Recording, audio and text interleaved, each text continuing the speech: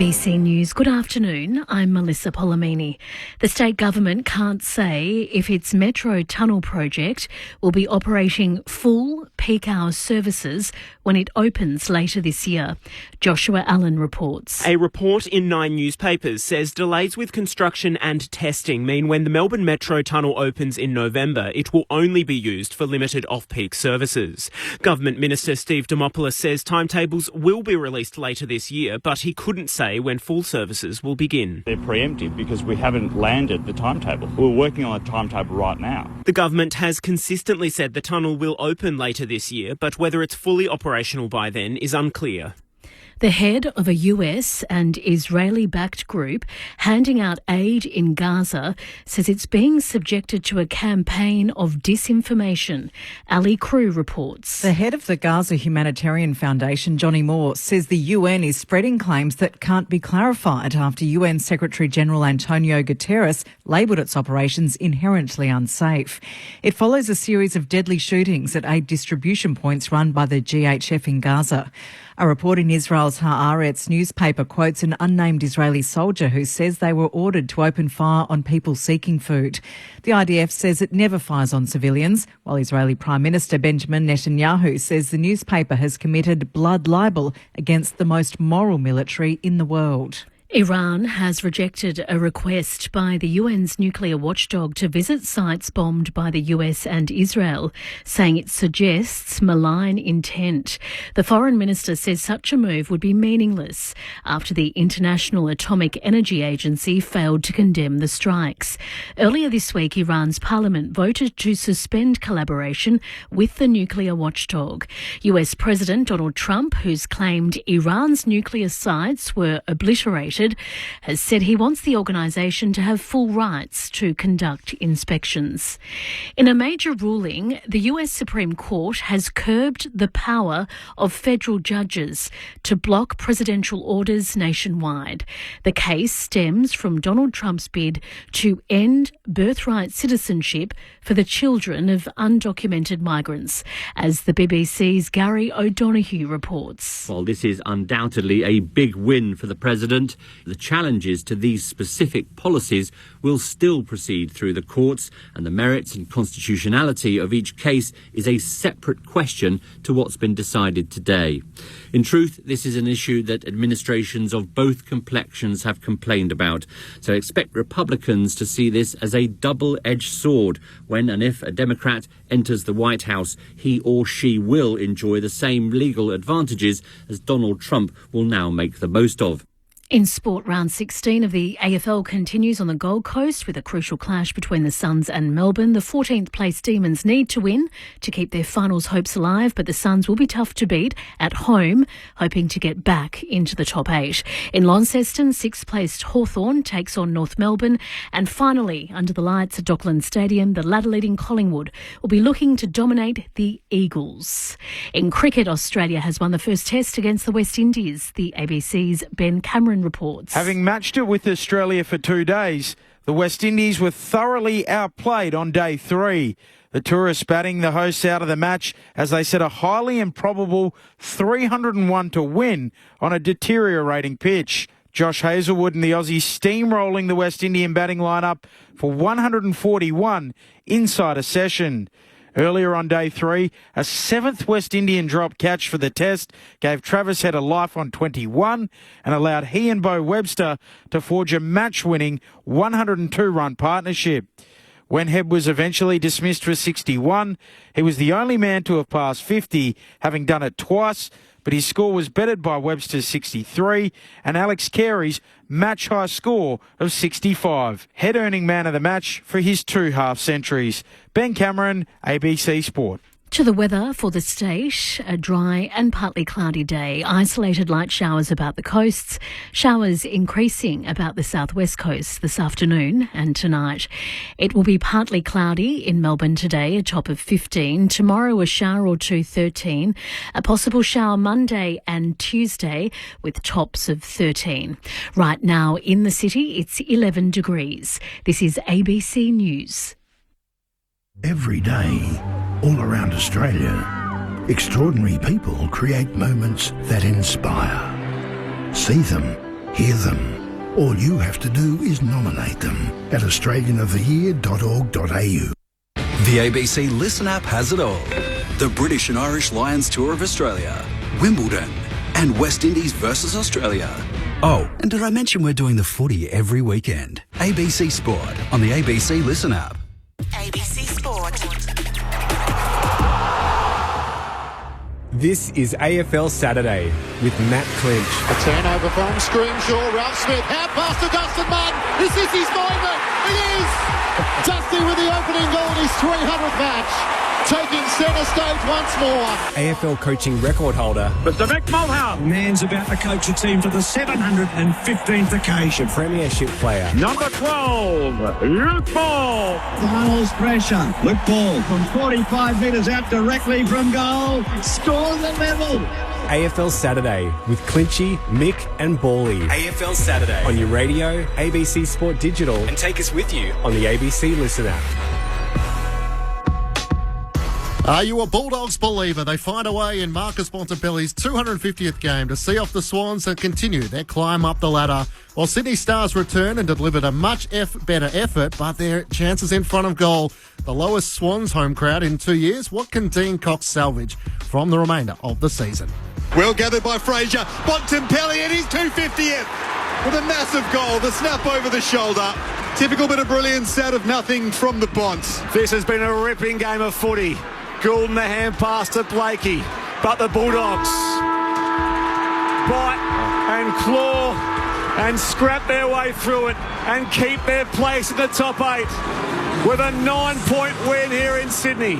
Is Michael Voss still the man to lead Carlton with 8 games to go? How does Graham Wright assess what's really wrong at the Blues as finals aspirations hit rock bottom? Hello and welcome to AFL Saturday on ABC Sport. I'm Matt Clinch. Corbin Middlemass has been covering the cricket. We've spent our whole pre-production chatting about the efforts of the Aussies as they prevailed chasing down the West Indies, winning by 159 runs, in which Josh Hazlewood took 5 wickets. Of course, there's no shortage of talking points. Looking forward to getting the thoughts of Luke Ball. We need a bit of sensible sort of thinking at this time of the season. And Mick Malthouse, the coaching icon. Bally is with me in our South Bank studio. Welcome to you, Luke Ball. Hi, Clinchy. Yeah, good to have you in as a sub off the bench. Yes. You reckon that our man might be tucked up in bed, having stayed up all night, but great result in the cricket. Of course, it was looking a little bit hairy overnight, wasn't it? It was. With our batters. A bit shaky, but our bowlers to the rescue again, and in the end, it's a pretty convincing win. So well done in the cricket, but a terrific game of footy. It was. It really entertaining. I know we've got to get to our special guest off the top, and we'll talk about it in a bit more detail, but really enjoyable game, particularly that third quarter. That was electric, wasn't it? Both teams. Yeah.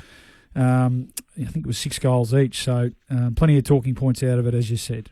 Alistair Clarkson, the North Melbourne coach, will be our feature guest. He'll join us in a few moments' time. Mick Malthouse is down in Launceston. He'll be a part of our call team for Hawthorn taking on North Melbourne, the coaching legend. Mick, welcome to you.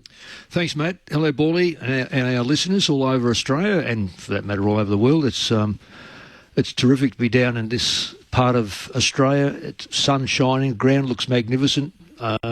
Interesting game, really interesting game. I'm actually looking forward to the game, Hawthorn and North Melbourne. I don't think it's going to be as one way as what a lot of people think. Mind you, having said that, Hawthorn are very difficult to beat down here, but we've had a couple of games, a couple of very interesting games, and we've had the big game over in the West Indies, so sport's alive and well. Oh, it's a local derby, isn't it, down there, Mick? Really? Technically, yeah, for the moment, isn't it? With, no, it is. North You're spot on. South, with North, the Hobart sort of tenants, and then the Lonnie Hawks. So I agree. I think it's going to be a terrific game. I look forward to talking to Clarko about it shortly. Now, Carlton fans, don't fear. We haven't forgotten about you. A chance for you to get involved on the talkback line. Maybe just hold off until after Alistair Clarkson, and we'll take your calls on 1300 55 822 as to whether Mick Malthouse thinks that Michael Voss is still the right man for the Blues. Just before Clarko jumps on the line, what was your coaching record like against him? What were the battles in the coach's box like against Clarko, Mick?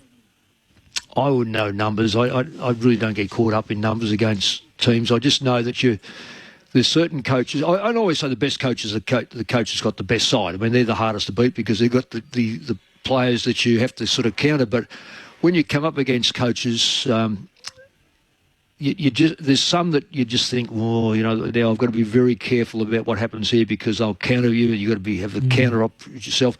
You don't want to overplay it in the box, though. You've got to make sure that it is the players that play, because let's face it, 100,000 people go to the MCG Grand Final Day not to watch the coaches but the game. So it's an ever thing that I'm always aware of, that the coaches just play a minor game match day. They do all their work beforehand. But Clarko is a very difficult coach to coach against. And he's joined us on the line. The North Melbourne coach, Alistair Clarkson, is with you on AFL Saturday on AFL Saturday on ABC Sport. Clarko, thanks so much for your time. G'day, Matt. G'day, Mick. Paulie, how you going? Can you remember what your record was like coaching against Mick in the opposition coach's box? No, I just heard what you had to say, and I agree.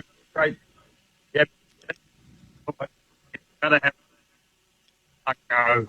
Yep, we're just dropping in and out a bit, Clarko, so just take 2 steps to your left or to your right, and we'll see if we can get a slightly better line there, because, it's just dropping in and out. Try now. Yeah, you got me now? There we go, loud and clear. Thank you for that. Yeah, that's all right. Yabby Jeans used to say, you got to have the players, Clarko. I know that Mick was just speaking about that as well, and that's my experience as well. The coaches can fine-tune a couple of things here and there. You've got to make sure the culture of your club and the vision of your club is really, really strong, and your alignment with your board is really strong through your administration, and then you give yourself a chance. But it's pretty hard if you haven't got the cattle.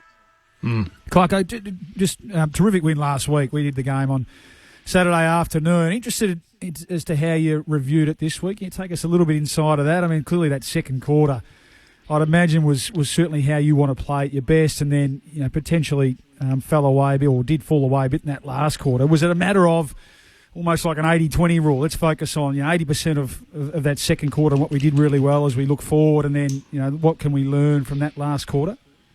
Yeah, it's funny when the mindset in the state of game situation. The week before, because when you fade out in the last quarter like that, you start thinking, are we fit enough? Or, the travel the previous couple of weeks to Perth, did that have an impact on the players? How heavy was our training during the week? All things. But sometimes it's just the state of the game and pure mindset. The week before against Fremantle, when we were behind at three-quarter time and needed to chase down, we were terrific in the last quarter. And then this week we're 46 points in front against Carlton, and it's just like, maybe we just drop off a little bit. They've got their season to play for, so they really get going in the last quarter and play with the go abandon. And sometimes that's all it takes to just we off a little bit by 5%, and the other side picks up. By and large, as we all know, it's really hard to keep a side down for 4 full quarters nowadays. And we played a terrific first 3 quarters, but then the last quarter we're pretty scratchy. But by and large, we look at the overall result, and if we'd have said that we'd even get the victory, let alone win by a couple of goals, we'd have been really pleased with. So that's the way that we address the game. Really, just focus on the positives, and hopefully over the journey, if you get yourself in winning positions often enough, you're going to salute on more occasions than not. Yeah. So is that this more broadly that winning mindset with this group? We all know the journey that you're on, and clearly you've seen it a lot with with your history at the Hawks, that sort of sustained excellence and that winning mindset where you're 46 points up at three-quarter time, and albeit you're right that the other team are going to throw everything at you, but you'd have that ability to be able to halt that and even put the foot down and then go away from them. How do you go about? It's probably a tricky question, but how are you seeing that sort of slowly develop within this younger group? Is it just a matter of being in that position, more and more, and then it slowly sort of kicks in? How can you impact that as a coach? Yeah, well, I think so. One of the things that we focused on over the course of the pre-season was how many games could we actually be still in at three-quarter time. Last year up to week 11, we'd lost 11 games and hadn't even been still in the contest at three-quarter time. So a big focus on is how can we go deeper into games and be more competitive, and then as we start to be more competitive at three-quarter time, how many of those can we convert into victories? And I think probably since Good Friday, we've played 8 games. All of them have been we're still in the game at three-quarter time. Even the Collingwood one, which blew out to 40 points. But we're only 3 points down at three-quarter time. So that's a key barometer for us. We've been able to go on and win 3 of those games. We drew one against Brisbane, really good opponent. Lost 3 others by margins less than 10 points. So it's just bit by bit. It's really hard to sort of set up training and scenarios at your training. You try and do a bit of practice in it, but the best learning that you're ever going to get is in a real game of footy. And basically, over the summer, because we weren't even getting ourselves into the game, we just worked a hell of a lot on our fundamentals. We still did some scenario stuff, but it's only been in the last 8 weeks where we've been able to put ourselves into positions. Like last week is another learning experience for our players. When you get in front like we did, can you put your foot on the throttle and win that game by 10 goals rather than, they kicked 3 goals in the last 2 minutes of the game. So, what could have even been a 30-point margin slips down to about 11 or 12 points. So that's just learning. But our group hasn't been in that position very often at all, let alone winning games. But being in front by 6-7 goals at three-quarter time is pretty foreign for our club. So bit by bit we'll get used to winning and then working out how we can really put the foot on the accelerator late in games and try to win by bigger margins. North Melbourne coach Alistair Clarkson's with us on ABC Sport. Mick Malthouse. Well, I'm down at the ground at the moment. There's a couple of things, and they're probably long-distance things to throw at you, but you mentioned before about coaches, you need a good side.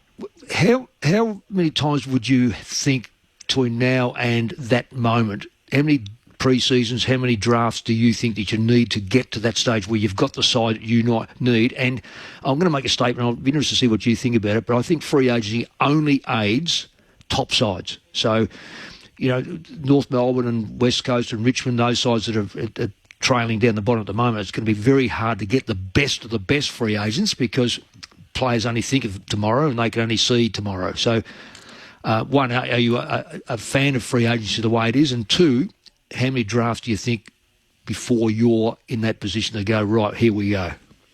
Yeah, well, the mechanisms to try to get yourself back up the ladder are as challenging as ever been, Mick. In my time at Hawthorn, my first 2 drafts, there was a priority pick involved, and we got Jared Ruffhead with one priority pick and Xavier Ellis with the other, and both ended up being premiership players for our club.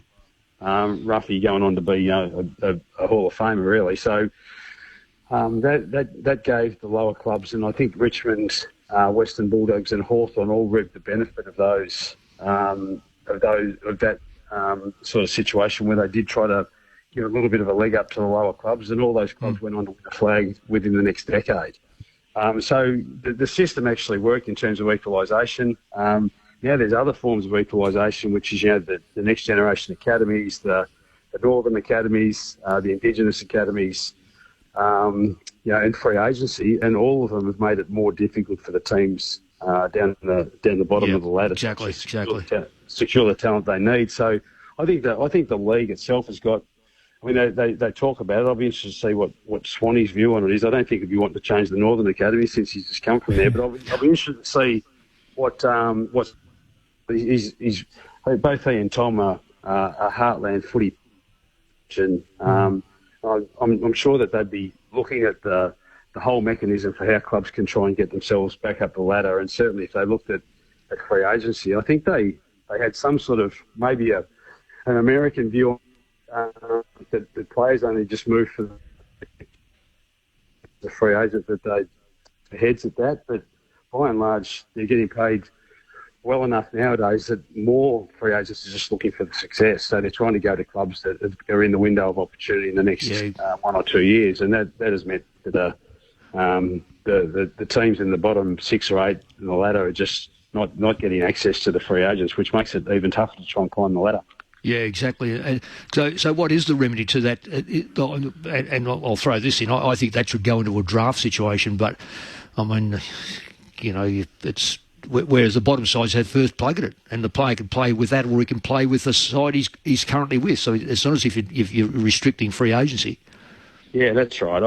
I'm not exactly sure, but all I'm sure of is the advocate of the old, a strong advocate of the old. Wherever you invest in footy, whether it's been the Northern Academies, whether it's the old New South Wales scholarship scheme, whether it was the old zones, metropolitan and regional zones, wherever clubs had the opportunity to invest, they reaped the benefits of that investment. Unfortunately, when we went to a full draft, the AFL took over the investment of the game in terms of future pathways, and they're just not equipped to be able to do it well, number one.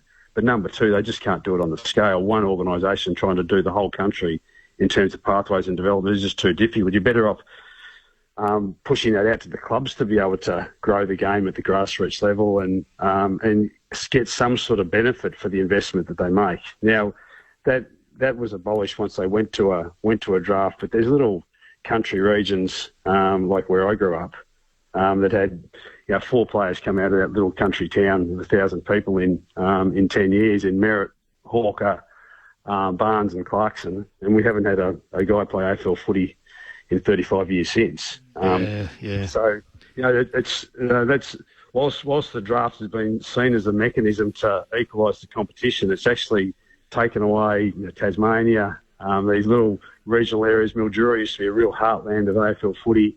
That's dropped away.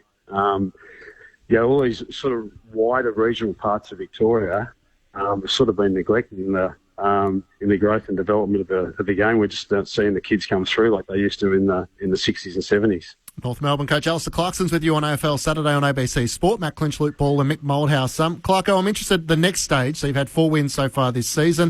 Do you feel like you keep going to the draft? Do you chase free agencies? Obviously, your time at Hawthorn, you had sort of Luke Hodge, Jared Ruffhead, Sam Mitchell, those on-field captains. Do you feel like you have that at North Melbourne at the moment, or is that something you still need to acquire? No, we need to just continue to build our list. We're where we are on the ladder for a reason. And as we spoke about right from the get-go of this interview, you need to keep finding ways to secure your talent and keep growing the people that you've got in your organisation. We've got a lot of young players that have just come into our club over the last 2 or 3 years. But we need to keep using and pulling the levers we can, albeit we just discussed how difficult it is. But we just need to keep pulling those levers, and we won't shy away from trying to attract free agents to our footy club. And that's why it's so important, what we've done over the last 6 or 8 weeks and what we do over the next 8 to 10 weeks as the season finishes up for us is to show the football world, certainly any footballers that are out there that are at other clubs, seeking either better opportunity or a different opportunity, then North Melbourne might be a club that they may be interested in coming to. But we have to show them that we are a worthy side that looks like they're going to climb the ladder.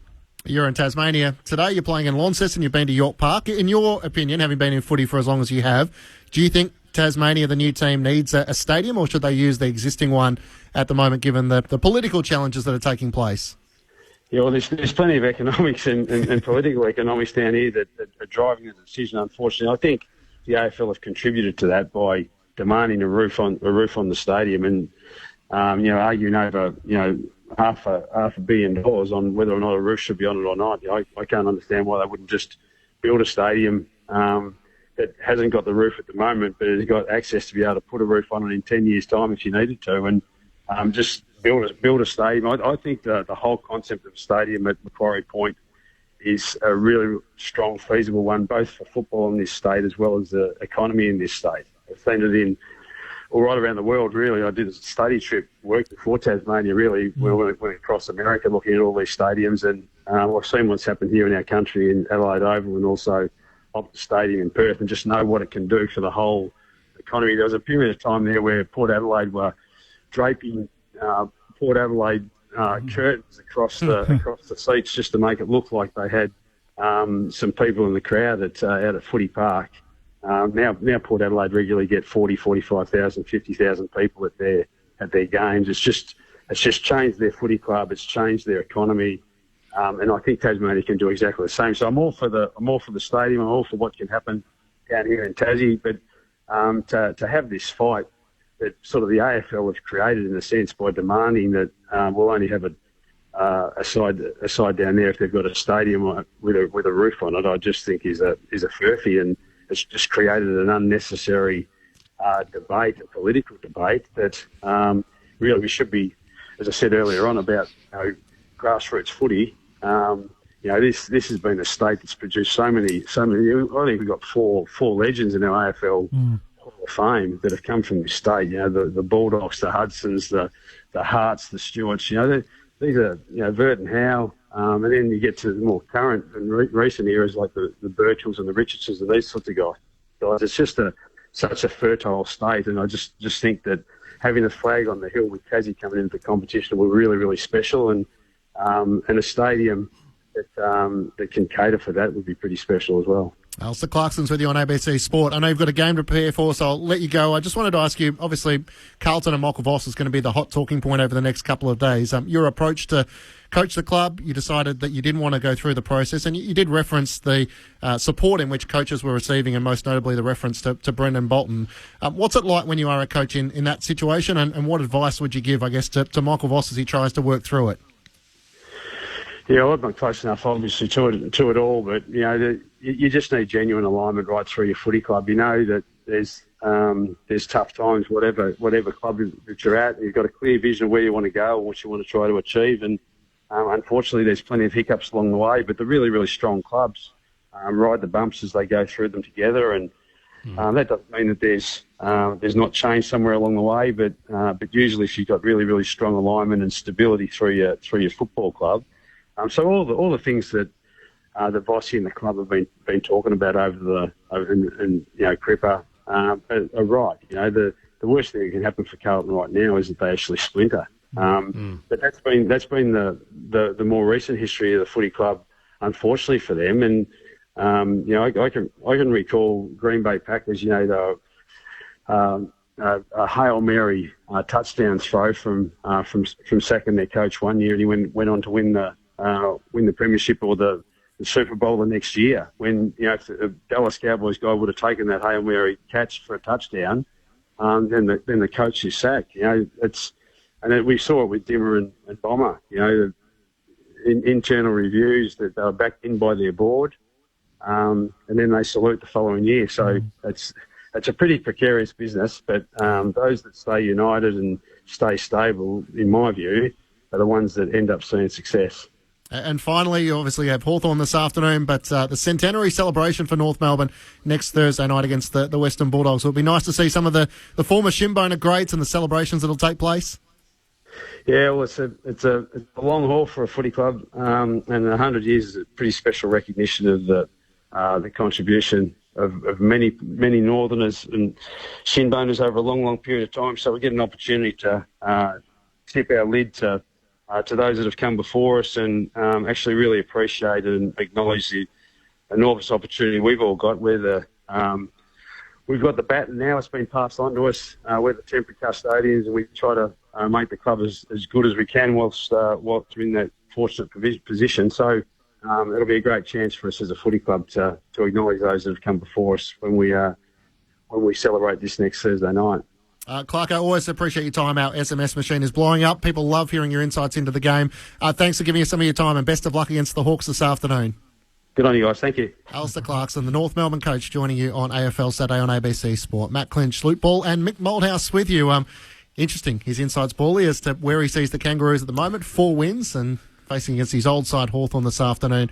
Chance to try and continue with that charge. Yeah, you can just see really, really breaking it down. How often can we be in the game at three-quarter time even? How many quarters can we win? I think, given his experience with the Hawthorn team, it's going back 20 years now, of course, but I think, when you're talking about building winning habits, Mick, and building a younger team towards, playing consistent, anywhere, anytime footy. It is about that. How often can we get ourselves in this position? So they would have learned a lot from last week. Being, they were dominant for 3 quarters, and then they really let up. They sort of went into their shell. Now they're potentially entitled to be fatigued, but they didn't play that game out. So okay, that's a learning opportunity. Let's sort of, as he said, focus on what we did well, but what can we take from that? So if we're in that position again, what do we do differently? Yeah. Look, he's spot on. It's very hard to play 4 quarters of top quality football. They did fall away, and yes, there were 3 goals kicked in the last 3 or 4 minutes. They had the game by the scruff of the neck. I reckon. Don't forget, it was not long ago that Carlton belted them by 80-odd points, and it was almost like, what's happening in North Melbourne? Are they any good, or are they? And my mind was they don't know. One, they don't know how to win because it's been such a long period that they haven't featured in the finals.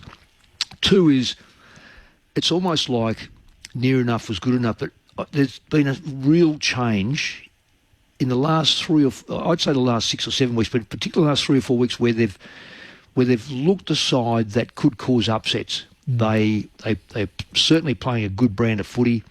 Larkey needs a partner. We know that. I think Clarko said that he still needs players out there. Like if you've got a partner, that's there's a few players in there that can kick goals. There's no doubt about that. Curtis is a fantastic player, but another tall down there. They've lost Cobden, so they need another back.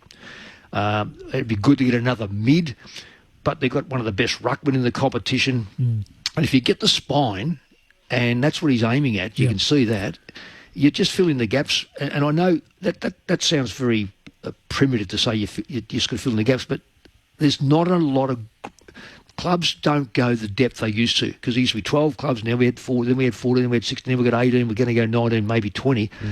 There's not and Alistair inadvertently spoke about it when he said there's how many kids are now coming from the bush. It's not happening. No. It's not happening. We're not getting the players through. Yes, they count all the women, and they go, oh, yeah, our numbers are up. Well, of course, but because you've got two different competitions. One's a women's competition, which should be totally separated from the men's competition, and have a look at the numbers there. And so once you've got your spine, once you've got your best players, the other thing, I know, Matt, you're going to start talking about Carlton, and I'll wait for that one because I've got theories on that one as well. Immediate theories on that one. Okay, we'll come back to that. Matt Clinch, Luke Ball, Mick Malthouse with you, AFL Saturday on ABC Sport.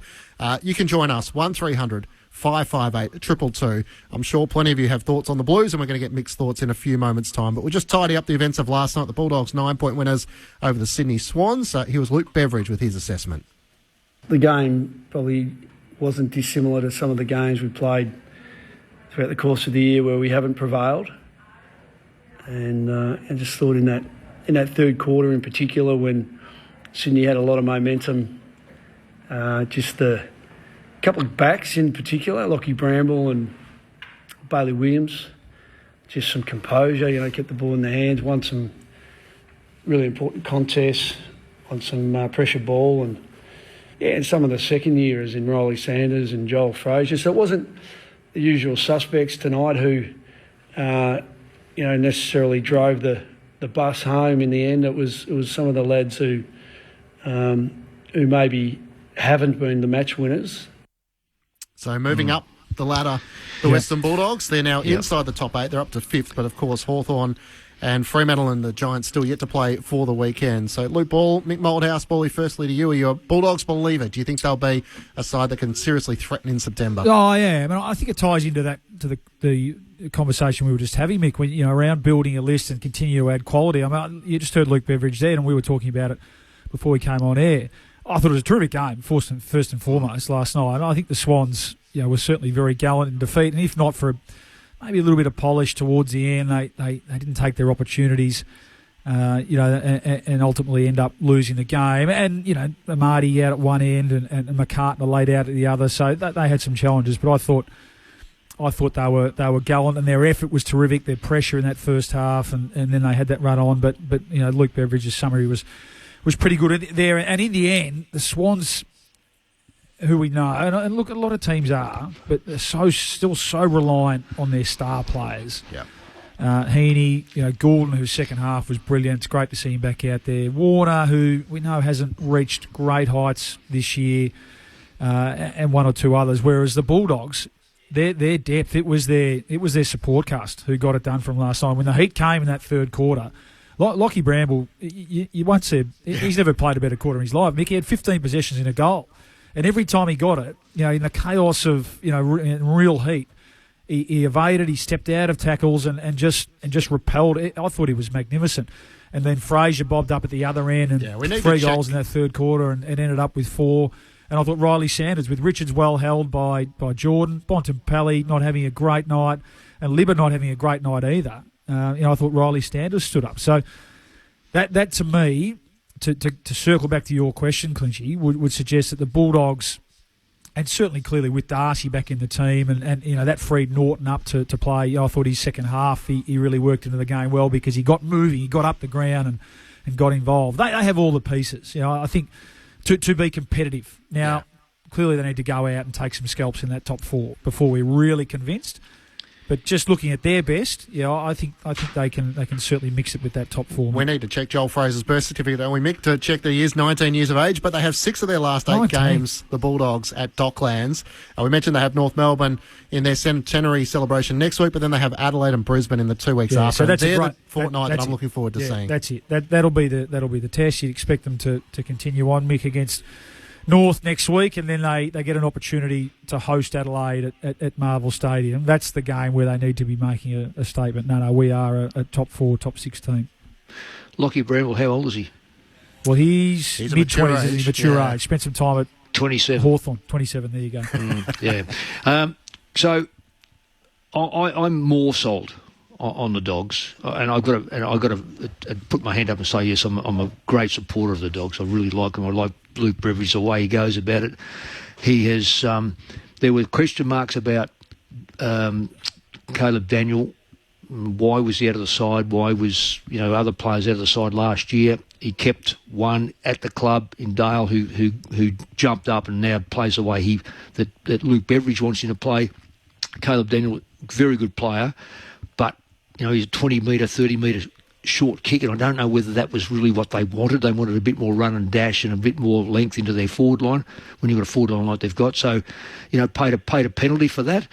The 2 games that come to mind, and I spoke off air a bit about this with you guys, Geelong and Collingwood, they were really stiff to have lost both of those. I thought there's some shocking decisions that were so highlighted that you could, they were influencing the game, some of those decisions, but also their kicks for goal were inaccurate. That's their fault. There's no question about that. But they were in the game right to the very end, and I think that Geelong and Collingwood probably, Collingwood 1 and probably maybe Brisbane 2 and Geelong 3. So they've done very well. Yes, they did. No, they haven't beaten them, but I would say if they get to September in their current form, that no one will want to play them because they run well. On his own admission, players now are not relying on Bontempelli to do it or Liberatore to do everything, or maybe Norton to kick all the goals. They've got, they kicked 16 goals last night, and Norton kicks 3. Darcy looks like he's going to kick 33, kicks 3 and doesn't go anywhere after quarter time. So they've got the goods. Yeah, their 1 win against top 8 sides has been the Giants, but they get a chance to change that. AFL Saturday on ABC Sport. There's no late changes for the match between the Gold Coast Suns and the Demons. Alex Sexton will be the sub for the Suns and Harry Sharp for the D's. Still mixed thoughts on the Blues to come, but Michael's given us a call from Tasmania on 1300 558 222. Michael, welcome to you. Good afternoon. Great listening as always. Question to you guys about ruck lotto, which has become in the middle. But last night, Grundy gave away, I think it was 2 in the first 4 minutes in the ruck. And I get blocking in a marking contest. I understand that. But when the ball is bounced and the bounce doesn't go quite straight and the umpires, the ruck's just standing their ground trying to get position, but then they don't have the skill or they're in the wrong position. I don't understand how it can be a free kick if he's just trying to hold his position under the ball, but the ball goes half a metre away. Yeah, I feel for ruckman sometimes, especially in the centre bounce. And the SCG centre square is even more challenging. Really what they're looking for. And you mentioned marking contests, and we have Ray Chamberlain on a Saturday afternoon most weeks who we can throw to in this situation. But they are very similar in terms of what they're looking for. And you could almost see, I know the free kicks you're talking about last night, you could almost see Brodie Grundy throw his head back in acknowledgement that if you protect the space, but then don't get back and make a play on the ball. So usually, the giveaway is now if the ball lands without a ruckman getting his hand on it, most of the time the umpire's going to pay a free kick, for blocking for that reason. Sometimes, it can be the bounce that's almost caused it. So I do feel for the ruckman a little bit, but there does seem to be a lot of ruck free kicks paid these days. I mean, I thought I'm glad you raised Grundy. I thought he was superb last night. I thought he clearly had the better of Tim English, and his season's been really good too. To be fair, he copped a lot of heat, Brodie Grundy, over the last couple of years. I think his last 6 weeks in particular, he's just been brilliant and almost back to his sort of halcyon days when he was All-Australian at Collingwood. Yeah, his follow-up work, Brodie Grundy, has always been his strength, and he was able to do that against Tim English last night. 1300 558 222. Mick, I want to get your thoughts. The SCG surface here was firstly Ryan O'Keefe, who was a part of our call team last night, and Dean Cox, the Sydney Swans coach.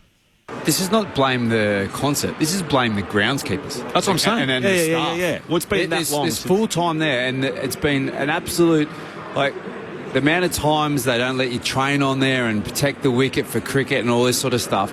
For them not to be able to get there, and this has been an issue all season, for them not to get that ready, they need to be seriously looked at. Go, what's their processes going on? There's been some challenges with the surface throughout the year.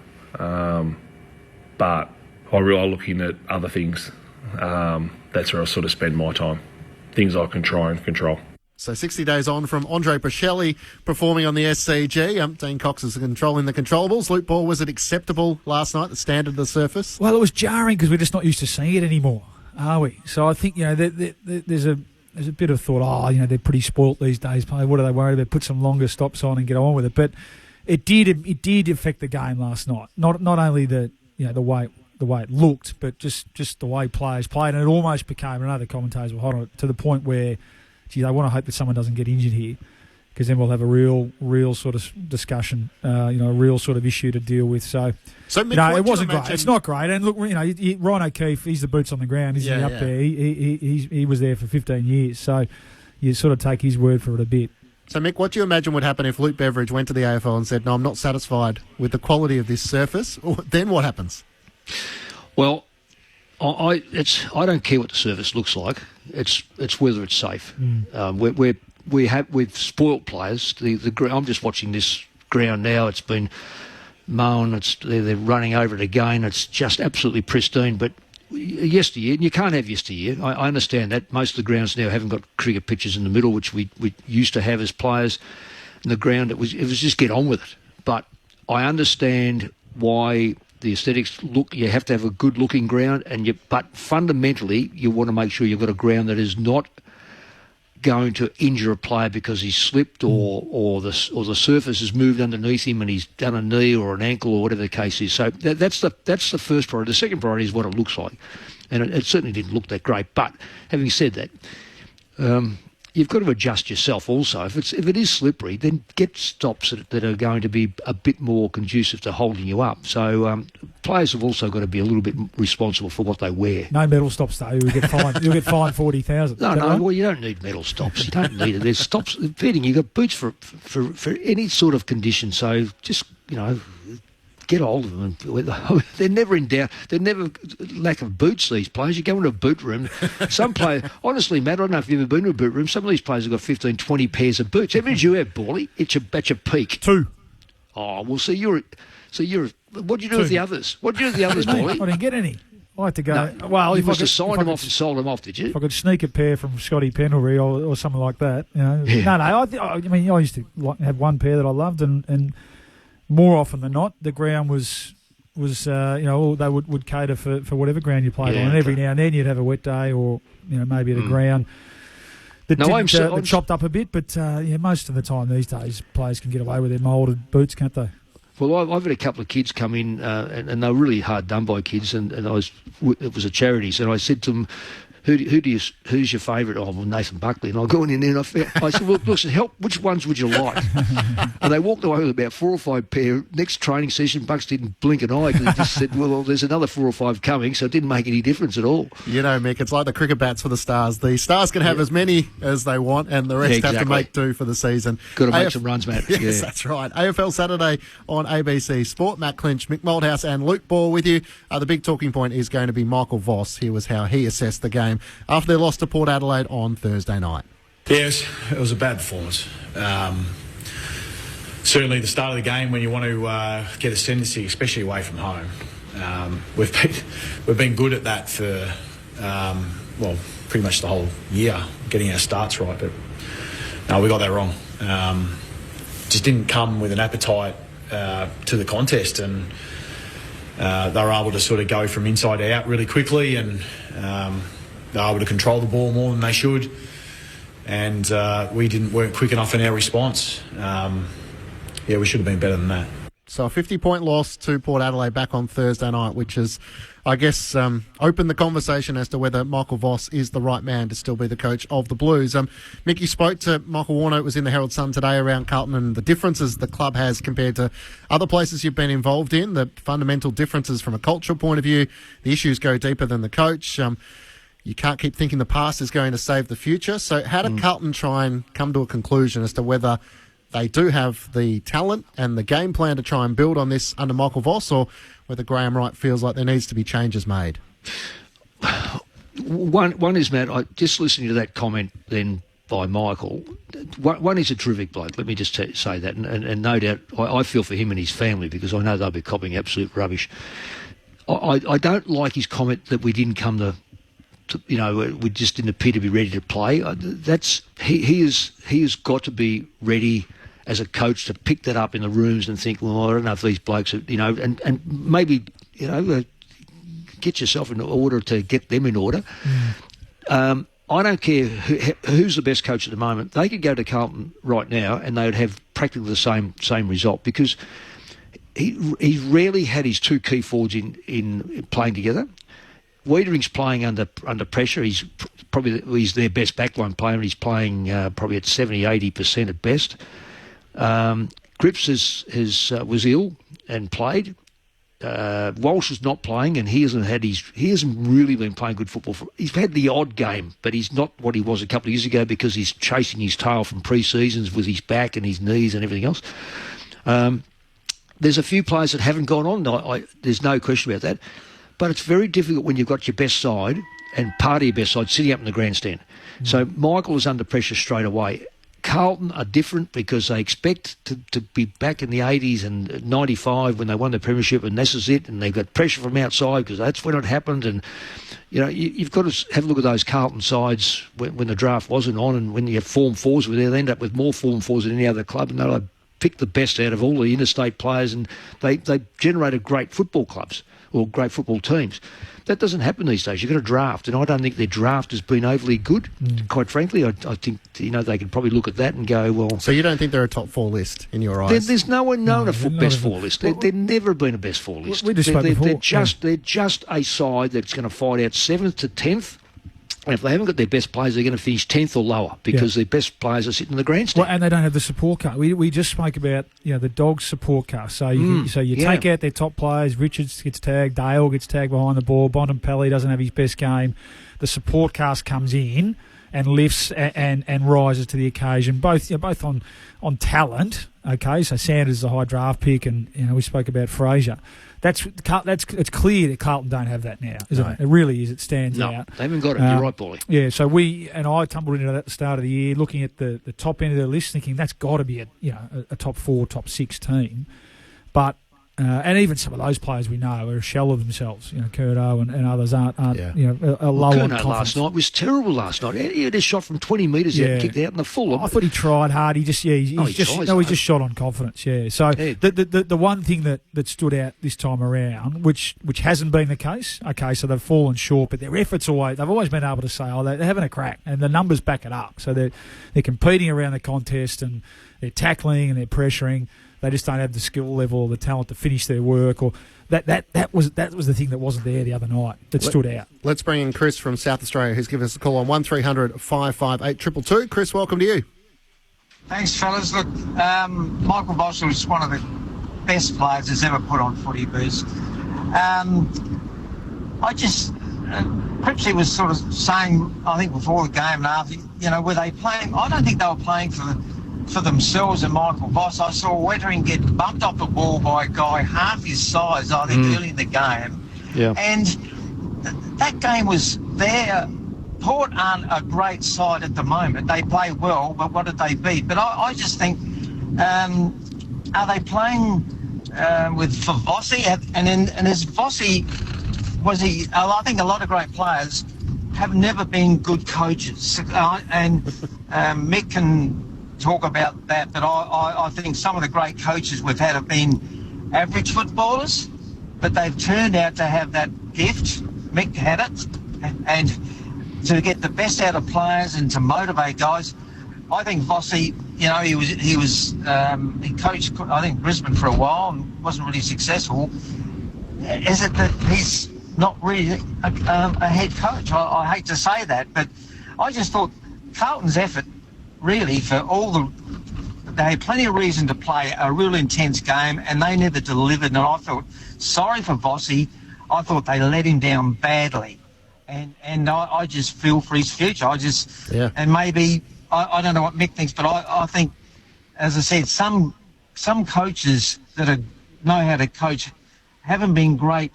They've been good footballers, but Alistair Clarkson, he was sort of a workhorse as a player. I wouldn't say, you know, he never won a Brownlow, but and Damien Hardwick. Yeah. All right, Chris, let's find out. Mick, what do you think? Should Michael Voss remain as the coach of Carlton beyond this year? Beyond this year. This is the interesting thing, that the board... So Michael has lost so much so he can't coach. So he couldn't coach last year, and they made the finals and won a final, and yet... So he can't coach. So that's a ridiculous statement, not yours, but this is where people say... I guess Chris's question is, how do you tell as a coach if your message is still getting through to the playing group and they're delivering? I understand where he's coming from. They were good enough last year to make the finals and win a finals match, and that's what Bawley was basing his top four on. It is very similar side. It's the same coach, so he hasn't lost his ability to coach. What he has lost, and this is the immediate thing, Matt, my article, not my article, Michael Warner's article asked me about the history of what I saw with Carlton when I was there at Carlton. And that is different again to what's happening right now. The board elected to give Michael an extra year or 2 years, whatever it was.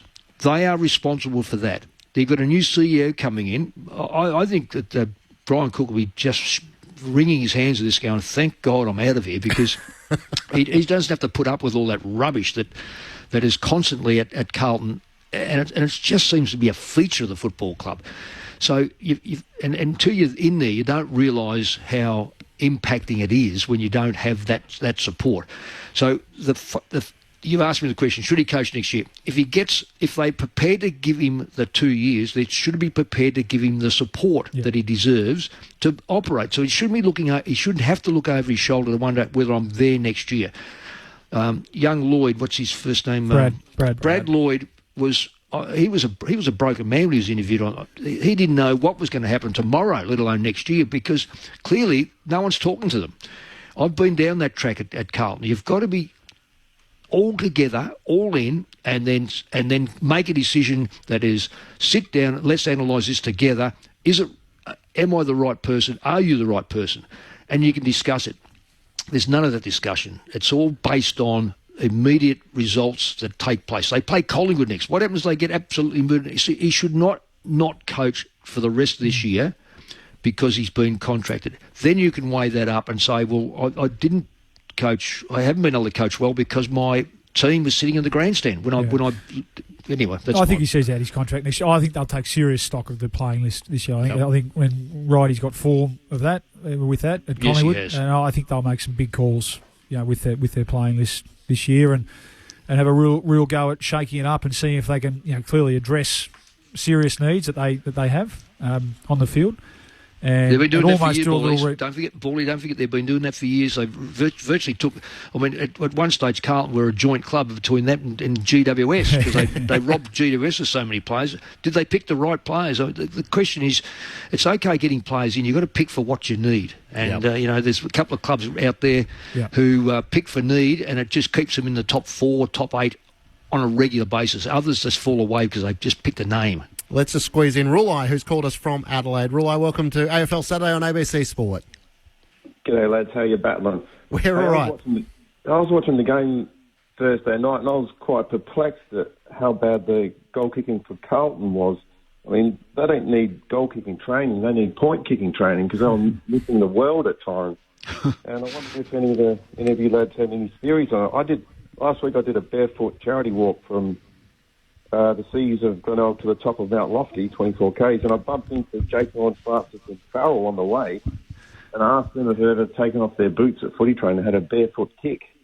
And I know I'm talking to some of the best kicks in AFL footy, but they said they hadn't had a kick barefoot since I've been in school, and I said, if you have a kick barefoot, you get to know the nuances of your foot a bit and understanding how the ball's coming off, all that sort of thing. Yeah, I don't know whether Plug a Lockett kick barefoot nor Peter McKenna, but no, I guess I know where you're coming from. You know, the thing about goal kicking, it's confidence.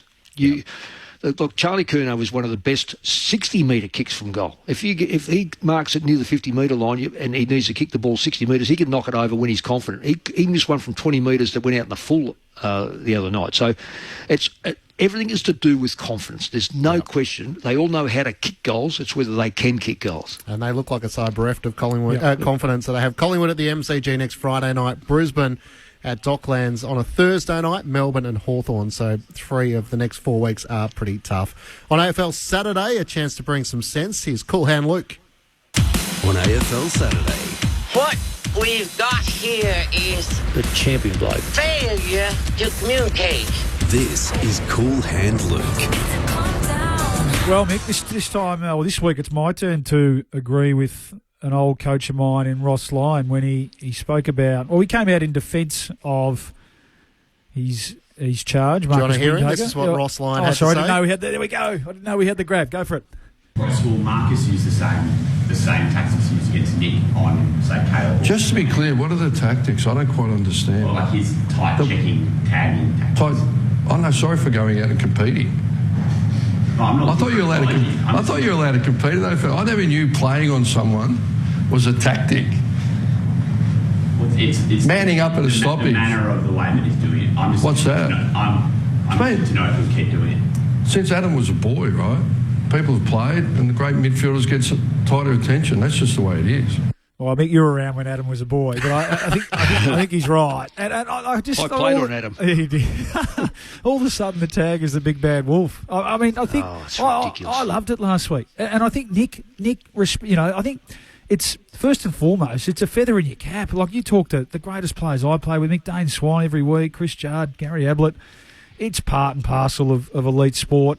If they transgress and cross the rules, they get pinged, they get penalised. So I think it's the part that can be focused on is the umpires just being aware of it, which I thought they were last week. They paid early free kicks to stamp it out, but we can't outlaw a tagger now, can we, Nick? Come on, let's settle I'll tell you one thing, Bally. I'd be annoyed if Collingwood had gone to the umpires and suggested for one moment that it's not been looked at properly. Yeah, I agree. That would be.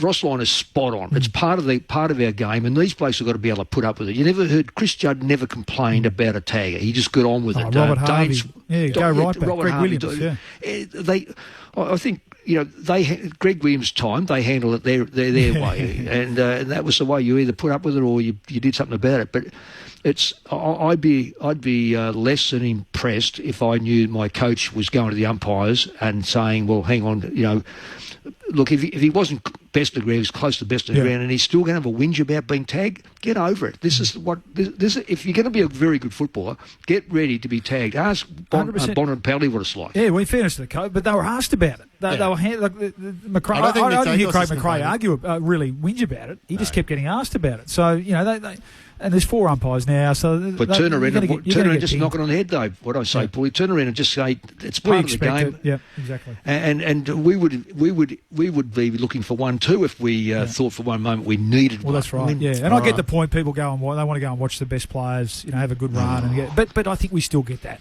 in a competitive sport. Quick thoughts on the games to come today. Gold Coast Suns taking on the Demons. The Suns have lost their last 3. Yeah, just need a win. They have to be winning this. And it's a bit of a danger game. Demons offer, I think they will. But Melbourne beat them up there last year, I think. Correct me if I'm wrong. They've got a reasonable record against the Suns up there. And they've got a bit of a free swing at it as well.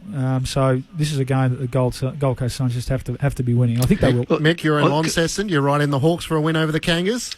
They can beat anyone down there because they just keep beating sides. But if there's a danger game, this could be a real danger to them. Okay, and Bally will be together tonight for Collingwood taking on West Coast. So Nick Dacos will get another tag. We'll see how the Eagles can shape up as they chase their 2nd win of the season. Yeah, that'll be a good opportunity, a debutant for the Pies. So an opportunity maybe just to start now with their, I think it's a 2-game break, isn't it? Just to start to look at, blocks of footy and managing their senior core players. Yep. Bally, see you tonight. Thanks for having me today. Thank you, Mick. Good call this afternoon. Thanks, Matt. See you, Mick. We're taking you to the Gold Coast to Carrara. Brett Sprigg and Michael Price to pick up the coverage. Jeff White and Craig Nick Starcevich are your experts. Don't forget, so much is covered on the ABC Listen app if it's not on your radio. The ABC Listen app has the AFL covered. Just click on the AFL button. The NRL on the ABC Sport. The second test between Australia and the West Indies gets underway next Thursday night. Of course, there's international football, the Matildas and their friendlies, the Rugby Union, the British and Irish Lions, and, of course, Wimbledon. Well, your home of sport. We've got it all covered on the ABC Listen app. Don't forget, you can catch us as a podcast. It's darker, wilder, and much deadlier. Don't be modest. I'm Marta Dusseldorp. Come back with me to Bay of Fires. The darkly hilarious new season of Bay of Fires. Sunday nights on ABC TV and ABC iView.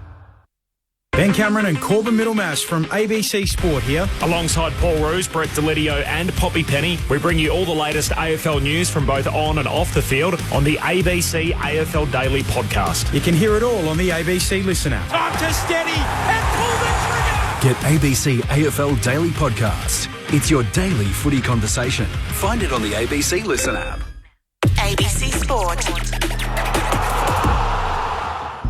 We begin this broadcast by acknowledging the traditional custodians of the land on which this match will be played today and pay our respects to their elders past, present and emerging. We extend that respect to Aboriginal and Torres Strait Islander peoples listening. It's all on the line. Here we go. And the moment of truth has arrived. What a match-up this is. What a game. The umpire holds the footy up. I wouldn't want to be anywhere else on earth. On ABC Sport, this is the AFL. Oh, there's a bit to get inside of the ball. The intensity and the pressure in the ball is unbelievable. Take your moment. This is that moment of the game of footy. This is just football at its best. And that'll be it. From walking on thin ice to dancing on the mountaintop, the Brisbane Lions never stopped believing. And they are the champions. Sit back, relax, witness the greatest. It don't get better than this. He curled the river a magnificent dog. Comes out, gathers, snaps, goal. An extra bit of class. He smashed that through. What a kick. Goes bang with everything he's got. They are leaving nothing out there. Listen to the roar. The drop punt. He's gone. And the building is jumping. We know he's a big shot taker. He's a big shot maker. Leans back on the kick. Game on. That camera action, baby. Countdown to contact. From the right forward. On it. Oh, he's a sharpshooter, all right. Step up in the big moment. Points to the man on the mark. Drop punt. He's there. Gathers. Snaps. He'll bring the house down. Sit back, relax, witness the greatest. It don't get better than this. He'll put it on the boot. Kick up towards the leg. You take a seat, cause it don't get better than He this. defies the laws of gravity. He runs onto it 50 from goal. He's in Dusty's pocket. He shoots. Oh, he's as bloody good as Dusty. Oh, yeah. Rose snaps goal. The drop punt. It's good. And you can hear that mighty roar. Walks one way and the next and the snap. There's the finish. 60 out. Oh, my goodness. That's a massive hit. Big time spot. Big time goal kicker. That's why we love football. Brilliant to watch. From the centre wicket, whacks it for six, scores level, running past, throws it on the left, could that be the sealer? Seconds ticking down, we're not done yet, what a finish! Welcome to the 2025 AFL Premiership season on ABC Sport. On radio, on digital, and on the ABC Listen app. You take a seat, cause it don't get better than this. From what looked an assured run to a maiden finals appearance, the Gold Coast Suns season is in danger of free fall. Hardwick's men have now dropped 3 in a row, forfeiting their place in the 8. And now with 5 further wins required, you would think, the margin for error is closing and they must capitalise on its opportunities on the run home. And they get one today against a Melbourne outfit that has also suffered a hat-trick of defeats, at least now refreshed coming off the bye. Simon Goodwin's also refreshed their lineup with the axe falling on defender Jake Lever and others. So 3 changes for the D's on this trip north to sunny southeast Queensland this afternoon. Welcome to Saturday afternoon footy on ABC Sport. My name is Brett Sprigg. I'll call the action here at Carrara alongside Michael Price. G'day, Spriggy, and welcome to the Glitter Strip. We've put on a good day for you here. A little bit overcast, but we're looking around about 19.5 degrees, which is a perfect day for footy. I'm looking forward to a good contest. These teams, well, really, I think there's a cigarette paper between them, to be honest with you. Melbourne desperate, but the Gold Coast, they've got to prove something here. We're all hoping they're not doing the lemming thing and going over the cliff. could be the tightest 9th versus 14th we've seen for a while. Exactly, that's what I'm trying to say. The team news here. So for the Suns, Nick Holman, who was last week's sub, he is omitted. Alex Sexton comes in for his first game since round 1, and he will be the Gold Coast Suns sub today. And as I mentioned, the Demons, who are currently down in 14th with 5 wins and 9 losses. Those 3 changes, Jake Lever, Jacob Van Rooyen and Caleb Windsor all dropped. Colton Tolstrup, Matt Jefferson and Harry Sharp all come in. Sharp will be their sub. Our experts, firstly, the man who told me that whoever wins today, that's who his son gets to play for. It's Demons legend Jeff White. G'day, Whitey. You were building that up. You kept it really close to your chest there, Spriggy. And welcome, Spriggy. Looking forward to this contest. And as Pricey said, this is a danger game for the Suns. The D's are really, really keen to, they had some good momentum. They played really well against Collingwood on the King's birthday game. But, it's a big challenge for them today. But, Jesus, Suns, this is a bit of pressure. And alongside you, Premiership-winning player and coach Craig Starcevich. G'day, Stars. Hey, Brett. How are you? Great to be here, and great to see you here as well. And as Pricey mentioned, this does feel like a tight matchup as the Demons make their way out onto Carrara Stadium. I'm more interested in where Kalani's going to play. So that's the bit. But yeah, no, I hear what you're saying. That we've got a couple of decent teams here in great conditions. So really looking forward to it. The biggest issue for the Suns, Whitey, last week, as far as last week's loss against the Giants, was the way they lost, because they controlled the game, led in most stats categories, plus 12 contested ball, and then the pressure goes on that last quarter. The Giants were chipping away. They got a couple of great goals, Jake Stringer and whatever else, but that felt like a finals-like scenario. As this team looks to press its claim for a maiden finals appearance, they cannot lose games in those situations. And I love how you pointed that out before you went on air, Spriggy, because you commentated that game last week and you hit the nail on the head, and that's exactly right. It's sides that are pressing for the 8. You're going to have games where you're going to have that confrontation. You've got to get through it. You've got to, have some poise. They didn't have any poise last week. It wasn't the ability to get the ball, slow the momentum down because the Giants got on a bit of a roll. So, a bit of a test for them. Sometimes that can be a positive as well, because then you learn from it.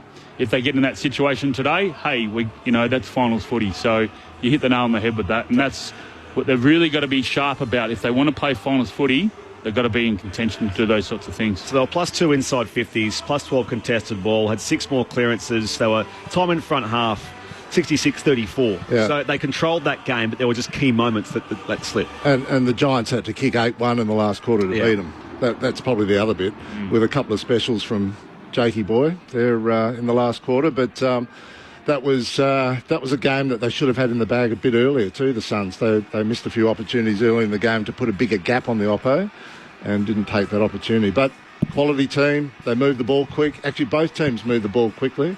If you like Champion Data's new little toys that they roll out every now and then, Whitey, but speed of ball movement's the big one this week, and these two teams are ranked in the top 4 in the league for that. So is it the finishing for both sides? I mean, the Suns get plenty of entries, but they're capitalising, and I guess Ben King's been in the spotlight as well. They have a number of those guys up forward, but is it the finishing that's the issue for both of these sides? Definitely for Melbourne. I mean, that's been there for ages, hasn't it? The speed of ball and inside forward 50. I mean, they spoke about it during the week.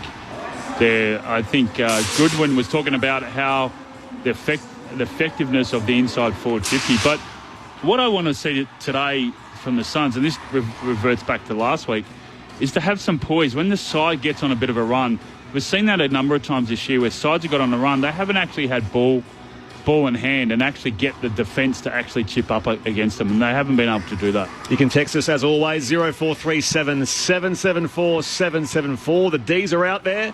The Gold Coast banner reads, "The grand old flag won't fly long. We'll take down the D's and sing our song." The opening bounce here is just over 10 minutes away here at Carrara Stadium on the Gold Coast. How buoyed would the Gold Coast be by the re-signing of Matt Rao, the 2-year contract extension? That's massive for them. I think it is. It's especially in the week that they've just had where they've let one slip. It's I think your teammates get a lot of energy out of that, to be honest. It stops all the second guessing. Who's going to be with me next year? What type of group are we going to have for the next 3 or 4 years? That's a real statement from Matty Rao. Well, I think you look back to it only just recently with Cozzy Pickett signing with Melbourne. That was before the King's birthday. Yeah. There's a lot of speculation, obviously, him going west, and that happened. So it creates that unity. It creates that, no more uncertainty anymore, and then you can get to business. And I think also too for the player themselves, Matt Rowell. When all these other players are signing and he's still left, it's still in the media, it's still a topic of conversation every week. Do we see that? Do we see the players getting some free abandon when that speculation stops following them about where they'll play next year? Or? Human nature says yes, doesn't it? You take that load off your shoulders and away you go and play with a bit of freedom, no doubt about that. But we've sat here for too long over the years and watched good quality Suns players get picked off, after their first or second contracts. It's been a revolving door for a long time. Now they've finally got this solidity about them, and they're starting to really kick on now, which is good to see from a Queensland point of view. Craig Starcevich, Jeff White, Michael Price. I'm Brett Sprigg. This is Saturday Afternoon Footy on ABC Sport. Tell you what, Whitey, the ruck battle itself is worth the price of admission. Yeah, definitely. Max Gawn, Jared Witts, and you've got a guy there, Max Gawn, who's he's a 7-time All-Australian, could be an 8-time All-Australian this year. You'd say he's probably in the front running for that. And then Jared Witts, who's the best ruck by weight of numbers this year. So it's a great battle. And the thing with both rucks is they not only they're ruck craft in the centre bouncing around the ground, but they love to run hard forward and get behind the play. So it'd be really interesting to see how that matchup unfolds. I know that Max Gawn loves to push behind the ball quite, attack and quite defensively, but the big two, they're both 208 centimetres, 209 centimetres, so it's going to be a great battle. And then you've got the midfield brigade underneath them. Certainly right. The changes made by Simon Goodwin. So mention those. So Lever obviously headlines those. What sort of a response? This is probably a broader question as far as coaching and these decisions that are made by a coach at this point of the year when things haven't been going so well for the D's, coming off the bye, but dropping Lever and Windsor in particular, Craig Starcevich. As a coach, what sort of a response do you want to see from those players to build on that on the run home? Yeah, well, it's a bit of a heads up for the rest of the group, isn't it, from that point of view? But they've done the same thing with Bailey Fritsch, a month ago, left him out and then brought him back as the sub, and he's had to sort of fight his way back in. He's been pretty good since. So, that's definitely a message that you're sending to the whole group. I'm just watching their midfield group warm up over on the far side, and I think they had like a Gawn and Cozzy and Ed Langdon in there as well, which is going to be interesting, I reckon, Whitey, in terms of how they use him from a tagging perspective, and Clary was in there as well, so it'll be interesting to see what they do in that part of the ground, that's for sure. Yeah, and look, the message, I totally agree with what Star said. It's a message to all the players, and you're right, Bailey Fritsch was admitted a couple of months ago and came back, and he's been really solid, has been really in good form. So yeah, with Jake Lever, he's had an interrupted year with injuries and so on and so forth, but because of this premiership player, and because he's only 29 years of age, it definitely sends a message to the rest of the group. And I think in response to that too, Disco Turner's been wonderful down back. Yeah. They had him at forward, but geez, he's been outstanding down back, been able to get off and get those intercept marks. So I'm not saying it's like for like, but I like the way he's playing at the moment. You kept a close eye on the VFL. I just got off the plane, came up here, you were in position. Nice. Watched the VFL. How did Jake Lever go for the... He went really well. And I think Van Ruin was really competitive. He got to a lot of contests, was leading really, really well. They went back with the right attitude. I thought, Tom McDonald and Lever down back were really good. And Windsor was flying through the midfield using his pace, and they used him in the midfield. So it was good signs to see, and that's what you want. That's what you want as a coaching staff. You want them, and as a player, you want to go back and respond and play good footy. Gold Coast won that by 9 points. The VFL curtain raiser here at Carrara a short time ago. But yeah, the Gold Coast are the third highest scoring team in the comp. So you expect it'll be a day of good attack from both sides? You'd hope so. I mean, the weather outside's magnificent. Yeah. The track's always quick here. And like we said before, they are two of the highest ranked speed of ball movement teams in the comp. So let's hope that it flips around and we get a bit of scoring, a bit of open play, which I'd expect, I reckon. And both play with the high half forwards. Bring the high forwards in between the arcs, allow freedom and space down the forward line. So that's why the speed of ball's so quick, because they get numbers around the ball and away they go. And it also helps when you've got, you bring in the likes of Rioli and Noble in the half-back line. And I've said this throughout the year, the times when the Suns have lost games is when sides have really been competitive on the half-back line. I haven't allowed that slingshot footy. So if Melbourne can contain that area of the Suns today, they've got a long way to win in this game. Seeing Witts and Rowell on the Gold Coast Brigade doing their centre clearance work as we speak. The Demons are out on the right-hand side of your radio dial or ABC Listen app. It's a rare thing here, actually. We've got both teams in their home jumper and shorts. So it's usually all the era of clash Guernseys and all the kinds of... we still have the occasional Guernsey clash, but... just the Suns socks. Yes, so the Suns are wearing blue socks to support Rise Up Round, which is supporting families affected by domestic and family violence. So it's a great cause and one of their themed rounds here at Carrara, the Gold Coast. The opening bounce here is only a few minutes away. I will say, Whitey and Stas, Melbourne's record against the Suns. So Gold Coast won the last time they met by 58 points at the MCG. That was back in round 3. But before that, the Demons had won 12 in a row against the Suns. So Gold Coast's last and only win over Melbourne here at Carrara was 2013. So you're talking the Gary Ablett era.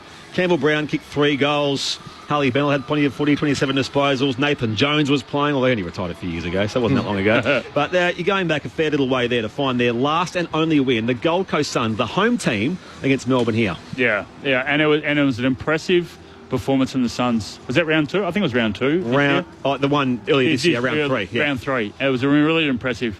And so, look, that's what they'll be trying to emulate today, I guess. But from Melbourne's perspective, they've changed their game style a lot since then.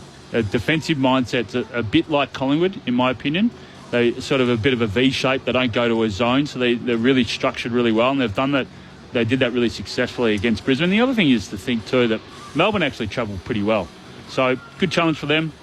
But, I think all the pressure is on the Suns today. There's a few Demons fans up here. It's one of their traditionally sort of bigger expat crowds up here on the Litter Strip with the D's fans. There was a few coming in. They were lining up alongside the banner and all that sort of stuff. Yeah, it's more also Brisbane too. There's a lot in Brisbane. Yeah. So, they travel down the M1 and love to watch the D's. But, it looks like it's a good crowd building here, Pricey.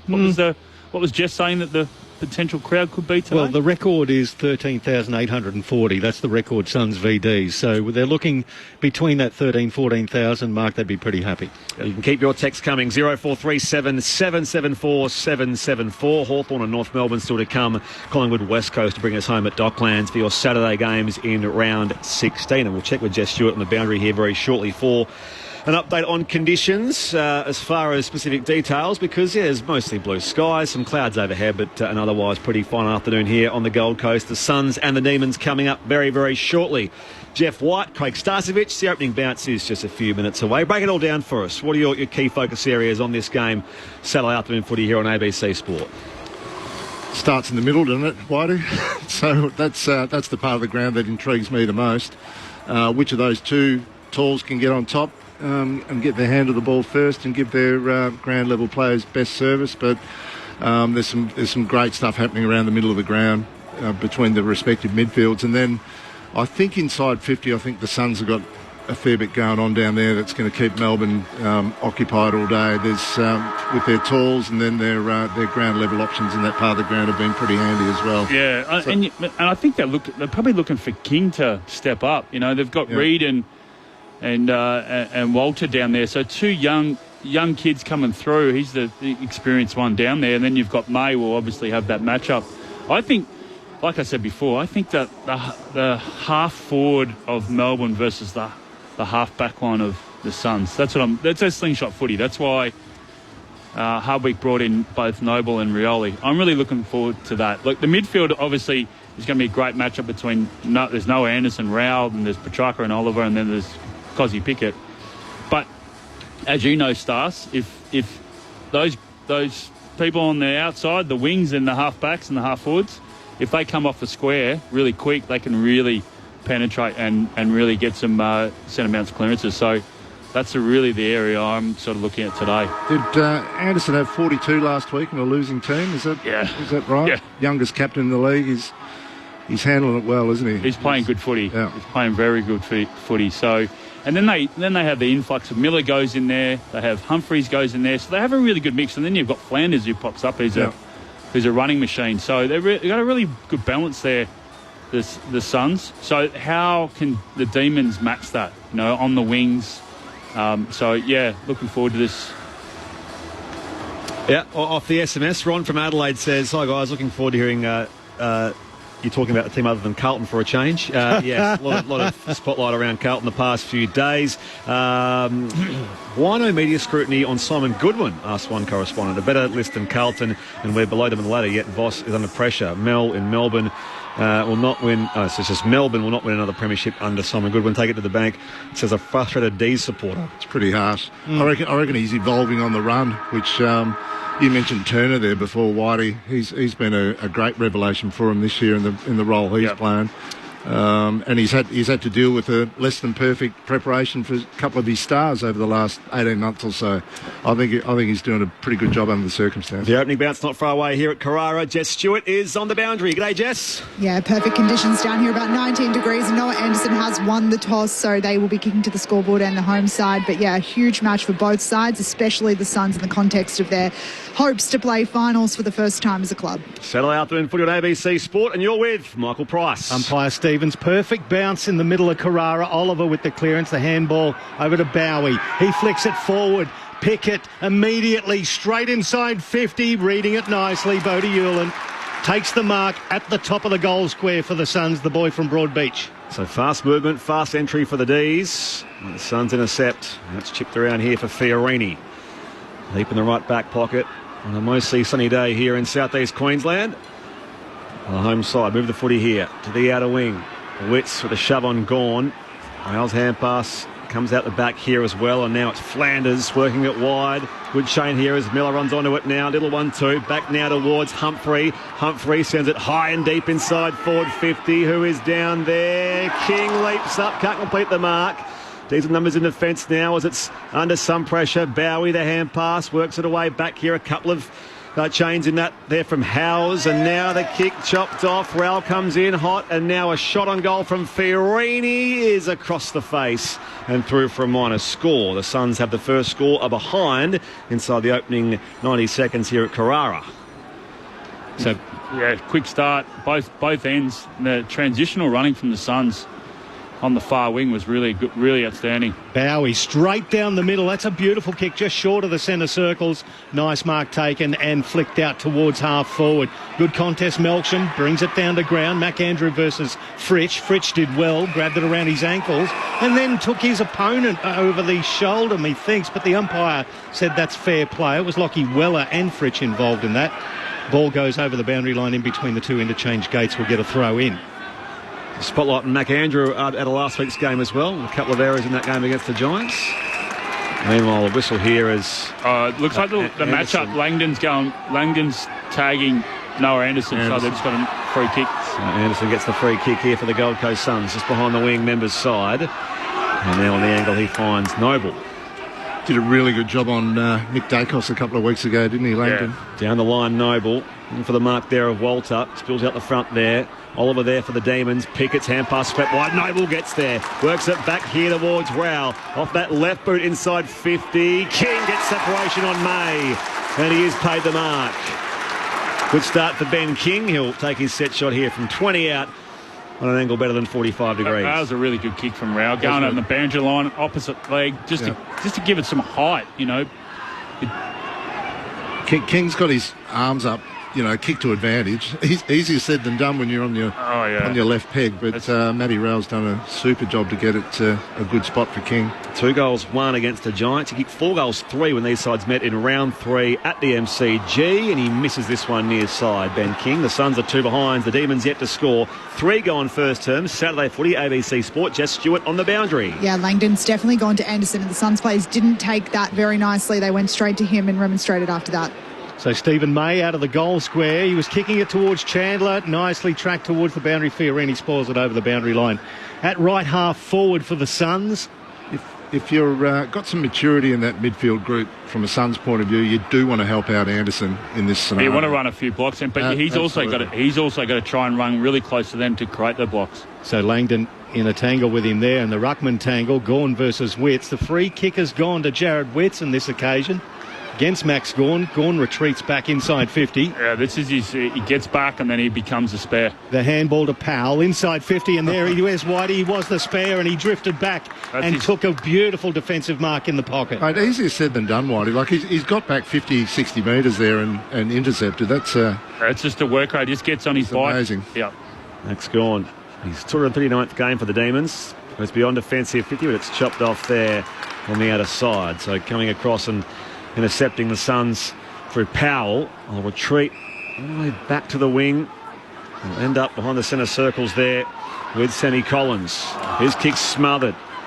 A ricochet back here towards Noble. Escapes the Fritsch tackle. Sweeping hand pass forward. Rowell at half forward. Options inside 50. He stabs it and finds the target. And it's nicely marked there by Ben Long. So you sit on Anderson, but Rowell's been in everything so far. Yeah, and that's when you've got to just got to be mindful of when they're really good at the moment. The Suns, they're splitting. They're going behind the receiver and they're going on the 45, and this is where they've been able to get that spread. Welcome listeners through WA. Joining us for the first time, Brett Sprigg, Michael Price, Jeff White, Craig Starcevich here at Carrara Stadium on the Gold Coast, where Ben Long is lining up for an opportunity for the Gold Coast Suns for their first goal of the afternoon. It swings back in a very slight breeze, and he has the first major. Gold Coast at 1-2-8. Melbourne yet to score here. 5.5 played in the first term. Saturday afternoon footy on ABC Sport. He's had a good year, hasn't he? Yeah, how good? Yeah, Ben Long. How good has he been up forward? Yeah. You know, he came from St Kilda playing on the half back line, and then it's been outstanding. And his pressure and his ability to lead, but that was a wonderful kick inside forward 50, just to lower their eyes and hit up that spot kick. I mean, that was what. That's why he's important. That's why Ben Long's super important for the Suns, because all your focus goes to Walter and King, and if Matty Rowell wasn't the player he was, he would have just blasted away to the top of the goal square. But yeah, it's a skill to drop your eyes and just hit the short one, isn't it? And it was good that they switched the play too. Powell took that mark out in the far half forward, and then they ended up, you know, inside forward 50 on the other side. So the ability to switch and spread the zone, really outstanding from the Suns. So Ben Long, 26 goals for the year, 26-18 if you don't mind. He back into the middle here at Carrara. Gawn versus Witts. I'll give that one to Gawn. Into the path there of Anderson, gathers the ball. He was gathered in turn by Pickett. The umpire will come in a secondary bounce. Right in the middle of the centre circles as the crowd gathers around. Once again, Witts, I'll give this one to him. It's sharked there by Petrarca. Off one step, his kick is cut off at half-back by Bodie Hewland. He's looking to flare it right. It's an aggressive kick to go laterally. Finds his teammate in Lockie Weller. Hits Rioli. He takes it and he flicks it out even wider to Fiorini on the Nerang River side, just forward to centre wing. Fiorini, a neat left foot kick down the line. Rioli kept running, receives the ball now at right half forward. Done well to slow them down here, Melbourne. Yeah. See, they were out and gone, weren't they? The Demons themselves had the first entry of the game in the first 10 seconds. Since then, it's been all the Gold Coast Suns. Pop closer to home here. The Suns. Fiorini got it back from Rioli. Goes inside 50 and obliges the lead there from Humphrey. Smart, patient footy. Yeah. The Suns, because they want to get it out wide and fly down that wing, don't they, Whitey? But they had to do it a bit differently that time and just be patient and use the short little hit-ups. So Bailey Humphrey, a recent 50-gamer. Last week against the Giants, 23 disposals and 2 goals, 3. For his 10 goals on the year. 10 goals, 11. His set shot from the pocket. Tough angle on its way. Right across the face. Just through for him on a score. Gold Coast to 139. Melbourne yet to score still here at Carrara. 8 minutes played first term. Saturday afternoon footy on ABC Sport. So the D's bring it in quickly. It ends up with McVee. He's only 30 metres with his back towards goal. A handball back to Rivers. Straight up the middle. Petrarca with the set. Nicely spoiled. Well done, Powell. He got the ball back. Lowers his eyes. Delivers a sizzling pass towards Witts. Witts just beside the centre square, forward of the wing here on the commentary side. Goes around the mark a little. Big left slipper into the pocket. It's a big fly at the back from Walter. Beautifully rowed by McVee. Handball back to Bowie. Off a standing start. He kicks a high ball and Max Gawn spoiled. The ball swept away and Noble at left half forward for the Suns. It ends up back into the middle. It's Will Powell just forward of the centre circles in the middle of the ground. Goes down the corridor now as Powell, and again leading up is King. Kick was too deep for him. Long tunnels it away here. Flanders goes to trap it. Hand pass, ricochet to Anwar. Petrarca to Gawn. Hot footy there inside 50 for the Gold Coast Suns. Pressure on Melbourne's defence as Sparrow is slung to ground here. There's also a player down, getting up rather slowly. That's Blake Howes for Melbourne, just getting up to his feet now. So a ball up, 25 out from the Gold Coast attacking goal. The scoreboard end. They've kicked the first 9 points of the game, 1-3. Umpire throws it up quickly. Two big fellas get it. Flanders, Rose, his kick semi-smothered, taken by Rivers. Indiscriminate handball, nicely picked up there by Lindsay. And then it's rushed out of the hands of Disco Turner over the boundary line beside the point post. You'll get a throw in. No, it's a rush behind, so it'll be another behind to the Gold Coast. 4 of those so far, 1-4-10 to the D's yet to score, 9 gone. It's the appropriate place for a local disco, isn't it? The Gold Coast? Yeah. You're right at home, Daniel Turner. 1-4-10. The Gold Coast lead early on here as Bowie drives it long beyond offensive 50. Wits in the contest with Gawn.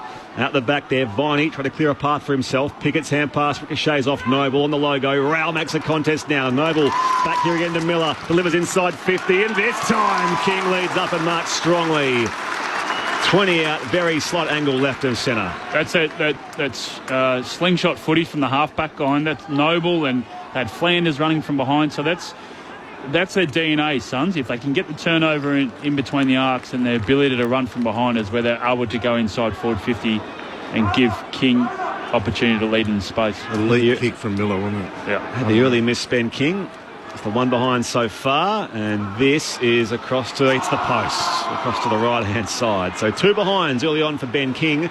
The Suns are 1-5-11. Melbourne yet to score. 10 played, opening quarter. Saturday afternoon footy on ABC Sport. Normally that's a Melbourne score. It is. The kicking for goal has been an issue across the board as May just pops it at the left half back to find Chandler. He's beautifully weighted kick to Viney, who was off, and he decided to change his mind. Rowell stood the mark on the logo, outer side on the wing. Chandler kept running for the handball received, then delivered the pass. Comes back around inside 50 or onto the arc. It's nicely taken there by Melcham. He's tackled into the ground. In fact, it was Harvey Langford taken into the ground. It's going to be a free kick to the Suns. It was a nice tackle in the end. It'll go to the skipper in Anderson. Anderson goes long to the outer side. Powell dummies the hand pass. Lets them surge forward here in the red jumpers. His kick towards half forward. Outnumbered down there was Ethan Reid. Slapped toward the boundary line by the Demons defenders. Oliver, the hand pass back inboard. Some pressure there on Disco Turner. His kick goes nowhere. It's at left half back for Melbourne. Can they make something of this? Again, they pile in from all angles. The umpire says, give it to me. It's really good pressure from the Suns. The ability to kick it down the line, but then be able to stop the rebound footy from Melbourne. Just a little bit of work going off the ball there. Ben Long with a drive-by on Clayton Oliver as this clearance happens for Flanders. His kick smothered by Bowie. It ricochets into the arms of Noble into the middle of the ground. He's subterranean handball to Flanders, and then one to Matt Rowell, who delivers a bouncing kick towards King, cut off by May. His handball to McVie was ill-directed, puts him under pressure. Now going back is Harvey Langford. He did well to Rivers off a step. He delivers in the direction of Petty. Going back with the flight, Hewland. Courageous play. He was taken high. He'll get the free kick. Second in the best and fairest, this young fella for the Suns last year, and there's a tangle on the mark. Standing the mark there, and it's Sam Collins. I wouldn't want to tangle with him, and Harrison Petty, as I like to say, 2/5 of the travelling Wilburys, standing the mark. Hewland on the right foot delivers into the pocket, and good contest there. Was Humphrey brought it to ground. Now it's into the arms of Weller. Weller, central ball. Well read, cut off by Bowie for the D's. It's been busy early. Down back for the Demons, Jake Bowie. Plays on, comes back commentary side. Petty in the contest with Collins again. Onto the ground here for Petrarca. Sweeping forward for Fritsch, but Ewan gets in the way for the Gold Coast Suns. Dispossessed in the meantime. Umpire spotted a high tackle again going Gold Coast way. And again, it's a Bodie Ewan. So he plays on quickly. Down towards left half forward. Marked by Witts. He sees options in the pocket now. Sends it closer to home. Reaching for it down there. Reid. May at the back. Crumbs it. Shares it with Gawn. A couple of veterans combine here as they clear the area through Blake Howes, the Demons. And once again, massive contest. Hewland and Petty Good physical contest, and Petty looks to go back at Hewland as the ball goes over the boundary line once again. Petty and Collins tangling. I wouldn't tangle with Sam Collins if you gave me a lot of money, just quietly. The umpire's going to throw it in right in front of the ABC Sport commentary box. The one-arm throw in, Witts versus Gawn. Witts gets it down. Oliver toes it forward, cut off by Noble. Breaks the tackle of Fritsch, gets onto the left foot. Speculating kick, it bounces onto the arc. Can't be controlled there by Langdon. Picked up by Ben Long, 45 out. Handball now over to Jeffries. Jeffries launches and launches accurately. The Suns get their second goal. And the bugle is back, 2-5-17 to the Demons, yet to score. We played 14 minutes of the first term. It's just they're breaking down. There's so much forward pressure there from the Suns. It's forcing the D's to kick it out. Long kicks, and that's where they're able to get Bodie Hewland into the contest, and Collins being able to bring the ball to ground, and away they go, and they use their slingshot footy. So they're winning the territory here, the Suns, and that's why they're able to put scoreboard pressure on. There's the amount of inside forward 50s at the moment is they've got full control of the game. 12-2, Whiting. Yep. 12-2, and I'm thinking 2-5 is not a great return, to be honest. For the couple of set shots that Kings missed. But the 7 scoring shots, 12-2 inside 50s. The game's been played in one half of the ground at the moment. And it's a defensive pressure through the arcs. It's really impressive at the moment. Voice of Demons legend Jeff White, Premiership player and coach Craig Starcevich. Restart back in the middle. One down here for the Demons. Petrarca waiting for it. Numbers around the ball here, Gold Coast. Task there for Fiorini. Took on the contact of Salem coming the other way. And again, Petty tries hard. Hand pass chopped off. Anderson there for the Suns. Shares it back with Flanders. Down the corridor he goes. King leads up and clunks the overhead grab. No, it's not paid. 40 out. Demons can repel here off half-back. Rivers in some space, shrugs a tackle, works the hand pass wide, still alive here for Harvey Langford. They're surging forward here, the Demons. Langdon's hand pass back to Oliver, forward of halfway now. Inside 50 he goes, marking targets down there, not complete the mark from Melksham. McAndrew gets involved in defence. Opportunity here for Weller, over around the football. Now a hot footy there for McVie for Melbourne. It comes to ground. Umpire says high tackle Melbourne's way, as it was Butterick infringing down there on Jake Melksham. So a free kick at right half forward. It's one of the few times Melbourne have been able to run the ball out of back 50, Whitey, without sort of dump kicking it out of back 50. So they're in a good spot now. So the veteran Melksham puts it up to a dangerous spot, top of the square. Good high contact there. Was row front and square by Petrarca. Turned it over. Jeffrey, beautiful spot. He did it laterally, found Ainsworth just on the arc of 50, right half back for the Suns. He has a bounce. Goes long down the Nerang River wing. May versus King. May spoiled front and square. It was Rivers. Shared the handball around. Gave it out there to Howes. Now it's promoted forward, just short of half forward for the D's. And once again, Bodie Hewland is in everything early. He fisted away over the boundary line. Just Stewart's down there. Yeah, it was only a few weeks ago we were here for this game against Fremantle, and it was such a crucial moment for the Suns because that kick-started a 3-run loss for them. So it just feels like they've come out with different energy today. 17 points to none so far here, Gold Coast way. The Demons through Fritsch, worked back here towards Chandler. Kicks it high inside forward 50. It missed the pack.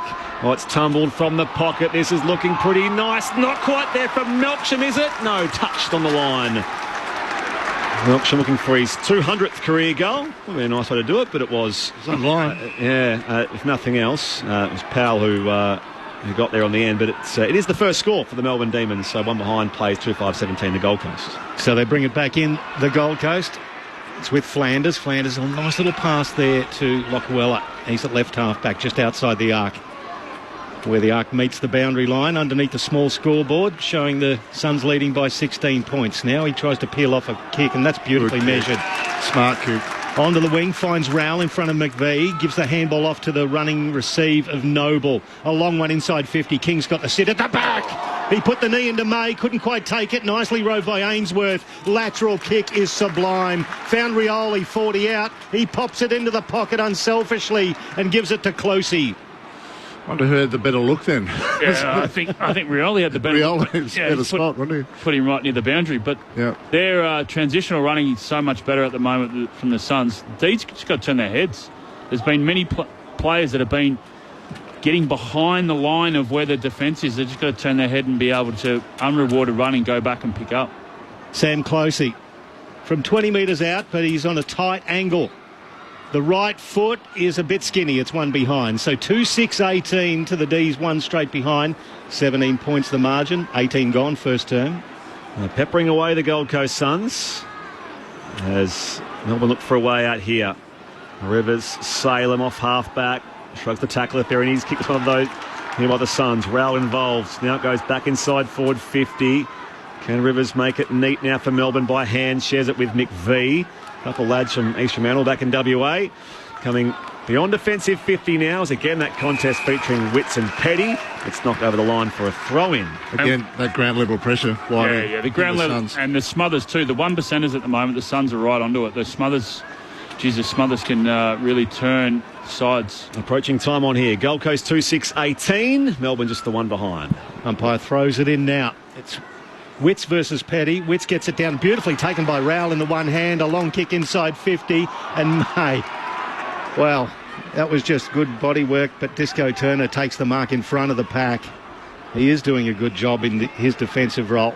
Took his eye off the ball, Walter, as it was coming in, which is never great. Turner looking for Tolstrup. That's a good strong mark taken in front of Noble. Good clunk. Birthday boy too. One grab. Colton Tolstrup. Happy birthday, and that's just not the kick to celebrate it with. He went laterally to the left. It was beautifully read as Salem was the target. Walter cut it off. And now it's going to be a 50. Somebody's gone through the demilitarised zone. Yep. Couldn't quite see what that was for. It might have been Harvey Langford who went past, but umpire has said it's going to be promoting Jed Walter to the top of the goal square. It'll be an easy push through for a third goal. You'd hope. Well, he did miss one last week. They got scrutinised, but he surely not. Jed Walter from the top of the goal square bangs it through. The Suns have got 3 on the board. 3-6-24. Melbourne, one straight behind. It's a 23-point margin with 20 and a half gone. The first term, ABC Sport on a Saturday afternoon. You can see what Tolstrup was trying to do, switch the ball inside, but really good defensive mindset there from the Suns to actually push up, half forwards to push up to actually get the intercept mark there from Walter. But yeah, I think it's halfway. Geez, they're hot on that, aren't they, from behind? Yeah. If you come from behind, they're really hot on it. Obviously, had a few instances this year where they've been tackled from behind when they've called play on, so they're really hot on it. You can't just loiter in that area though. I mean, he's just run alongside him. But a team is on, Whitey, I reckon. When you've got ground level pressure in your forward line, you know they're on, and if they're intercepting the way Walter just did, it's also a really good sign of sharpness and the team being alert and on. Let's not forget they began the same way, in similar fashion against the Giants last week, and came to nothing in the end. Restart back in the middle. Oliver hand pass Petrarca, and now Pickett bursting by a run down from behind by Humphrey. It's another sign. Footy comes loose. They won't be paid the advantage here. Humphrey's just holding his shoulder, so despite his not good.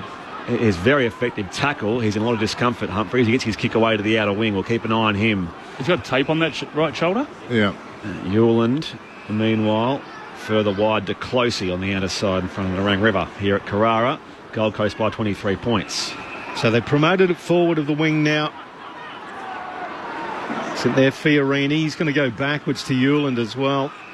Just behind centre wing, Narang River side. Now he flares it to the left. McAndrew all on his own at centre half back. He's got Noble forward of the wing on the commentary side. Finds him. Nice kick. He's got a runner now in Jeffrey.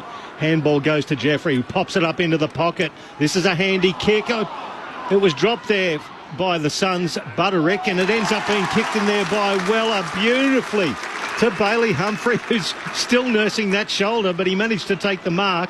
30 metres out, slight angle to the left. And this is what we spoke about when we came on air about the patience of the Suns, the ability to switch to play. It's almost like down the line as the last resort. Then they're switching, and what they're doing is they're creating the spread, and they're separating the defence of the Ds, and they're allowing these possessions on the other side. So Bailey Humphrey, the number 6 pick in the 22 draft, leans back on this one and pops it through for the Gold Coast 4th goal in the first term. 4-6-30, the Demons stuck on one solitary behind. It's a 29-point margin.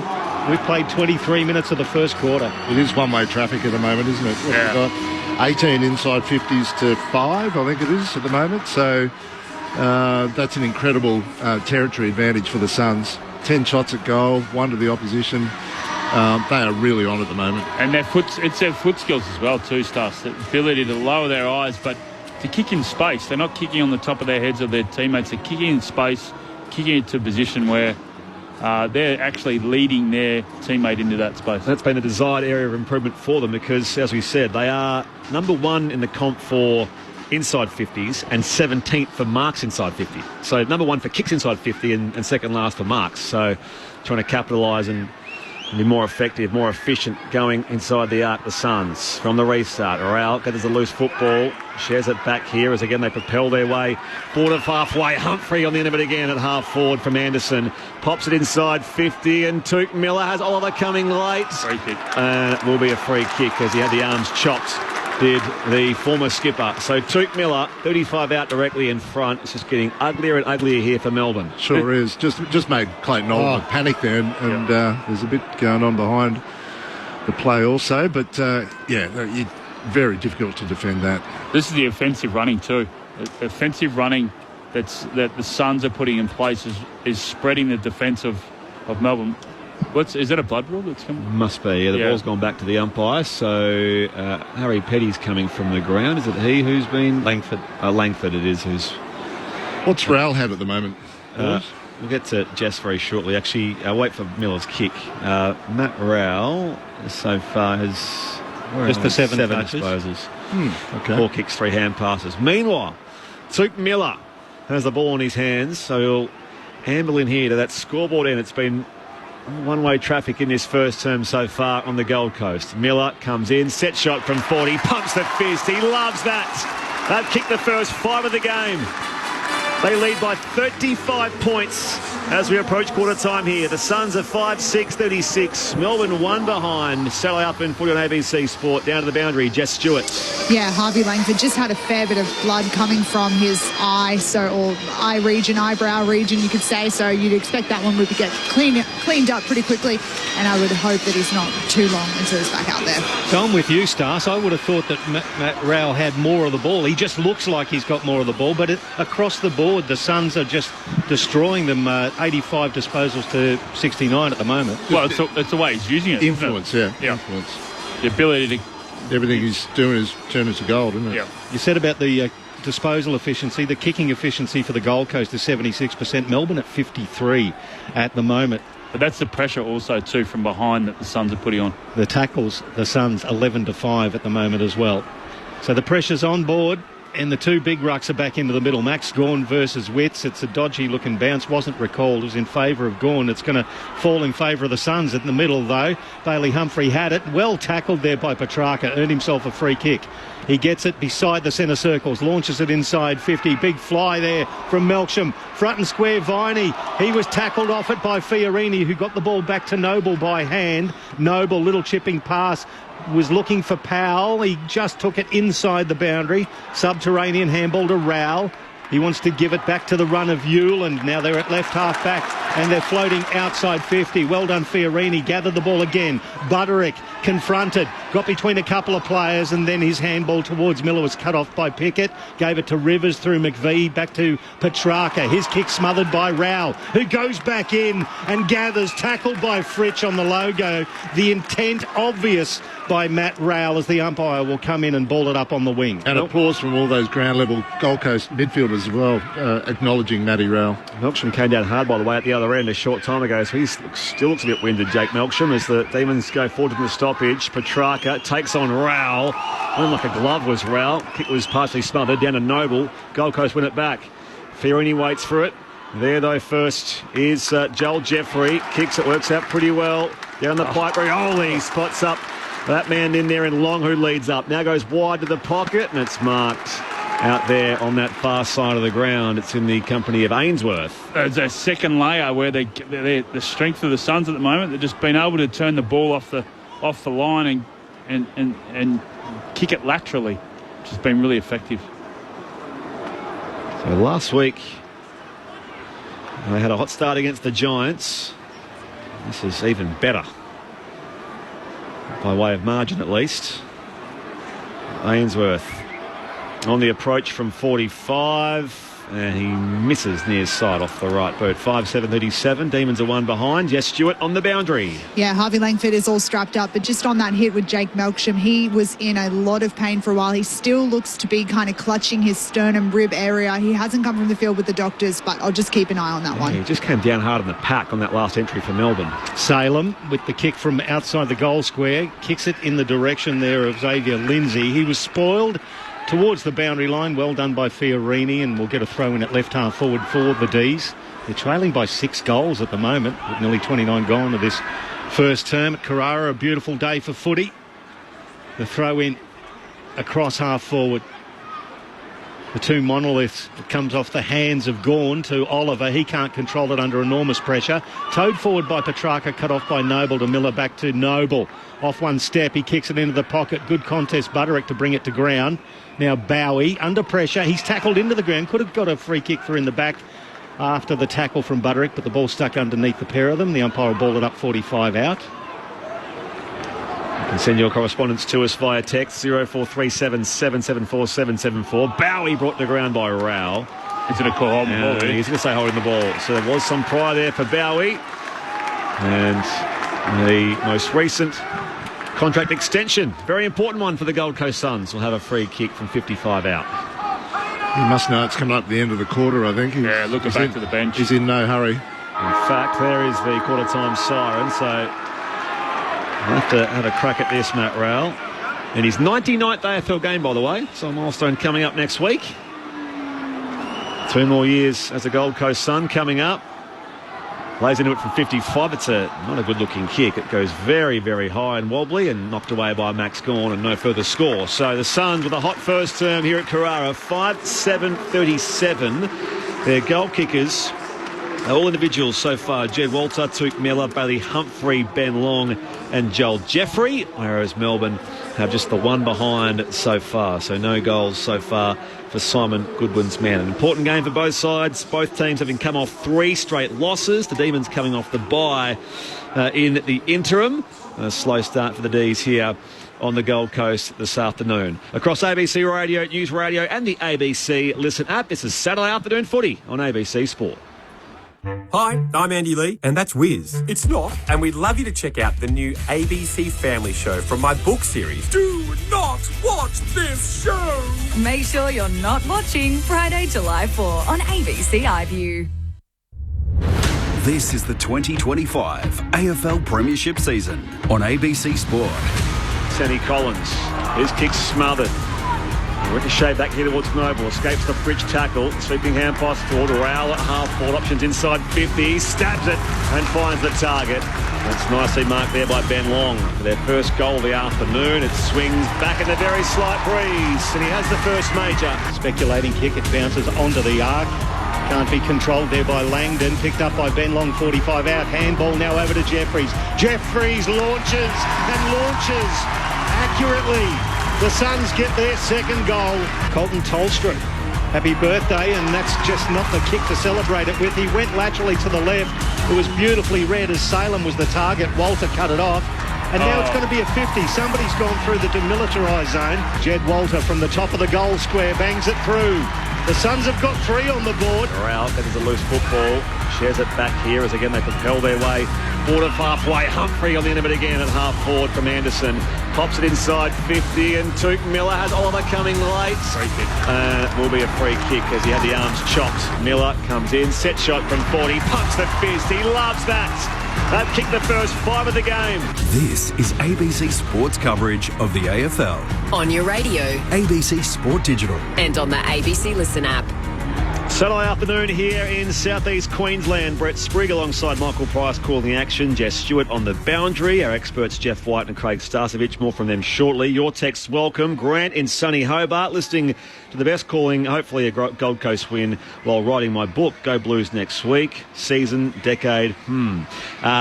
Thank you, Grant, who's a Blues fan. Silas in North Melbourne loves your travelling Wilburys gag, by the way, Pricey. Hopefully Harrison Petty can take a mark at the end of the line. Thank you, Silas. Nice, well played. Friend in Melbourne would love to have had Raoul at the Pies. Say la vie, go D's for the game. What do you think of Langdon as a player? Or no D's player who's stood up too much in the first term so far. Thank you, Fran, for your correspondence. Wayne in Mildura says, I think the Suns have been a victim of self-imposed pressure. The chance to qualify for their first final. Once they've achieved this, I think the shackles will be released and a better Gold Coast will surprise a few, says Wayne from Mildura. And yeah, we do talk about the burden of expectation. They require, with 8 wins currently, 5 wins you would think to make it and be short of that maiden finals appearance. But as that gap closes on the run home and some tough games coming up, perhaps the pressure does ramp up. Not so in this first term, Jeff White and Craig Starcevich, where they were very impressive. Yeah, they just controlled, and they were able to get the turnovers between the arcs. So a bit of the old Richmond DNA, get the turnover in the back half, and then push it. And it's the ability. It's a high energy when they've got the half forwards coming up and creating a lot of turnovers. We saw a number of smothers. We saw a number of intercepts when Melbourne was trying to switch the ball. So great defensive pressure from the Suns, but then when they get the ball back in possession, and we spoke about how Rao, his impact, his ability to lower his eyes, where they're kicking the balls inside forward 50 has been really outstanding, and they've been able to put it in really good positions for their forwards to run into. But also when they've switched the ball, they've been really patient, had a lot of poise, and they haven't been just accepting to kick down the line, because that's where you run the risk of Gawn down the line, Disco Turner, Stephen May as well. So they've had a lot of patience. So they've controlled the game, and that's why they've had so many inside forward 50s and massive scoreboard pressure at the moment. I reckon Simon would be pretty disappointed with Melbourne, to be honest, and they just need to get their hands dirty and get to work. Like, plus 30 uncontested marks to the Suns, so they're completely controlling possession of the game, but they're also plus 12 for tackles, the Suns. So that sort of doesn't add up, does it? It's you'd expect a lift in work from Melbourne to get themselves back into the game with a little bit of ground level pressure, just to swing it back on balance a little bit, because it's completely in Gold Coast control at the moment. And they're breaking down in structures too. I've noticed a few times where they've had a stop play outside forward 50 for the Suns, and Noble's been by himself. He's had 12 possessions, and that's an area that you want to try and hold. You want to try and prevent that slingshot footy, and he's been coming up to the stop plays, and there's no accountability from the Melbourne players to actually get up and create a 1-on-2 and actually force him to make a decision. He's just been the release as that outlet for those stoppages. So they've just got to tidy up a few areas here, actually quite a lot for the Ds. A few numbers, Pricey? So the Gold Coast are 23 plus in the disposal count. 18-7 they lead in tackles, 21-6 in inside 50s. 12 apiece for Noble and for Rivers to lead all comers for their respective sides. Second term underway, Gold Coast by 36. Clearance goes with the hand pass from Pickett to Viney inside 50, the Demons. Run down from behind, Petty. Got that man in Jeffrey. And so Harrison Petty will take a set shot here from 35 out directly in front. There's some push and shove here as well. And that was, just like the first term, a very quick clearance and inside 50 for the Demons, and a pressure act from Harrison Petty inside 50. It was actually a good kick from Jack Viney. It was on his non-preferred, but to actually kick it off the line. So just you've got to be able to not kick towards goals, because that's where the Suns love to come off and zone off and have those intercept marks. Kicked 3 goals last time these sides met here, Harry Petty. One of their remaining premiership players from 4 years ago. On the approach from 40, and it just hits the post. Angled away left-hand side. And again, that first goal for Melbourne goes begging. They're 2 behinds, trying the Suns, who are 5-7-37.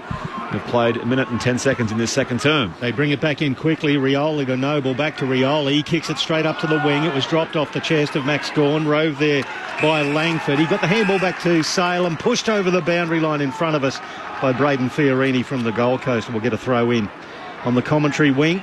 So a brisk start. Melbourne need that too. It was just all one-way traffic in the first term. And Noble's free off the back of the stop play here again. So I don't understand what Melbourne's setting up here. Just making hay while the sun shines here on the Gold Coast. John Noble off the ruck's hands was taken by Sparrow, tackled into the ground immediately again by Fiorini, and we'll get another ball up forward of centre wing. Once again, Gawn and Witts. Call it a draw as it plonks down around their ankles. You can have a go, Sprigg. You're trying to get this clearance as Tuke Miller drags the ball up. Jess Stewart, down to you briefly. Clayton Oliver's starting this quarter on the bench, but getting quite a fair bit of work done to both his groins at the moment. You mentioned Harvey Langford having the head tape. Looks like a rugby front rower at the moment with the as he tracks the footy here up against the boundary line. Brought over the boundary line by Braden Fiorini. What do you reckon, Starswoods? Look, you watch with Nobles is placed.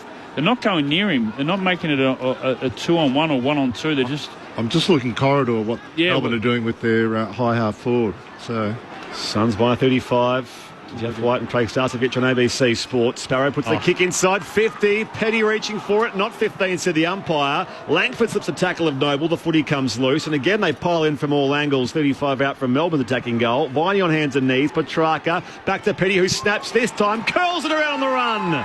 And no worries there. Most players prefer a goal on the run than a set shot on most occasions. So Petty does have Melbourne's first. 1-2-8. The Suns are 5-7-37. 3.5 played second quarter. Saturday afternoon footy on ABC Sport. Craig Starcevich and Jeff White. They just, do you reckon they're trying to back themselves? They're back there on their side. They've got this is Melbourne free. They've got the free. Do you reckon they're trying to back themselves? Because at that stop play there, they had both Noble and Jeffrey free. So they're lucky to get away with that goal in the end. It's interesting setup that they're trying to put in place. Push extra numbers up around the ball, I guess. That's it, yeah. Try and outnumber around stoppage. But good by Petty, though. He's been involved in a couple of little instances here and been looking dangerous. And if you're relying on your tools to be laying that sort of ground level pressure in your forward line, that's a little bit of a concern. But at least he's doing it and trying to drive everyone in the right direction. So 29 points the margin as this one's tapped forward for the D's. It was cut off by Rioli, gathered and could have been pink for holding the ball. It fell into the arms of Noble, gave it back to Rioli. He pops it inside 50 into the path there of Reed. Spoiled away for the D's through Langford's hands back to Salem. He kicks it in the Sparrow direction. It goes over the boundary line. Please don't play that as deliberate. He didn't. Thank God. That was a skill error. And so we're going to get a throw in right half forward. Forward craft 101 for Big Reed. Yeah, he's got to come out with the hands out in front. Yeah, sort of go on chest mark. Even if you drop it, you at least bring it to ground. 29 points is the Gold Coast lead. Eric Carrara back in it comes. Witts and Gawn in the ruck. Gawn wins it down there, but Noble's the first pair of hands to it. His hand pass wide, and Cozzy Pickett keeps it alive. To Viney, evades the tackle of Anderson. Back to Langdon, off a step, hurried ball beyond defensive 50. Under it there is Powell in the contest with Chandler. Flanders there for the Suns, put down here in the tackle. The umpire says, give it to me, on the point of the square. For a ball up, 5-7 plays, 1-2. 5 minutes played, second quarter here. Saturday footy on ABC Sport.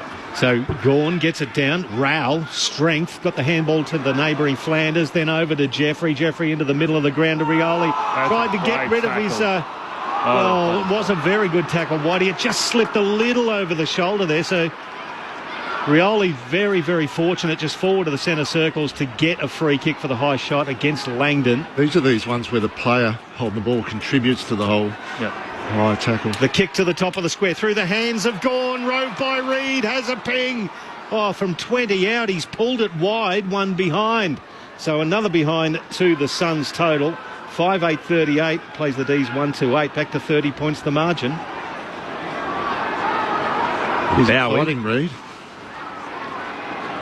Kick out here with Bowie, buys some space in the right back pocket.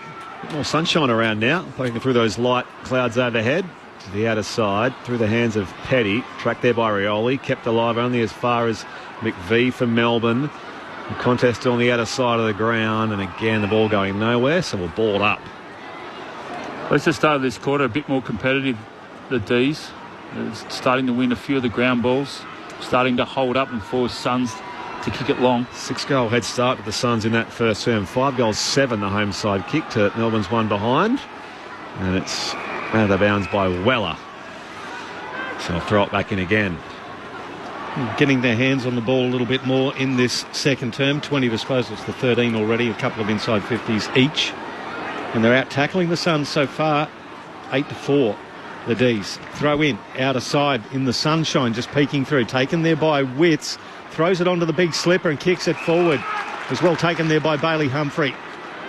Now he wants to lower the eyes. He kicks it long in the King direction. Buffeted off it there by Stephen May. Illegally, says the umpire. Got there before the ball did. Stephen May not happy, the former Gold Coast Suns captain. And it's going to be a free kick to Ben King. 25 out. It's a 45-degree angle to the right. Is that clever by King? Yeah, I don't know. You just check his run and May cannon into the back of him. I'm trying to watch a replay. It was sort of... Yeah. But May had his hands up in the air, so I'm trying to figure out how... I think he's a little fortunate. Maybe play on the call. I thought Salem marked it. But Ben King will have the shot from 35. He leans back. It is as straight as an arrow. Well done, Ben King. The Suns get their 6th goal. 6-8-44 to the D's 1-2-8. It's back to that 36-point margin, and we've played 8 minutes of the second quarter. It's better goal kicking by King. He owed him a couple. Missed a couple of easy ones in the first quarter, but sort of felt like he was pretty clever there with his body position. Knew where May was. The ball was always going over his head. But love Humphrey. Humphrey's game so far has been amazing. He's been really, really busy. He's a hard matchup, medium sizer, highly skilled. Just put the ball out in front of King there, but he's been involved in everything really so far. Bailey Humphrey. But good work rate by the other small forwards of Suns to actually get out of that space as well.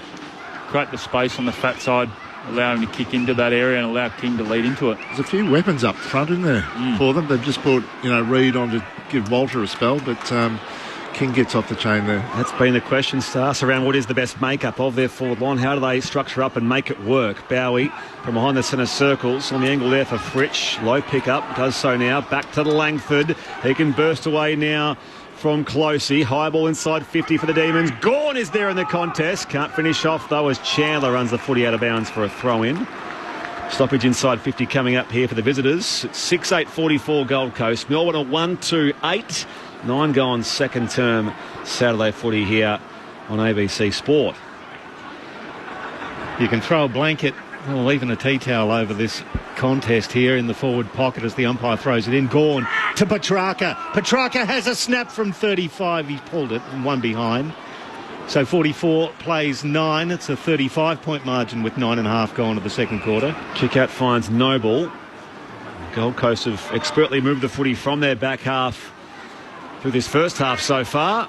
Kick was too deep for Humphrey. A nudge in there from Salem, off hands for a throw-in. Lockie and Anthony, by the way, are driving across the Nullarbor in South Australia. This is a bloke and his dad. He says pretty soon there will be more games played at Carrara than Moorabbin, which he finds interesting. Wow. I did fact-check this earlier this year when it came up, but at some point in the next few weeks, Carrara will surpass Moorabbin for total AFL, VFL games. Comes here towards Viney. Hand pass inboard, picked off by Miller of the Sun. Spins through tackle, Fiorini. Drop there. Noble goes together now. Fritsch involved. So too Langford for Melbourne. And now I think he was taken high there was Petty. Ooh. So that was front-on contact, was it, from Fiorini? I'll have to see a replay and see if it was egregious, but Harry Petty looks very dazed. And this might not bode well for he or Brayden Fiorini. No. He's very wobbly. He needs help getting off the ground here, Harrison Petty. So he just went head over the football. And even though Fiorini braces to bump, he does bump, and he meets him front on in his head. Fiorini's hands are not really near the pill either. No. So, he's bracing to bump, but that doesn't matter because he gets him right on the top of the scone. That's trouble. So, and Petty's no good either. That's going to be worse. Jess, I suspect we'll be seeing Harry Sharp very shortly. Yeah, Harry Sharp's already doing some run-throughs on the boundary line here. And Petty's taking his time coming off the field. As you can imagine, he's quite dazed and wobbly at the moment. He's in the hands of the physio and the doctor. So that is not a good sign, as you mentioned, on that contact. But yeah, Harry Sharp, I'll just keep an eye on if they're going to go straight for his jersey, or they're going to give him his Guernsey, or they're going to give him some time to actually have this head injury assessment. But he was very dazed at the moment. Meantime, Langford retreats all the way back here to Daniel Turner. Switch across towards Salem, who's in the bullseye here at Carrara, middle of the ground. Suns lead by 35 points. On the angle here to find Bowie. He racks up the disposals in that deep 50 usually. Here he goes, forward of 50 now. Gawn down there in the pocket. Ball spills away from him. Worked away. Weller's kick was smothered by Viney. Follows up, does the Demons veteran and former captain. Now Pickett on the loose ball. Just puts it on the toe here. It's clean bowled a couple of defenders, and in the end, I think Closey got it away. Or just trying to clear the area now. Joel Jeffrey back to Flanders. The Suns are away. Flanders under enormous pressure, kicks it long down the line. A nice mark taken by Walter. It was going to be a free kick down. Oh, they're going to the third. They're going to the. Back to the goals. We've got to go all the way back to the goal line where there was a bit of a scrimmage. We've made the ball's gone all the way up to, let's say, just short of centre wing commentary side. I have a suggestion. Yep. That we don't review behinds. Oh, you see, I don't review behinds. Maybe in the first 3 quarters. Maybe only the last quarter. Anything that stops the dead time, and let's face it, that's gone nowhere near of going over the line. It was a great throw. It was a great from the Suns play. Now we've got good vision of it. Yeah, Sam Closey's in the right territory for a nice offload at ground level. But honestly, this is a waste of time, Pricey, at this time of the game. The quarters are becoming 35-minute quarters. Decision on the scoreboard. So there's a bigger argument about the Sunday games moving 5 minutes earlier to accommodate certain news cycles, but this is the dead time we're worried about. I don't think we should be reviewing points. Jess? Just tell you guys that Harry Sharp has got the Guernsey on, and he will, obviously that sub has been made, which is not a good sign for Fiorini. So Jed Walter has the ball now, kicks it long beyond centre wing to right half forward. It was a big fly there from Flanders. Couldn't quite take the mark, juggled it down to ground level, and several players surrounded him, and Clary Oliver peels himself off him as the umpire will come in to ball it up. In comparison, do you reckon it's worse than Durham? The Petty incident? Well, it's still worth a couple of weeks regardless. Same sort of thing, isn't it? I want to see a replay again because I as you say, Stas, didn't look like the footy was anywhere near them. Yeah. He does kind of protect himself in that contact, but again, he gets him in the head. That's the most important thing. Weller from the stoppage here for the Suns. Skids a kick inside 50. It's low there for Walter. Gets away from Turner. Hand pass off to Weller. Buster tackled himself in the pocket. Works it back here. It comes to Miller. And now Rao from right half forward. Left foot kick to the corridor here. Tolshuk goes up with a spoil for Melbourne. McVie can't clear with a kick. It falls there now for Anderson. Hand pass picked off by Turner. And Melbourne can clear the area. It'll work out okay on the chest of Jake Melksham behind the wing on the members' side. Suns by 35 points. 6-8 plays 1-3. 15 gone second term. Melksham to Fritsch by foot on centre wing. He handballs back to Oliver, who gives it back to Fritsch, but the pressure's enormous from the Suns. 4 players surrounded him, and it was just a little bit of an indiscriminate tackle from Matt Rowell, who got Oliver high. He bumped it. He was backing into Jared Witts and dropped the ball. He was looking for a 50-metre penalty. The umpire had nothing of it. But Oliver just forward to centre wing now. Kicks it inside 50. Gawn the target. It's fisted away from him at ground level. Will Powell for the Suns. Gathers. Nice tackle from Melksham. That could be holding the ball. It is. It's a legal disposal. That's a really, really good tackle against Will Powell. And well done, Jake Melksham, the veteran, former Bomber. He has it 45 out, but he's right on the boundary line. And shaping to snap from there by the looks of things, which is going to take his best, isn't it? I was going to say, to curl it around the corner with the right foot from around 45, you've got to hit it perfectly. But Jake Melksham, he wants to have a crack at it. If he does do it successfully, he'll bring up a milestone. He has a go. He curls it. That's nice. Wow. What a way to bring up your 200th goal in AFL. Jake Melksham, thank you very much. God. That is an absolutely sublime kick. 7-8-50 it is now. 6-8-44 to 2-3-15. Take it all back. He flushed that. We were not believers as he was lining up. I was thinking he was just shaping and then he was going to pass it. So it was 29 points the margin in favour of the Suns with 16 gone second term. Jess Stewart's on the boundary. I can also tell you Blake Howes has been down in the rooms for some time for Melbourne. Not sure what it is at the moment, so they could potentially be down to 3 with Harry Sharp just coming on the field at the moment for his first minute. So we're not sure if this sub has actually been made for Petty or if Howes is out of the game, but what we do know is that Harry Sharp is into the game. Margin 29 points here, away of the Gold Coast Suns. That'll hurt if it's a warmish afternoon, which it is here. Yeah. For a whole half to go with only 3 on the pine will would be difficult. Restart back in the middle. Gawn with the hit out. Pickett takes on Rowell. Two very recent non-free agents that are re-signed with their respective clubs, and it's wrapped up there by Jeffrey and a tackle of Petrarca at half forward from Melbourne. And it changes the ruck style too, because Petty was a second ruck. Blitz to Rowell, had an arm pin with a kick away though, as the umpires now spotted the free kick. It was in fact the contact after he got the ball away, so he was dumped there by Ed Langdon. It was Matt Rowell. Free kick Gold Coast at centre half back, and their lead is 29 points. 17 gone second quarter. Saturday afternoon footy on ABC Sport. He flares it right, does Rowell, to find Jeffrey. Jeffrey to the wing now to Hewland. I reckon this kid's good. Apparently his younger brother Zeke coming through the academy for Gold Coast is just as good, if not better. I'd love to see that. Kicks it to right half forward. Gawn drops back beautifully for the D's. Fisted away from him. It was Salem, off a step, back to the wing, through the hands of Jeffrey. Nice contest from Fritsch. Jeffrey gathers, though, at ground level. He's tackled into the ground there by Pickett. A little scrappy. He's stuck underneath it, though, and the free kick will go to the Demons. Jeffrey pleads his case, so do the Suns members, and it's going to be a free kick to Cozzy Pickett. That's an aggressive kick back to the corridor to try to find Bowie. He was surrounded by three Suns. The ball went to Flanders. Flanders tackled off it there by Sparrow, and he'll get the free kick at right half back. Just a little bit of niggle creeping into this game. It's getting scrappy. Jess Stewart's on the boundary. I can tell you Blake Howes has been the sub for a concussion, so that has happened perhaps in a moment after quarter time. So Blake Howes and Harrison Petty having HIAs. Is that right, Jess? That's correct. So, but Howes is the sub-concussion. Yep. Petty could potentially come back on. We're waiting to see. Okay, thank you for that, which would surprise us given what we saw from Harrison Petty. As they go inside of 50, Ben Long, his kick was touched there by Oliver. Miller had a task set for him, and now Rowell spills it. 45 out from goal. Jeffrey needs some support by hand. He finds Powell. His kick smothered that time by Fritsch. It'll fall down there again for Long. Gets his left boot to it, right across the face here. Close out after it. Takes on the tackle of Rivers. Hand pass out into space. Still going. Now has two Demons to beat. As Rivers kept going. Off half back here for Melbourne.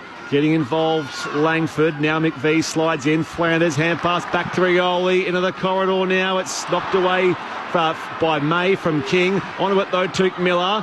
And now it's still hot footy in the corridor. Miller follows up. We'll get a free kick here, and it will come the Gold Coast Suns' way. There's a lot of one-on-one efforts then. Was he... Take out the football. Just so popped it off him. Clary's got some claret, by the way, coming out of his head, so he's going to have a blood rule amidst the sub-drama and a couple of players off the ground being assessed for concussions. So, I'll see it again, but I want to say that again. That's ugly. And Took Miller, it's looked like he's holding a rib. Yeah, Miller caught one in the back. That's why it's a free kick. So, he'll... He's coming off here. Luke Miller in the meantime. Head. Head? Just there with Miller. Down to you, Jess Stewart. Yeah, it's all happening down here. So Miller's come off. We've got Clayton Oliver obviously coming off with quite a lot of blood from that right eye. It's literally all over him. He's going to probably need a Guernsey change as well. And there is a lot going on for the Demons. So we still haven't seen any side of Harrison Petty. We know that they've already made the sub with Harry Sharp. So they would be hoping Clayton Oliver can get patched up very quickly and back out there, because it looks like at the moment they're down to 3 on the bench. So Blake Howes already subbed effectively before Harrison Petty could be ruled out with concussion as well. And it didn't look good, that contact with Fiorini.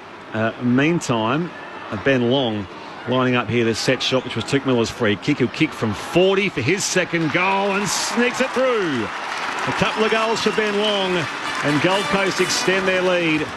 Raise the bat for 50, 7-8-50. Melbourne at 2-3-15. We've just hit time on now in the second quarter. Saturday footy on ABC Sport. Your experts are Jeff White and Craig Starcevich. I was just about to say how good this was from Melbourne at the moment, Whitey, with their increased pressure levels. Has made the game a lot more scrappy, no doubt about that. But a little bit of collateral damage on the way through, losing 3 players, which is disappointing for them. Oh, this is what we spoke about at the start of the game, with the Suns being able to withstand that pressure. So they had some good poise there, but definitely the D's have lifted in this second quarter. But the ability to have a bit more poise, the Suns are having a bit more poise than what the D's are showing at the moment. But their effort is certainly there. And for all that, it's 2 goals each for the quarter. Yeah. So the Suns are just doing enough. Jess Stewart on the boundary. Just a quick one. Clayton Oliver, not a quick patch. He has gone down to the room, so that'll take some time. They're down to 2 on the bench at the moment. Oh, dear. So that head knock with Tuke Miller and Clayton Oliver. Obviously, Oliver paying the price to some degree. Now the free kick is gone in there. Pickett kicks it inside 50, and big Max Gawn takes a beautiful pack mark. 40 out directly in front. He's been doing this for so long, but once that free kick was given, he took off. Yeah, he's off. He off. And Witts he's trying his hardest because he knows that once that free kick's given, whatever way it is, but a great kick there from Cozzy just to put it into the space for Gawnda. Now it's just the finish. That's the thing. It's got to go right to left here. It's a necessity for Melbourne, though. They're so devoid of tall targets inside forward 50, aren't they? Yep. So Maxi pushing in there doesn't sort of get in the way of anyone. 2 goals, 13 for the year for Max Gawn. From 45, he pops it straight through. The D's needed that. Indeed they did. 7-8-50 the Suns to 3-3-21 to Melbourne. It is back to a 29-point margin here at Carrara with nearly 23 gone in the second term. And you can see what a lifter it is for all of them too. Yeah. Like he's such a spiritual part of their team that when he pushes forward like that, takes a good contested grab and goes back and slots it, it just lifts everyone else. And so Collins has come off for the Suns now. So as Melbourne's gone small in their forward line, now the change needs to be made because they had both McAndrew and Collins down there, so they've gone small now as well to trying to counteract that. We've got Jefferson as their tallest there, but he's only at 193 centimetres. Yeah, no Petty.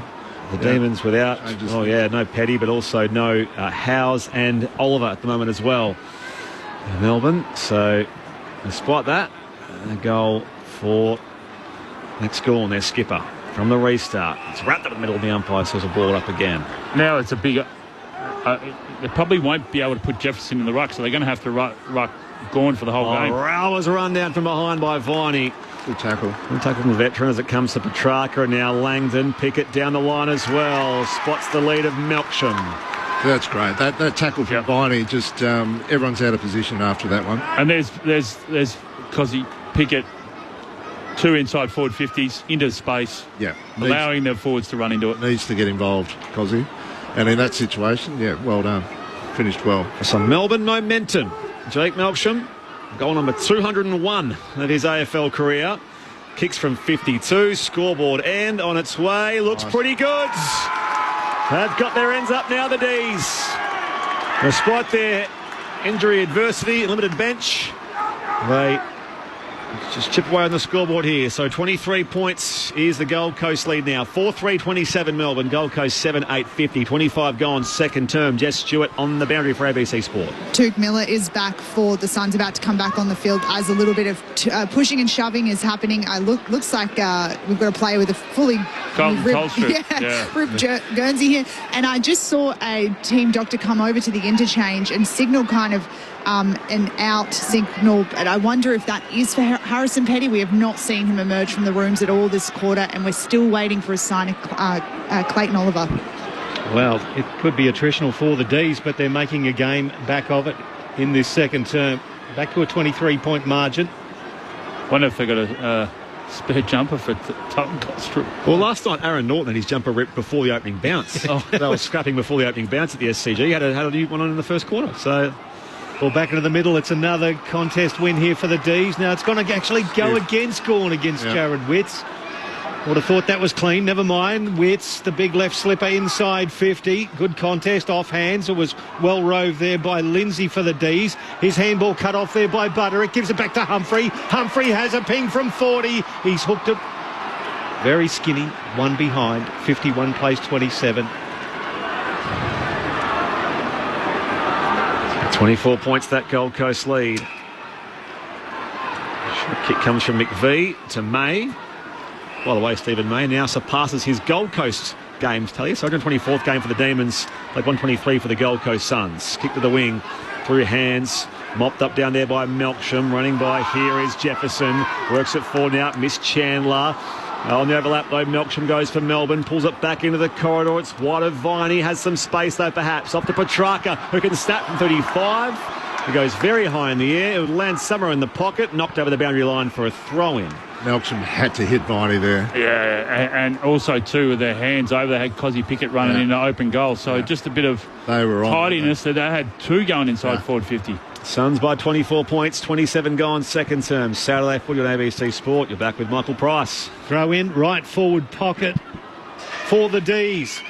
Crowded forward line.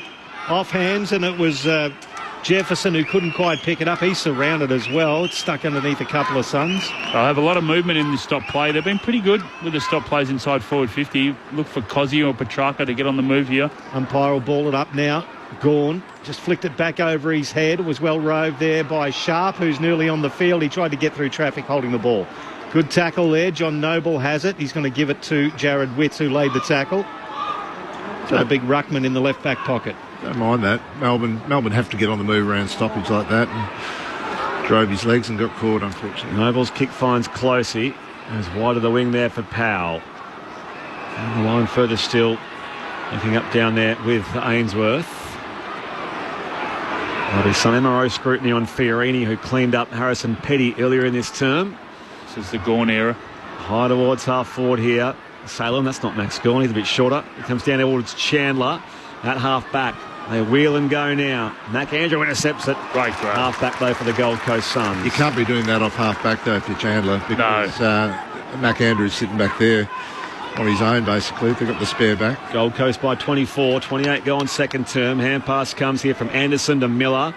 And now up the line as well. Jeffrey got a nudge. Hand pass wide to Rioli. Kept running. So did Miller. Receives a hand pass. On the entry now. Angled kick. High looking for Ben King, who flies it a footy and brings it down. That's an outstanding grab.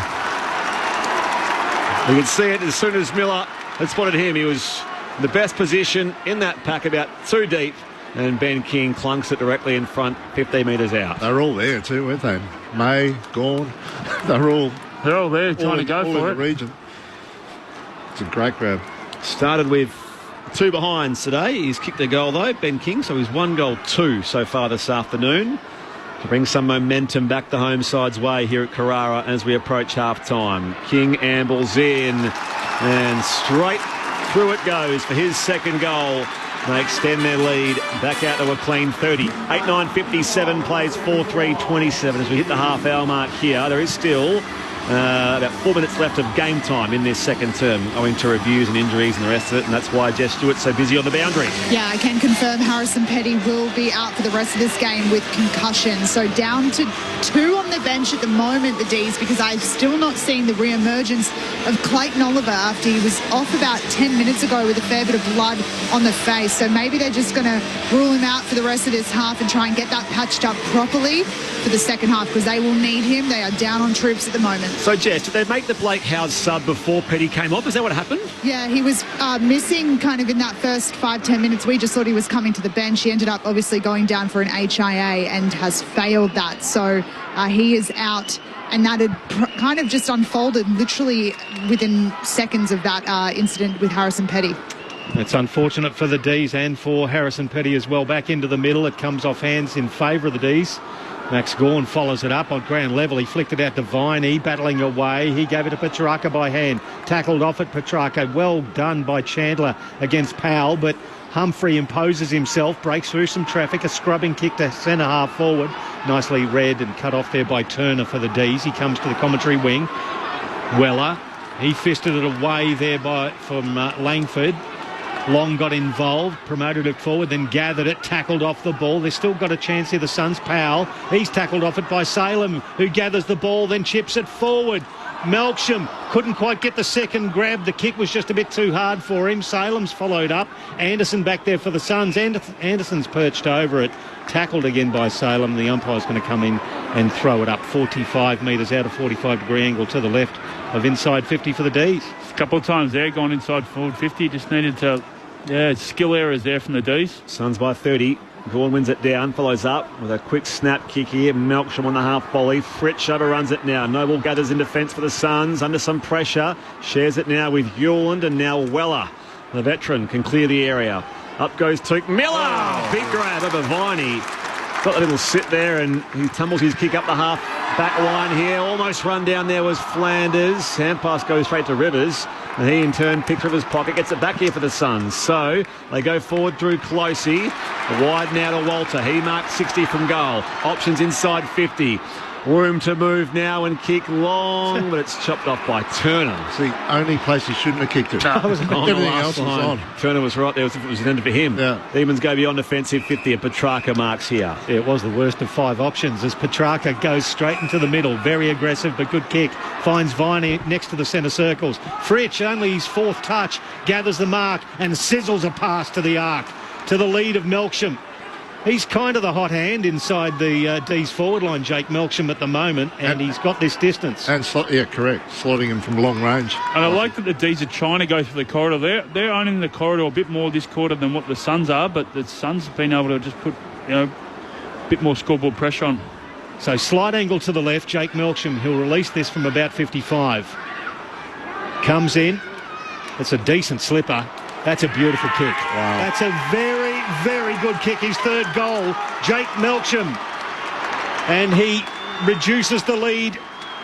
It's back to a 24-point margin, 8-9-57 to 5-3-33. 33 minutes gone to the second term. He's kicked 3 of their 5 goals for the quarter. Yeah. And all 3 of them have been from around the arc. Yeah, and all leading. So it's almost like Melbourne's been getting the message, hey, we've got no tools. We've only got Jefferson, who's 193 centimetres. Got to come at the kicker. We've got to come at the kicker. Got to lower your eyes. You've got to hit it off the line. Yeah. It's forced them to play a better style of footy inside forward 50. The only one they've popped it up for has been Maxi when he drifted inside. When he drifted inside forward 50, yeah. But you're right. You're exactly right, Whitey. It's all old school stuff, mate. Get on the lead as a forward and, Jason Dunstall style. He was goalless last start against Port Adelaide, Jake Melksham, after goals in his previous 5 games. He's got 3 here this afternoon. Mill up from the clearance there, back towards Flanders. Rides the tackle there of Viney. Pops it back towards his skipper Anderson. It's come off the box of Petrarca, the hand pass. Petrarca follows up though for the Demons. Here's kick so that it comes off Rioli. The ricochet is out nicely here to Closey. And on the lead there, he does find the marking target. They go inside forward 50. It was nicely worked.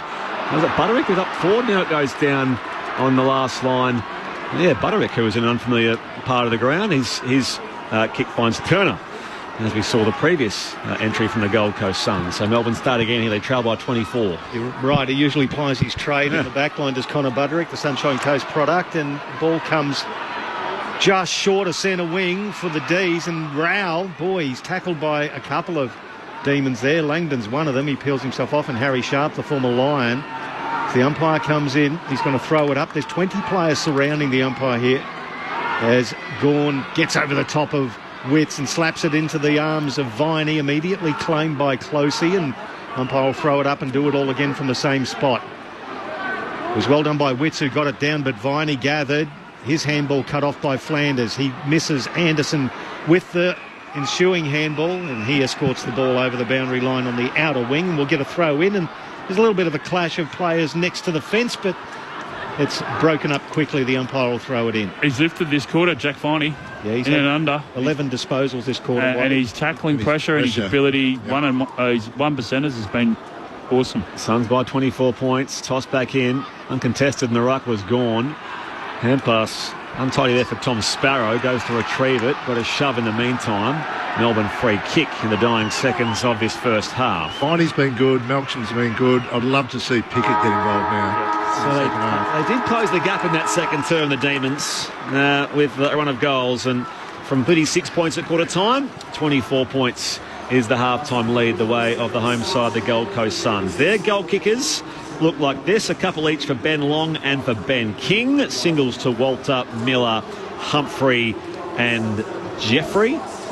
Meanwhile, for Melbourne, 3 goals for Jake Melksham, all of which in that second term. In fact, all their goals were in that second term because they didn't kick a goal in the first quarter. So 3 goals for Jake Melksham, singles to Max Gawn and to Harrison Petty, who is out of the game. So there was that injury carnage for the Melbourne side, mostly owing to concussion or head injury assessments. Blake Howes subbed out, so Harry Sharp into the game. And around that same time, Harrison Petty copped a bump from Braden Fiorini, which I'm sure will be assessed at least by the match review officer. And also Clayton Oliver came from the ground with blood. Took Miller had some damage to his ribs. They're both back out there now, though, but issues for Melbourne's bench as they trail by 24 points at the main break here at Carrara. And your experts on ABC Sport are Demons legend Jeff White and Premiership winning player and coach Craig Starcevich. They just got back into the game that quarter, didn't they, Stas, with the Ds. The pressure lifted, the ability to turn the ball over, and they forced the Suns to actually get into a few where they fumbled. They made a few costly skill errors, which was non-existent in the first quarter. They had full control. They had ground position, the whole thing in the first quarter for the Suns, but totally different in that quarter. So good effort by the Ds to actually fight back and then win some of those 1%ers, win the ground balls, win the one-on-ones, and then also with the ability to lower their eyes. And Melsham was fantastic in that quarter, but just leading up. So the forward structure was set up okay. The ability to then be able to kick inside forward 50 with a bit of space. But they needed to win between the arcs, and that's what they did in that quarter. Well, we did have a crack at them at quarter time about their lack of pressure, didn't we? They were minus 12 for tackles. Now they've just about squared that up now. So they're only down by 3, and they've had nearly 30 tackles for the quarter, which is pretty good effort to get back into it from just roll your sleeves up and get busy's point of view. But yeah, Melksham was inspirational for them up front, kicking those long goals to keep them in the contest, and they've ended up winning the quarter by a couple of goals. So pretty good effort by Melbourne to stay in the contest, given the fact that you've had all this disruption with players going off, and it's losing one player in a game is disruptive enough. Losing 2, that does all sorts of things to your structure and sharing the load as far as work goes and all that sort of stuff. So it's going to be a hard ask for them in the second half, but in terms of spirit and getting themselves back into the contest on the back of just pure hard work, that's been pretty inspirational from the D's. So all power to them. And that could be the message at half time. We're down a few soldiers. We're away. He could use that as a positive. The big one for me is the ruck now with Petty out. He was the second ruck. So Max has got to do it. Max has got to do it all. Well, I don't think Jefferson's. Maybe the only way you could probably do it is get Jefferson and do the stop plays in forward 50. But has Maxie got the run in him to go a whole half? I think he probably has. Yeah, he's done it many times, but you probably just don't push forward as much. Because they actually need him pushing forward. They need him behind the ball. They need him pushing forward. They need him all over the place. He covers some ground, Whitey. Yeah, I don't get to see him live that often, but geez, he covers some ground. And that's where you could give him a bit of a rest, a bit of a chop out, but then you got Jefferson going against 193 centimetres going against Witz's 208. So you're running the risk there of going on defensive when it's inside your forward 50. So I think Max is up to it. He's certainly got to be up to the challenge. But yeah, seeing a few more replays of that Fiorini Petty incident, Stars. It's apparent in the replays that the ball is closer to them in the contest than it looked to the naked eye. So they're both going for the football. Fiorini's defence will be, if he has a case to answer, that he is protecting himself by. The problem is he's just because Petty is bent over and his head is straight ahead. We're asking a fair bit of players, aren't we? Yeah. Because who's the clumsier one in that instance? Well, I'd nearly argue. Petty. Well, that was the thing they spoke about with Durham. Who did Durham collide with? It was a Carlton player, I think it was. Chera. Yeah, but they were saying Chera shouldn't have led with his head. That was it. And that's what Petty's doing right there. But sort of the same, isn't it? Sort of the same thing. Yeah. So what's the difference between leading with your head and putting your head over the ball? Yeah, it's exactly. a grey area though, isn't it? Yes. I think now, like most players now get taught to turn your body as you're going down for your ground ball. Like Petty leaves himself exposed there. Fiorini's the one with the good technique. Yeah. And he's the one that'll actually get 4 weeks or 3 weeks. Yeah, and it's tough. And that was the exact same argument with Chera and Durham. Yeah. Because Durham was doing exactly what Fiorini's done with Chera, the same as Petty. Yeah. And what was it? And was it 2 weeks? Yeah. 2 or 3 weeks? Yep. Everything's sort of outcome based now, isn't it? But I think in that situation, Chera wasn't concussed. No. Yeah. So this now, then I think it expands a bit more now. It'll make it worse, no doubt. Yeah. Your text welcome 0437 774 774. Henry in Melbourne says, afternoon all, Fiorini had his hands on the ball, nothing to worry about from the MRO. They'll look at it, and it could well be that it's a couple of weeks, and you don't quite know how these things are going to fall, but there'll be a lot of discussion about that incident. Phil in Werribee asks why, just as a matter of speaking, why we don't count down on radio commentary, the game clock. So we'll often reference if there's time left in the game, if it's a lot of time or not much time, we'll sort of work it in context. But generally, the traditional way of doing it is you count up, and that's just always a radio craft thing I've been taught. But thank you, Phil, for your text. It's increasing the tensions. Yes, exactly right. Billy Ray challenges our Carrara versus Moorabbin stat. So according to AFL tables, this is the 250th game at Carrara. Moorabbin hosted 254 VFL AFL games. Men's games. So in a few weeks, yes, they'll have played more games at Carrara. You can't forget that the Brisbane Bears played here. So it's not just Gold Coast games. And notwithstanding the COVID year where there was a hell of a lot of games played. That's true. So I'm not sure why Billy Ray's got a different number to me. But we're also playing a national game too. Yes. Just to let everyone know. Exactly right, yeah. It gets played in Queensland. Yeah, it does. And I think people probably don't realise Moorabbin is only quite a small part of St Kilda's history, really, as far as their overall timeline. But Moorabbin does hold the record for the most games played in knee-deep mud. It's all right. You would have played there, I can tell you some Moorabbin stories. Yeah, absolutely. But then they went to Waverley for a period of time. The animal enclosure there as well. Interesting. All absolutely loving Plugger, of course, when he was running around. Murray in the Midlands, Tasmania, currently rewiring a trailer in the sun after a howling frost and really enjoying the call. Hope the D's can get the job done. Thank you, Murray. John, long-time listener, first-time texter, currently listening to at work at Gold Coast Steel Fabrications. I recently fabricated the gates for the Gold Coast Suns stadium here at Carrara, where the cameraman sits, the new shiny ones. He had to jump over the fence previously to get to the camera nest / his set. Now it's a lot safer for the three of them. My grandfather worked for Channel 7 as a photographer years ago, so this was a great job to have a hand in. Great commentary, go the Sun, says John. Can you see those? Just on the left there. Yeah, right, there we go. Thank you, John. Well played, Thank you for your... David says... come on, read the laws. There's a diagram of the protected player and it's identical to Chera. The laws, read them. What do you want about? Well, they'll look at it. I don't think any of us can really claim we know how these things are going to be assessed ultimately, because those incidents in particular don't quite fit into the matrix of, high and, so it's an interesting one, but they'll look at it, I'm sure. And thank you, David, for your correspondence. The Suns by 24 points at half-time here at Carrara. More from Craig Starcevich and Jeff White, Michael Price. I'm Brett Sprigg. Hawthorn North coming up at York Park next. And Collingwood versus West Coast at Docklands is our Saturday night game here in round 16. Right now, though, time for ABC News.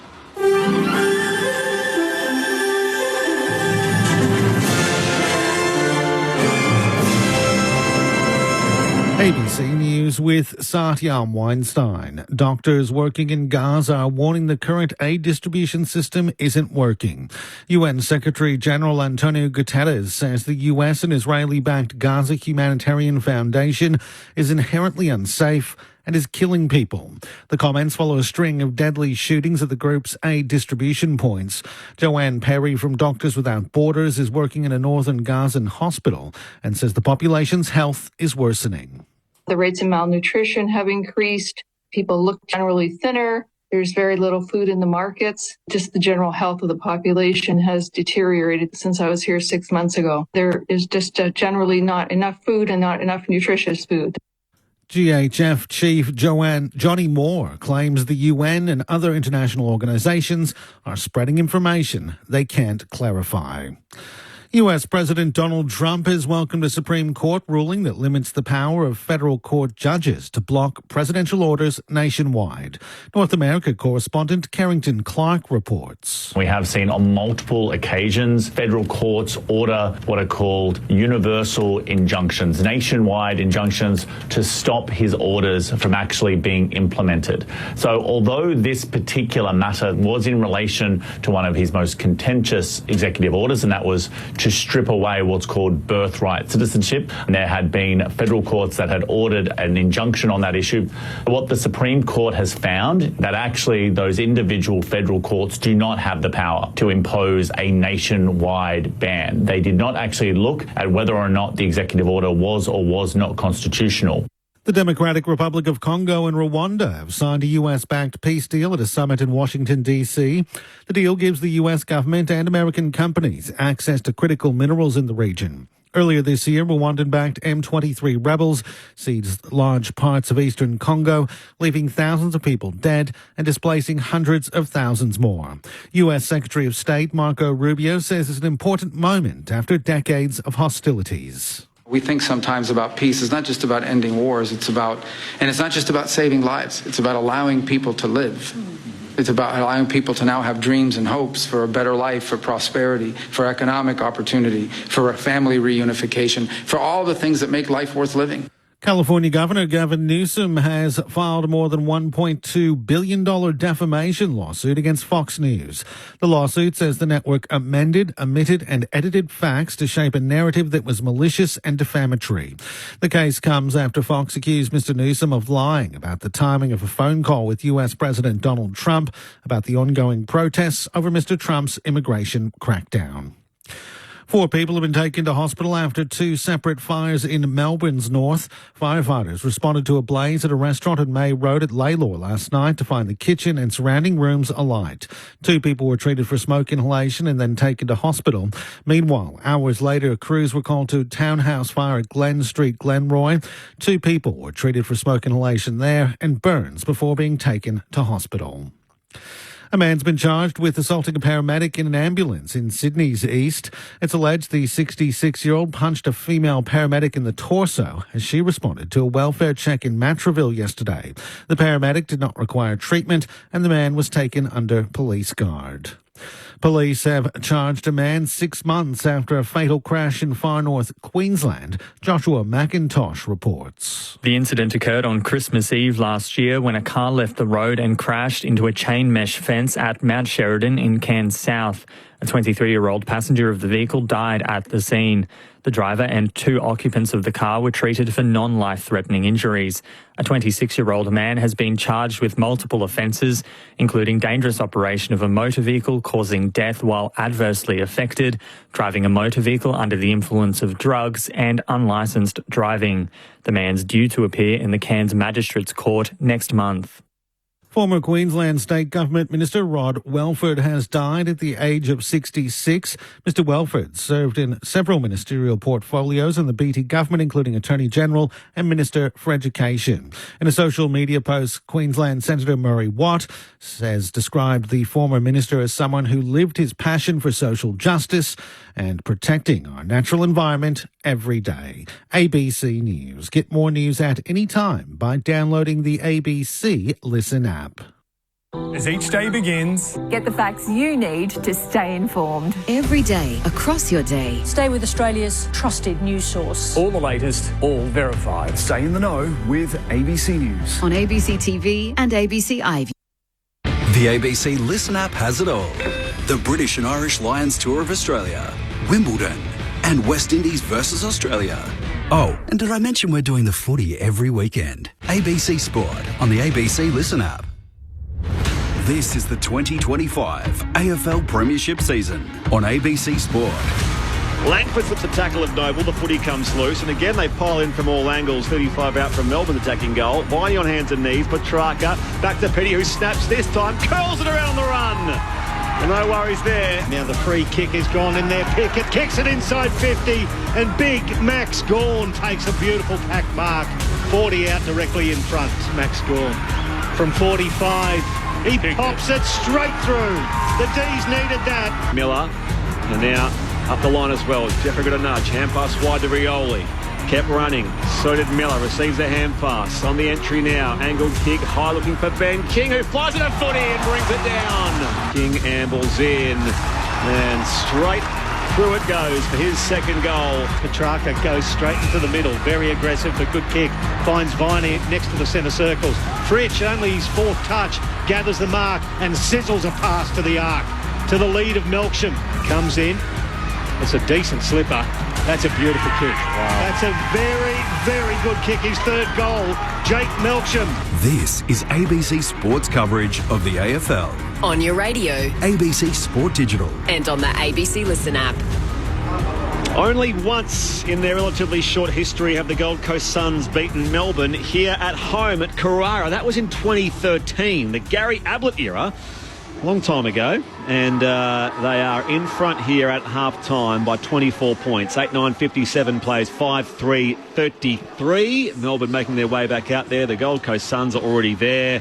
You're with Brett Sprigg alongside Michael Price, Craig Starcevich, Jeff White and Jess Stewart, your commentary team here on this Saturday afternoon. We'll get to York Park for the twilight game, Hawthorn versus North Melbourne, and at Docklands, Collingwood and the West Coast Eagles. That's first versus last, if you don't mind, at Docklands to close out the Saturday in round 16. So all that's still to come. We, of course, have no cricket, at least tonight. That resumes for the second test on Thursday night, Friday morning, Australian time. The second test in Guyana. And after earlier, Australia did win that first test in Barbados to take a 1-0 series lead. We do have the British and Irish Lions in action tonight. They start their tour in rugby against the Western Force. Zane Bojack will call that game. Of course, the NRL is always ongoing as well. The Matildas are back on tomorrow as they continue their friendlies out west against Slovenia and Panama. And Wimbledon starts on Monday as well. So all that covered via the ABC Listen app. Wimbledon starts on Monday evening. So plenty for you to enjoy across the ABC platforms in this busy time of the year. Your texts always welcome, 0437 774 774, with the second half not too far away here at Carrara. Craig Starcevich was pretty keen to get rid of point reviews at least, although I think Stars was sort of making this up on the run as far as, you know, for the first three quarters and innovating that way. Stars, you'd be good for the game committee because they make up rules on the run all the time. But Mark in Geelong says, why not review points? We always get told about the handy point. What happens if the game is a draw and there is a point in dispute? Yeah. The handy points are never in the first three quarters, are they? we only ever talk about them in the last quarter. All I'm saying is these quarters that are running 34, 35 minutes and we're having point reviews, give me a spell. Nick from Edithvale says, for goal review, chaps, so long as the AFL accept advertising for the goal reviews, we'll have pointless ones. Probably. Yeah, fair point, Nick. 0437 774 774. I'll get to a few more of those. Andrew says, isn't the ABC the initiator of Countdown? Referring to Countdown clocks. Nice. Of course, Countdown, the TV program of many, many years ago. Probably your vintage pricing. Oh, totally my vintage, mate. Don't worry about that. Enjoying a well-deserved break in the middle of nowhere with my girl, namely somewhere between Mackay and Proserpine, North Queensland, en route to Ely Beach for a few days, listening on the ABC app. Crisp and clear, says Gavin. So thank you, Gavin, and nice to hear from you. Jealous. There we go. Yes, indeed. And it's a nice day here on the Gold Coast, mind you. The Suns are out there. The sun is out as well, and out come the Demons to resume this game. But there's been all kinds of injury carnage, I mentioned, out of that first half. So no more Howes and Petty for them. Harry Sharp, the sub, into the game, has just the one possession so far and a couple of tackles. But Clayton Oliver also with a blood rule coming off in that second term. Jeff White rejoins us here as well. Welcome back, Whitey. I'm back. Looks like Clayton Oliver's out in the circle there. Fine. So I suppose I'm trying to establish, the timeline around what happened with Howes being subbed and then Petty. It makes a difference, does it? If you lose two players, you lose two players. It doesn't matter what order it happens, because if they're both out with concussion, you can replace one of them, but you can't replace both of them. So yeah, that's right. And it looked like Howes was in a contest in that first quarter, deep inside the D's back line. So it's just a knock-on effect for your setups, isn't it? You know, like take Petty out of your forward line. Now what do you do? You know, but as you pointed out, Whitey, they did look a lot better when Melksham got on the lead. So maybe a more dynamic, smaller forward line might actually help Melbourne in this instance. Goodness me, Clayton Oliver is really bandaged up. So they've got the head tape across his forehead and his nose. He's got like a pad type thing covering his ear. He is looking very worse. It's a hockey mask. Yeah. It's part Voldemort, part Mungo McCallum. That's it. Gold Coast Suns by 24 here at the major break. Second half underway. Saturday footy on ABC Sport. You're back with Michael Price. Umpire Stevens, another good bounce to start proceedings in the second half. Witts was held there by Gawn. Will get the free kick.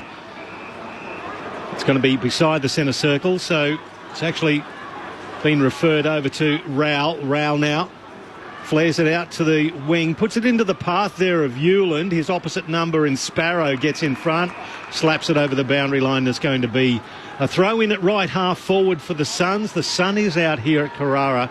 It's a beautiful 20-degree day here. Just the shadows of the grandstand that we're in on the commentary side just starting to get over the middle of the ground. Umpire throws it in now. Witts versus Gawn. I'll give that one to Witts. He drops it around the ankles. Viney, customary position at the feet of the ruckman. Couldn't quite pick it up. And Rowell and Petrarca conspire to get another ball up about 70 from the Suns' goal at right half forward. Up in the air it goes. Witts and Gawn again. Gawn follows up, hand pass to the outside. Viney, it's picked off by Rowell though for the Suns. Tumbles a kick inside 50 and Rivers can clear here for the Demons. High kick back to the middle of the ground. Crashing the pack in there was Jefferson, but the Suns have numbers around the ball here. The umpire lets them play momentarily before saying, let's board up. That's not a bad result there for Melbourne because a lot of those balls in the first half were getting picked off by Nobles and Riolis and sent straight back in. Palmed down by Witts, reaching for it in there. Flanders lays the tackle there on Bowie, and again the umpire says, give it to me. They've certainly closed up that in between the arcs, haven't they, with the ability to bring the ball to ground and win the contest. Witts down to Rowell. Rowell, nice handball off to Flanders. Flanders handball cut off by Chandler over the head. A bit of party tricks to Petrarca. By hand to the run of Sharp. He's a speedy little customer. Kicks it inside 50. Cozzy Pickett got rid of his opponent, then dropped the chest mark. It bounces into the arms of Melksham. Melksham has a snap around the corner. He's pulled it wide. There was a man in the goal square asking, what about me? As it went through for one behind. 57 plays 34, back to a 23-point margin. Oh, very nicely well-timed kick out there to find Collins, who marks at left half-back. Exit there from Powell. Collins finds Weller. Came back into the side last week for his 150th game, Lockie Weller, and now it's going to be 50 again for that. Is that two today against Melbourne? Is that the same? Was that Langford again? Yep, they did the first one. Yeah, so it's two for Harvey Langford, who's been a guilty party. Weller swings it back here for Joel Jeffrey. He'll kick for distance up inside forward 50. Reed looking set. Can't quite clunk it at the drop. Humphrey out after it now. Takes on a tackle there. Salem off to Oliver. Dummies a hand pass. Brought to ground by Long. The ball goes with him, and we will say it's a Gold Coast ball. So the tackler rewarded. Ben Long will have it deep in the left forward pocket, no more than 15 metres out. Just that little bit of hesitation, wasn't it? Yeah. From Clary. He's grabbed possession, he's turned, didn't see anything he liked to be able to move the ball out of their D50 and then got wrapped up. So that pressure at ground level inside forward 50 has been present all day for the Suns. It's been very helpful for them. 2 goals so far this afternoon for Ben Long. Here he is lining up for his third. What a year he's having. And he curls around, not quite enough. It's around the goal post for a minor score. 8-10-58 the Gold Coast Suns. Melbourne are 5-4-34. We've played now 3.5 minutes in this third quarter. Saturday footy on ABC Sport. So Christian Salem peels off to the left. It's a nice pass. He finds his teammate in Sparrow. Sparrow now just outside the arc of 50. Oh, it was Viney took the mark and actually took on Rioli, broke free of a tackle, played on, kicked it beyond centre wing. Good contested mark. Matt Rowell against Chandler. He's behind the wing. He wants to flare it out on 45 towards the boundary. It bounced in front of Rioli, put him under enormous pressure, so he turns it over. The D's now get a chance. Viney picks it up, tackled into the ground by Rowell next to the boundary line. He's a ripper. Oh, how tough is that contest, Rowell and Viney? Well, he wouldn't have been happy with his kick to Rioli, right? So he's got over there and said, I've got to go and tidy up my mess. And he did. Margin 24, Gold Coast way, all up on the outer side. Witts down here, it's fed back to Petrarca though for Melbourne. Hand pass back to Viney. He can pop it inside forward 50 here for the Demons. Down to the contest, Collins got it down there. What's Pickett though, who snaps, and Cozzy Pickett with the finish. So again, Gold Coast in defence doing all the right things, or so it seemed, but it was well read by Cozzy Pickett.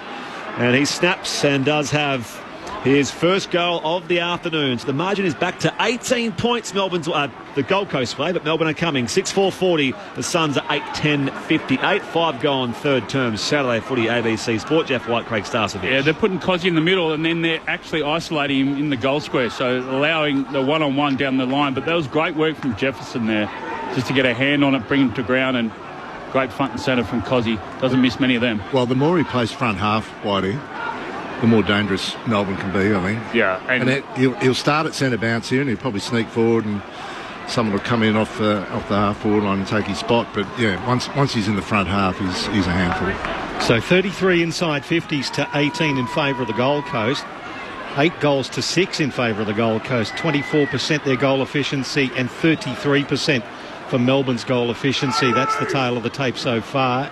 18 points the margin. The Suns lead it back into the middle. Pickett exploded onto the contest, didn't take the ball with him though, so Flanders has it forward of the circles. Handball backwards to Rowell. Rowell to his left by hand to Closey. Closey sizzles a ball into the path of Reid.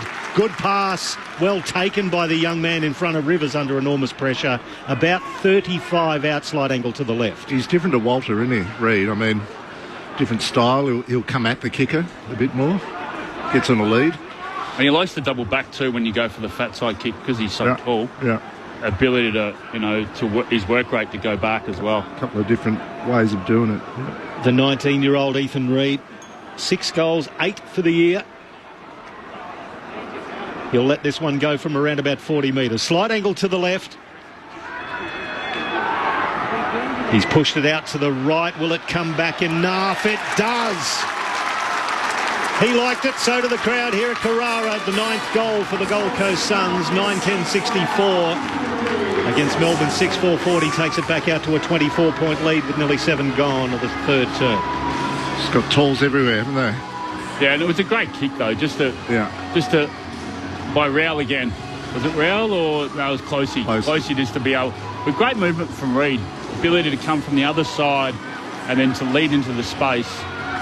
But it's just how important it is when you kick it to the favoured side of your forwards going inside forward 50. Give them so much space, but also the structure of the forward line as well to create that space. It's his 20th birthday next week, Ethan Reid. The man they call the Unicorn. Well, that was his draft year nickname for the most part, anyway. Seems to be unicorns everywhere these days. They're all over the place. Breaks a run of 3 straight Melbourne goals on the side of half-time. So Gold Coast peg one back. Witts contests the ruck there with Gawn. Left behind by Oliver. Hand pass up Petrarca. Clearance Melbourne. Down the line goes Petrarca. Wide of Fritsch. He's in the contest with Mac Andrew. Andrew follows up at his own little tap there as Fritsch brings him to ground and will ball up in the right forward pocket for the Demons. Great work there from Mac Andrew. He realised where the space was and got there before Fritsch did. Ball in the air. Gawn palmed it out the back here as Noble chases it to the line there with Harry Sharp. Hasn't had a lot to do there, has he, Mac Andrew? Because there's no real match-up for him down there, Whitey. So. Well, he's been on Cozzy, he's been on Melsham, now he's on Fritsch. Yeah. Only the 4 disposals for Mac Andrews. The throw-in happens underneath the small scoreboard, and it was a very short throw-in too. It's a malaise in southeast Queensland, I must say. Max Gawn gets there early, and of course he's tackled into the ground. It's a nod to your athleticism when you can play on all those shapes and sizes, though, from Andrew's point of view. So the umpire's going to ball it up 45 out from the Melbourne goal. Congested play off hands. Oliver, his handball back into the middle. It's stolen by Flanders to Fiorini by hand and off to Noble. He flares it out to the wing. That's a nice kick towards Ainsworth. On one bounce he gathers, kicks it long inside 50. That is a magnificent pass to the advantage side of Ben King, who takes it 45 out on a 45-degree angle to the right. And the way he held that was really, really important because Stephen May had tried to anticipate where the lead was going to go. If you had to design a play from D50 stoppage to the other end of the ground, the Suns had just pulled off absolute perfect ball movement from one end of the ground to the other. It was amazing. So Ben King has a couple. He starts his run up from 70 from goal, traverses the arc, lets it go from 45. He's pulled it to the left quite wildly. Walter! He flew. He had the set and took it adjacent to the point post. Nice grab from the youngster. He'll have a shot only a few metres out, but he's on the boundary line in the left forward pocket. He's facing back inboard, and he'll curl it around with the right shoe. He plays on. Oh, he's hit the fat part of it, and it's gone across the face and barely makes it in for a behind. 65 plays 40, 25 points the margin, 10 gone third term. Not his worst miss in the last 7 days, though. Good point. To be honest. Bowie for the Demons. Kick-out duties. Suns by 25 points. Barry to the outer side, into the 2-on-2. Plucked clear by Collins. Not paid the marker. He's caught a play when he stepped up his line, so it's going to be a kick back to half forward here for the Suns. Humphrey wins it down there for Rowell. Rowell hurries his kick inside forward to 50. May in defence there for Melbourne. Bowie's hand pass goes straight to Ben King. Back to Butterick to Humphrey, who can snap from 25 out, and it's there. A couple of goals for Bailey Humphrey. And Gold Coast arrest this momentum back. 10-11-71 to Melbourne 6-4-40. Margin 31 the home side's favour. 11 go on third quarter. Saturday afternoon footy on ABC Sport. He doesn't miss. No, and good player. And what about that pressure from the Suns inside their forward 50? Just to continue to have balance, keep their feet, and a great finish in the end. So, yeah, there's a few weapons down there, no doubt. The two young forwards have had their opportunities, Reid and Walter, and they're going to be a handful for many years ahead. But Bailey Humphrey, geez, he's a great player already. Hey, gents, I've seen something bizarre, just the replay of why young Howes is off the field. He copped an errant elbow from the umpire. Wow. It's literally, it's accidental, but yeah, young Blake Howes. So he's going to miss a game and probably go for umpire contact as well. Is that what you're saying? Well, I'm saying maybe the umpire gets a week. I'm not sure how it works nowadays. Off the hands now of the ruckman. Matt Rowell gets it. Looping around the back of the contest is Lockie Weller. Straight down the middle, Touk Miller. Good contested mark. Inside 50 looking for Ainsworth. Well spotted and read there by Stephen May. No, the umpire says it was illegal contact, and they belted Stephen May. Who was that? Ran in and absolutely delivered a shirt front as May's on the ground. Now there's a melee on the arc of 50 after the Suns got the free kick. They didn't like Stephen May. Well, I didn't think there was much in it. Clary Oliver and Rowell behind the play as well. There's a big wrestle going on. And in the meantime, they played on the Suns. Ainsworth just said, "You fight, I'm scoring the goal." He ran in and belted it through from the goal line as there was a massive melee happening on the forward 50. And they're still fighting. The Suns get their 11th goal and extend their lead to a game-high 37 points at 11-11-77 to 6-4-40. Someone's been sent off with blood too. By the looks, might be Oliver being sent off again. Yeah, it is. It's leaking through that massive bandage. I was just trying to see the replay. Is there anything that May could have... You're right. Oh, yeah. Oh, yeah. He's got him high. He swings the arm. Well, just a fraction late. Yeah. Like, there was a time where that was called... Making them earn it? Making them earn it. Yeah. What is funny is usually if you bounce the ball or you pay a free kick, the play sort of, they disperse. But because the goal's already kicked, went back to fighting. So that didn't deter that melee. Tess Stewart, down to you. Clayton Oliver has just given a expletive finger to a member of the crowd as he came from the field because they were into him as he was coming from the field. We've got another player with a blood rule. So it is all on here. The local fans absolutely giving it to Clayton Oliver as he was coming from the field, and he looked despondent as he was coming off, dejected, and then they just gave it to him, and I think his temper's just bubbled over there at the moment. Well, we know when a player flips the bird to the crowd, that's a fine. If it's a coach in the combox, that's a fine. Well, yeah, probably, yeah. Well, if the broadcaster chooses to show it. Correct. It is. Which they didn't at the time. But I think it's another story. There's a different element to a player in the field of play doing it. Yeah. But anyway, yeah, more may come from that. 37 points is the Gold Coast Suns lead here at Carrara midway through this third term. Out of the ruck, Ethan Reid. Piggott tackles him. Ball comes loose. Rowell tries to flush it clear from the centre circles. Inside forward 50. Oh, Butterick came across his teammate Ben King, and the ball spills down there for Bowie. The umpire balled up. Yeah, another Melbourne player. Yeah, there's more going on here. Walter is ragdolling Stephen May again. Butterick's tangled up down there with Turner. Meanwhile, the ball moves off half-back here for Melbourne. As sliding into mark is Harry Sharp. So plenty of spot fires around the place. There is plenty of feeling out there for these two sides, albeit the Suns do lead by 37 points, Michael Price. And Bailey Humphrey off with the blood rule as well, as the ball's kicked beyond centre wing. John Noble ate that for breakfast. Just smashed it over the boundary line. Crowd getting right involved here as the ball goes over the line on the outer wing. As the sun just peeks behind those clouds again. Beautiful afternoon for footy here at Carrara. Throw in on the outer side. Short throw in. Ethan Reid gets the ball down. Was towed off the deck by Viney towards the arc. Tolstrup couldn't quite pick it up, and then he goes back, gets it. Handball back to Bowie. Measures the pass. Oh, the nice one-handed double grabber to Fritsch, who gets a little bit of a Bronx cheer. It's only going to be his 5th disposal coming up. He's a prolific goal kicker. He's been going through some, I suppose, tougher form this year after being the leading goal kicker for 5 years in a row for the D's. But he's got this one. He'll have a go from just outside 50. He's got a slight angle to the right. Sam Collins standing the mark just inside the arc. Fritsch lets it go from 50. That's a delightful drop punt. Absolutely spot on. That's back to Bailey Fritsch's best goal-kicking form, that kick, and drags the D's back to within 31 points, 77 plays 46 with nearly 17 gone of the third term. That's surprising it didn't have anyone on the line there for the Suns. Do you reckon they could have got that, Stars? It looked like it fell short, didn't it? It dipped. It fell over the line, but it dipped at the end. It's landed, a metre or two over the goal umpire's hat, so you would have thought it was at a height that could have been...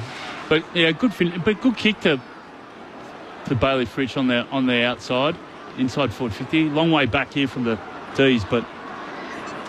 By the way, Noah Anderson, 11 disposals for the game, just the one in this third term so far. I was just looking at those stats. Closely watched by Ed Langdon initially, wasn't it? Yeah, so Ed Langdon starting at centre half forward. He's rushing, he's swapping with Cozzy. Cozzy's going forward, and then he's picking up Noah Anderson, so... 31 points is the Gold Coast lead. Witts wins it down, but Viney is first to it. Tries to break a tackle, coughs up the footy. Row, second effort here for the Gold Coast Suns. Off here to Flanders. They're streaking forward now as Fiorini goes inside 50 and King leads up and marks.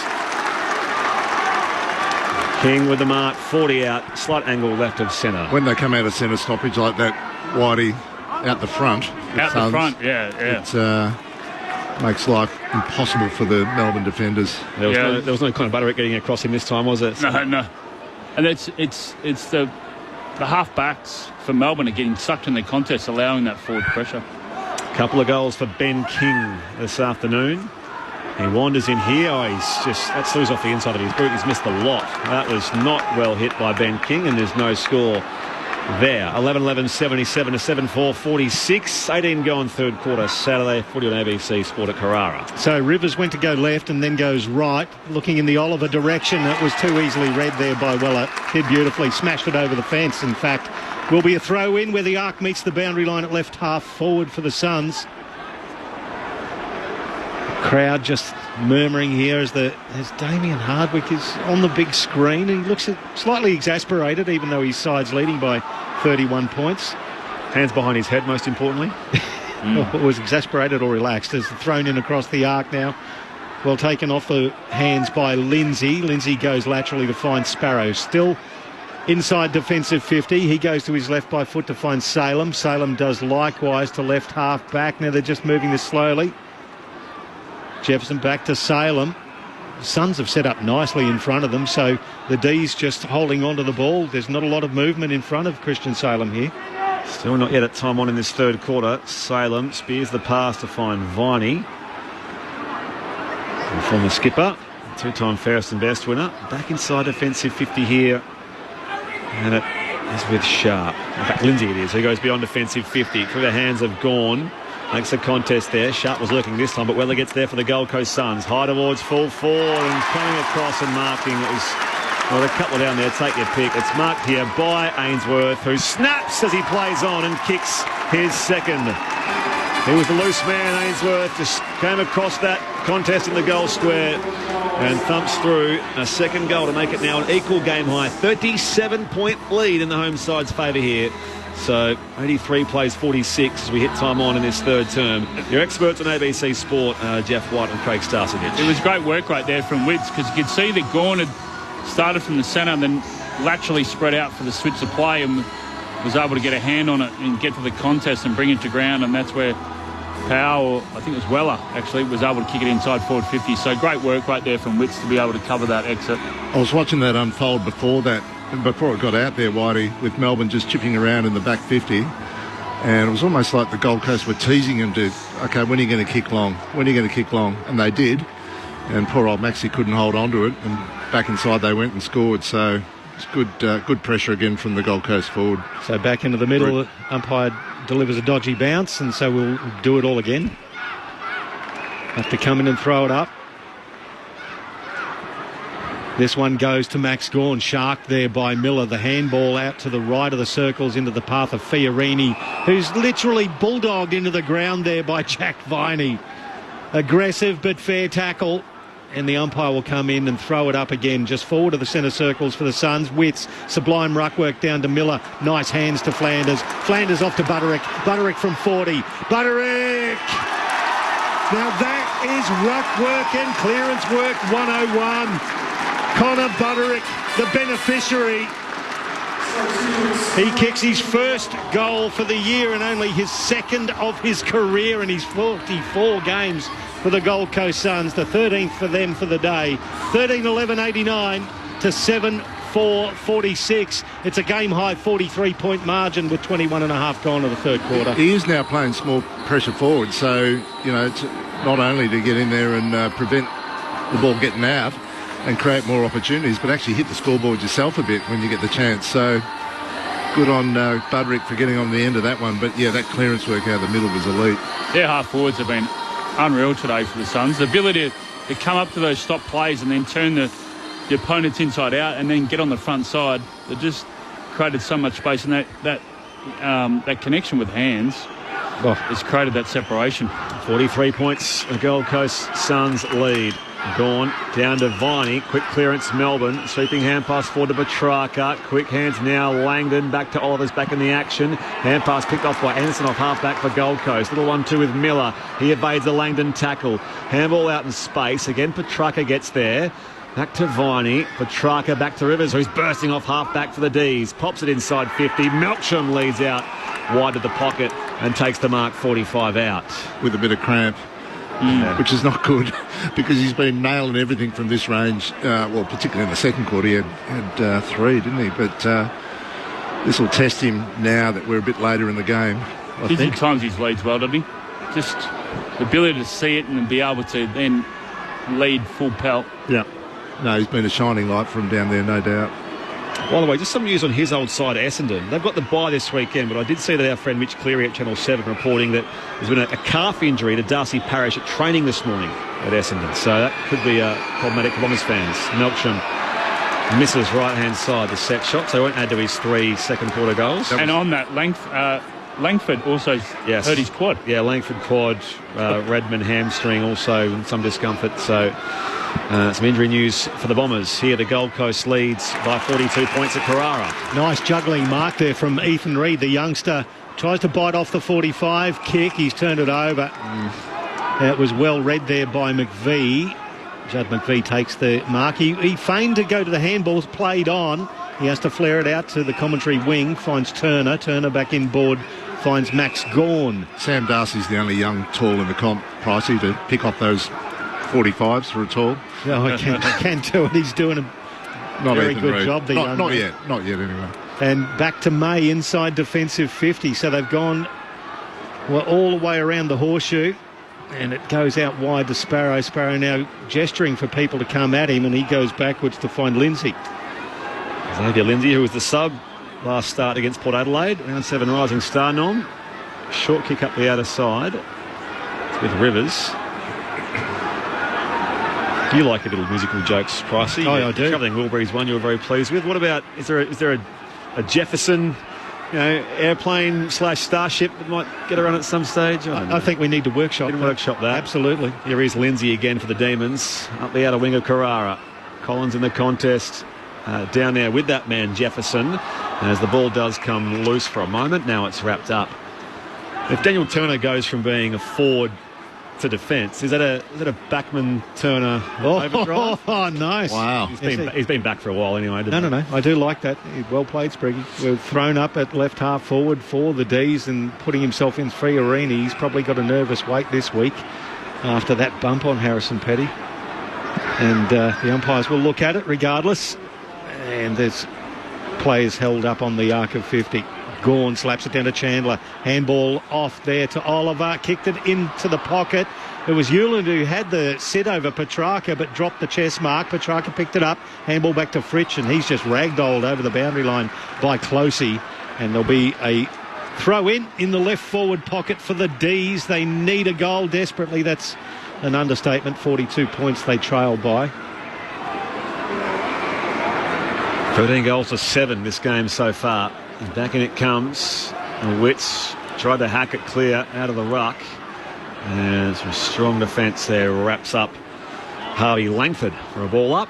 Just thinking if Jefferson flew really high for a moment, it would be Jefferson airplane. The joke writes itself. Yeah. Witts down here. Oliver. Here we go. Quick boot to it. High up in the air.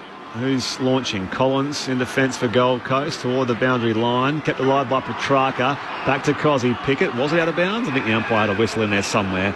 It's going to be a throw-in the left forward pocket for the Demons, who trail by 42 points here on the Gold Coast. 26.5 played in the third quarter. Settle out them in footy on ABC Sport. So every player on the paddock in front of the centre circles too, so congested footy. Throw in, off hands Petrarca. Has a flying shot. Well shepherded on the line there from Melksham, but it bounced awkwardly and went through for a behind. 89 plays 48. 41 points the margin in favour of the Suns with around about 26.5 gone. Third term. No ball to Anderson. I mentioned he's been quiet in this game so far. His 14th disposal coming up as we approach three-quarter time.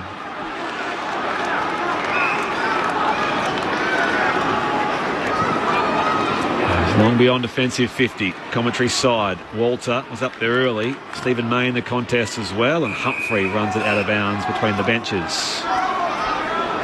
So we saw Harry Sharp come into the action quite early because of those two players off with concussion. Blake Howes and Harrison Petty. No movement as yet as far as Alex Sexton, the Gold Coast sub. The home side leads here by 41 points at Carrara late in the third term. Throw in front of the interchange gates. Gawn and Witts. Well, the ball bounced in front of them. Langford for Melbourne. He turned the ball over. It was handballed forward. Well done by Ainsworth, who kept it in. Kicked it to left half forward, and it was Walter who was caught behind Turner.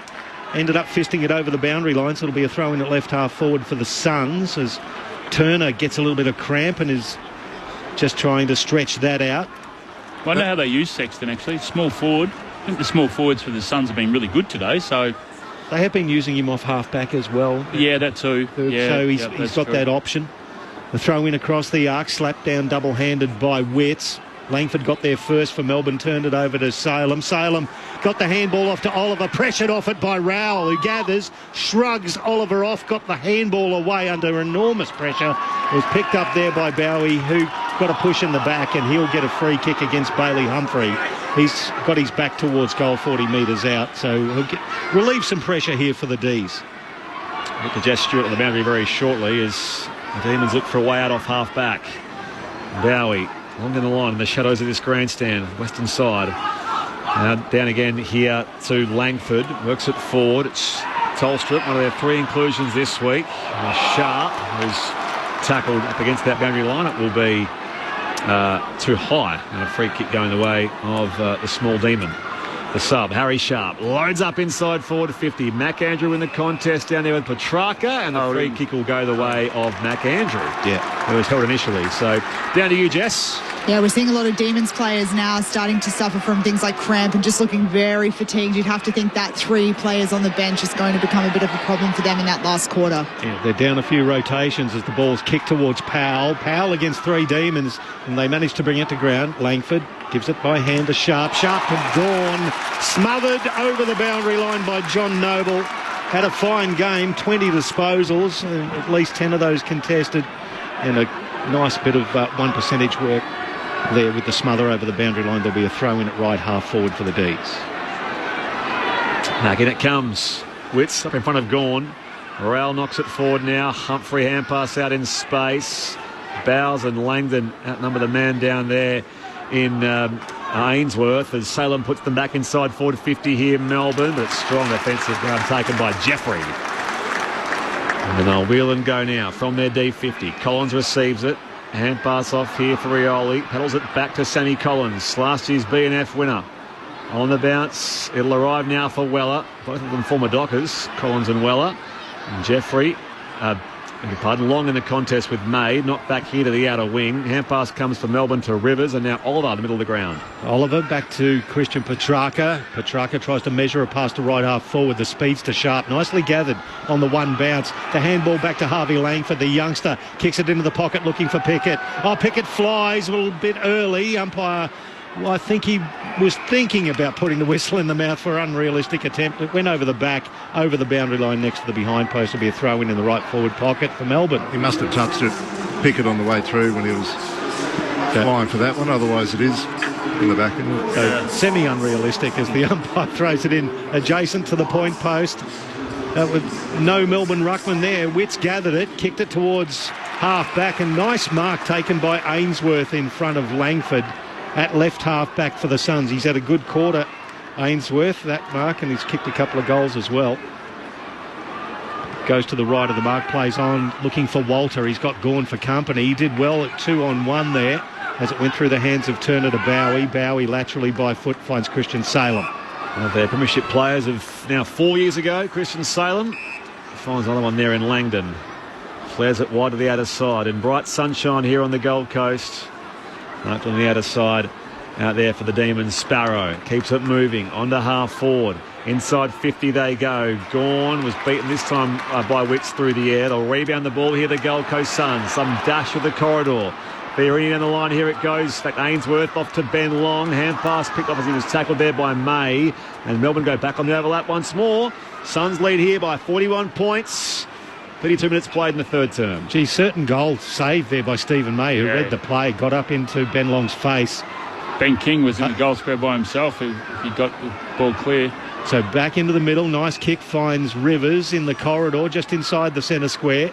He chips it forward. They keep running, do the D's. Went through Langford. Back to Langdon. Langdon, long one inside 50. Gawn at the back, flying Powell. Towed off the ground. And it goes across the face of goal through for another behind. 89 plays 49. 40 points the margin. The Suns lead late in the third quarter.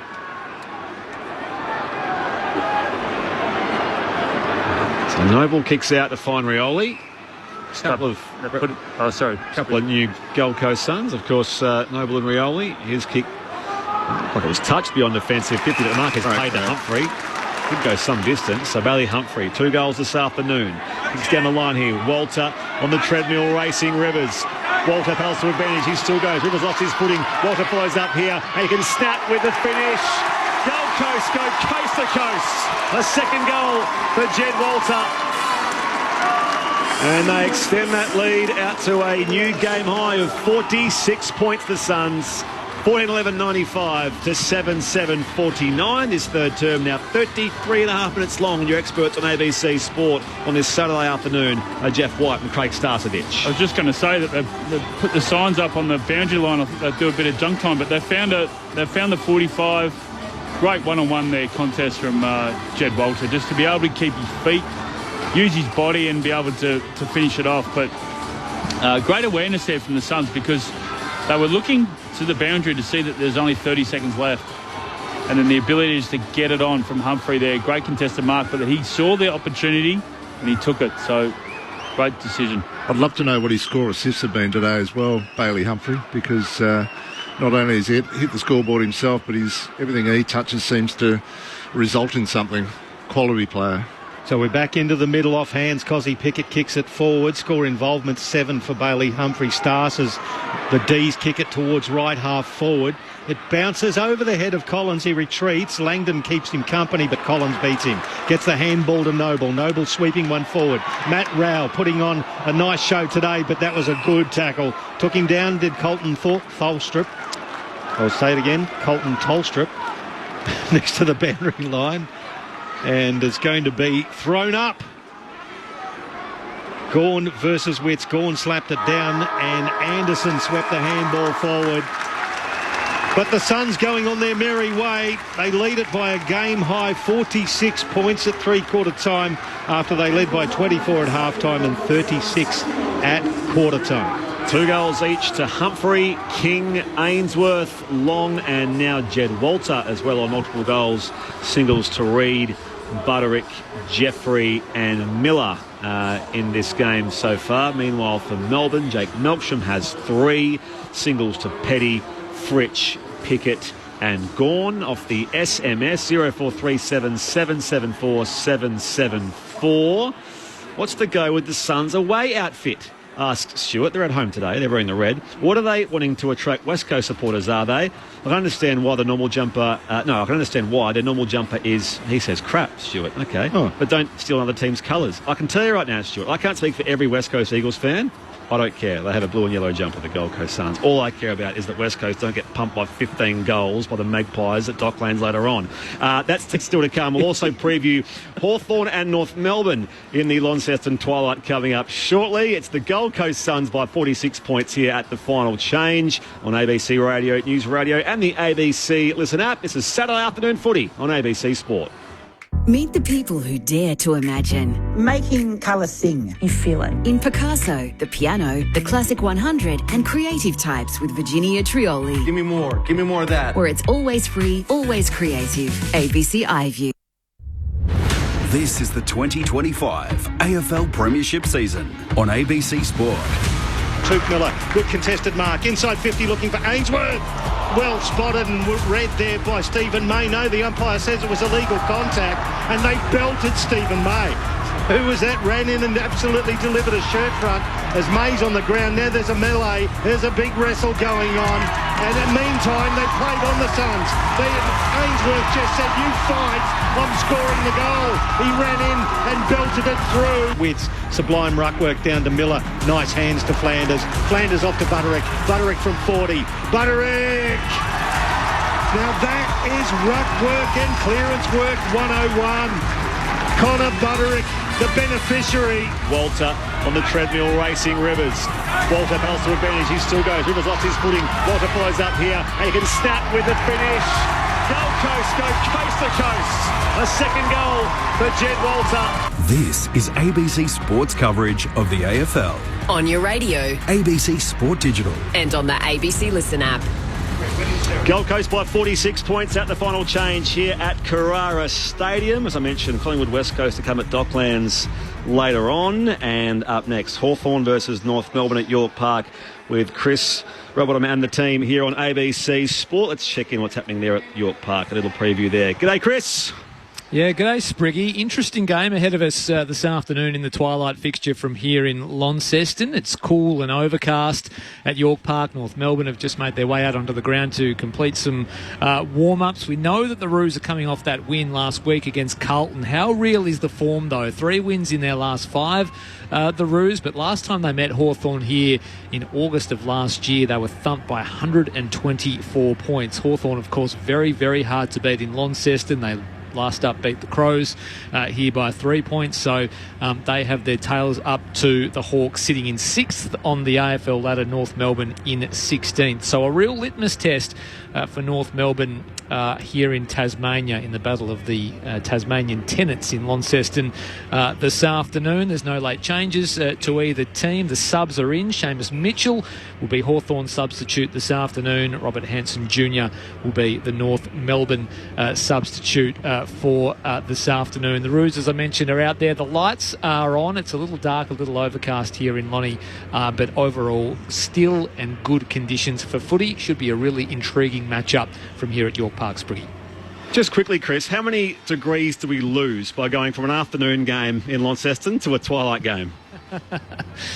A few, and we'll lose a few more as well as the night progresses. So you'd probably have a daytime temperature maybe around 12, 13 degrees. It'd probably be around 8 or 9 at the moment, and it'll probably get down to around 5 or 6 as the night progresses. Considering we are about to hit July in Launceston, so it'll be fresh. There's no doubt about that. Enjoy it, mate. To you and Mick Malthouse and the team coming up very shortly at Launceston for Hawthorn and North Melbourne. Here on the sunny Gold Coast, it is the Gold Coast Suns by 46 points over Melbourne. Your experts here, Demons legend Jeff White and Premiership player and coach Craig Starcevich. Well, this is going to be really difficult for Melbourne. They're going to try and salvage something out of this game because of everything that's happened, losing a couple of players and lost that quarter in the third, 6 goals to 2. They're, despite a bit of a spirited start to the quarter, Whitey, where they were flying the flag every second, it felt like. But it's hard yards now for Melbourne. There are quite a few players starting to cramp.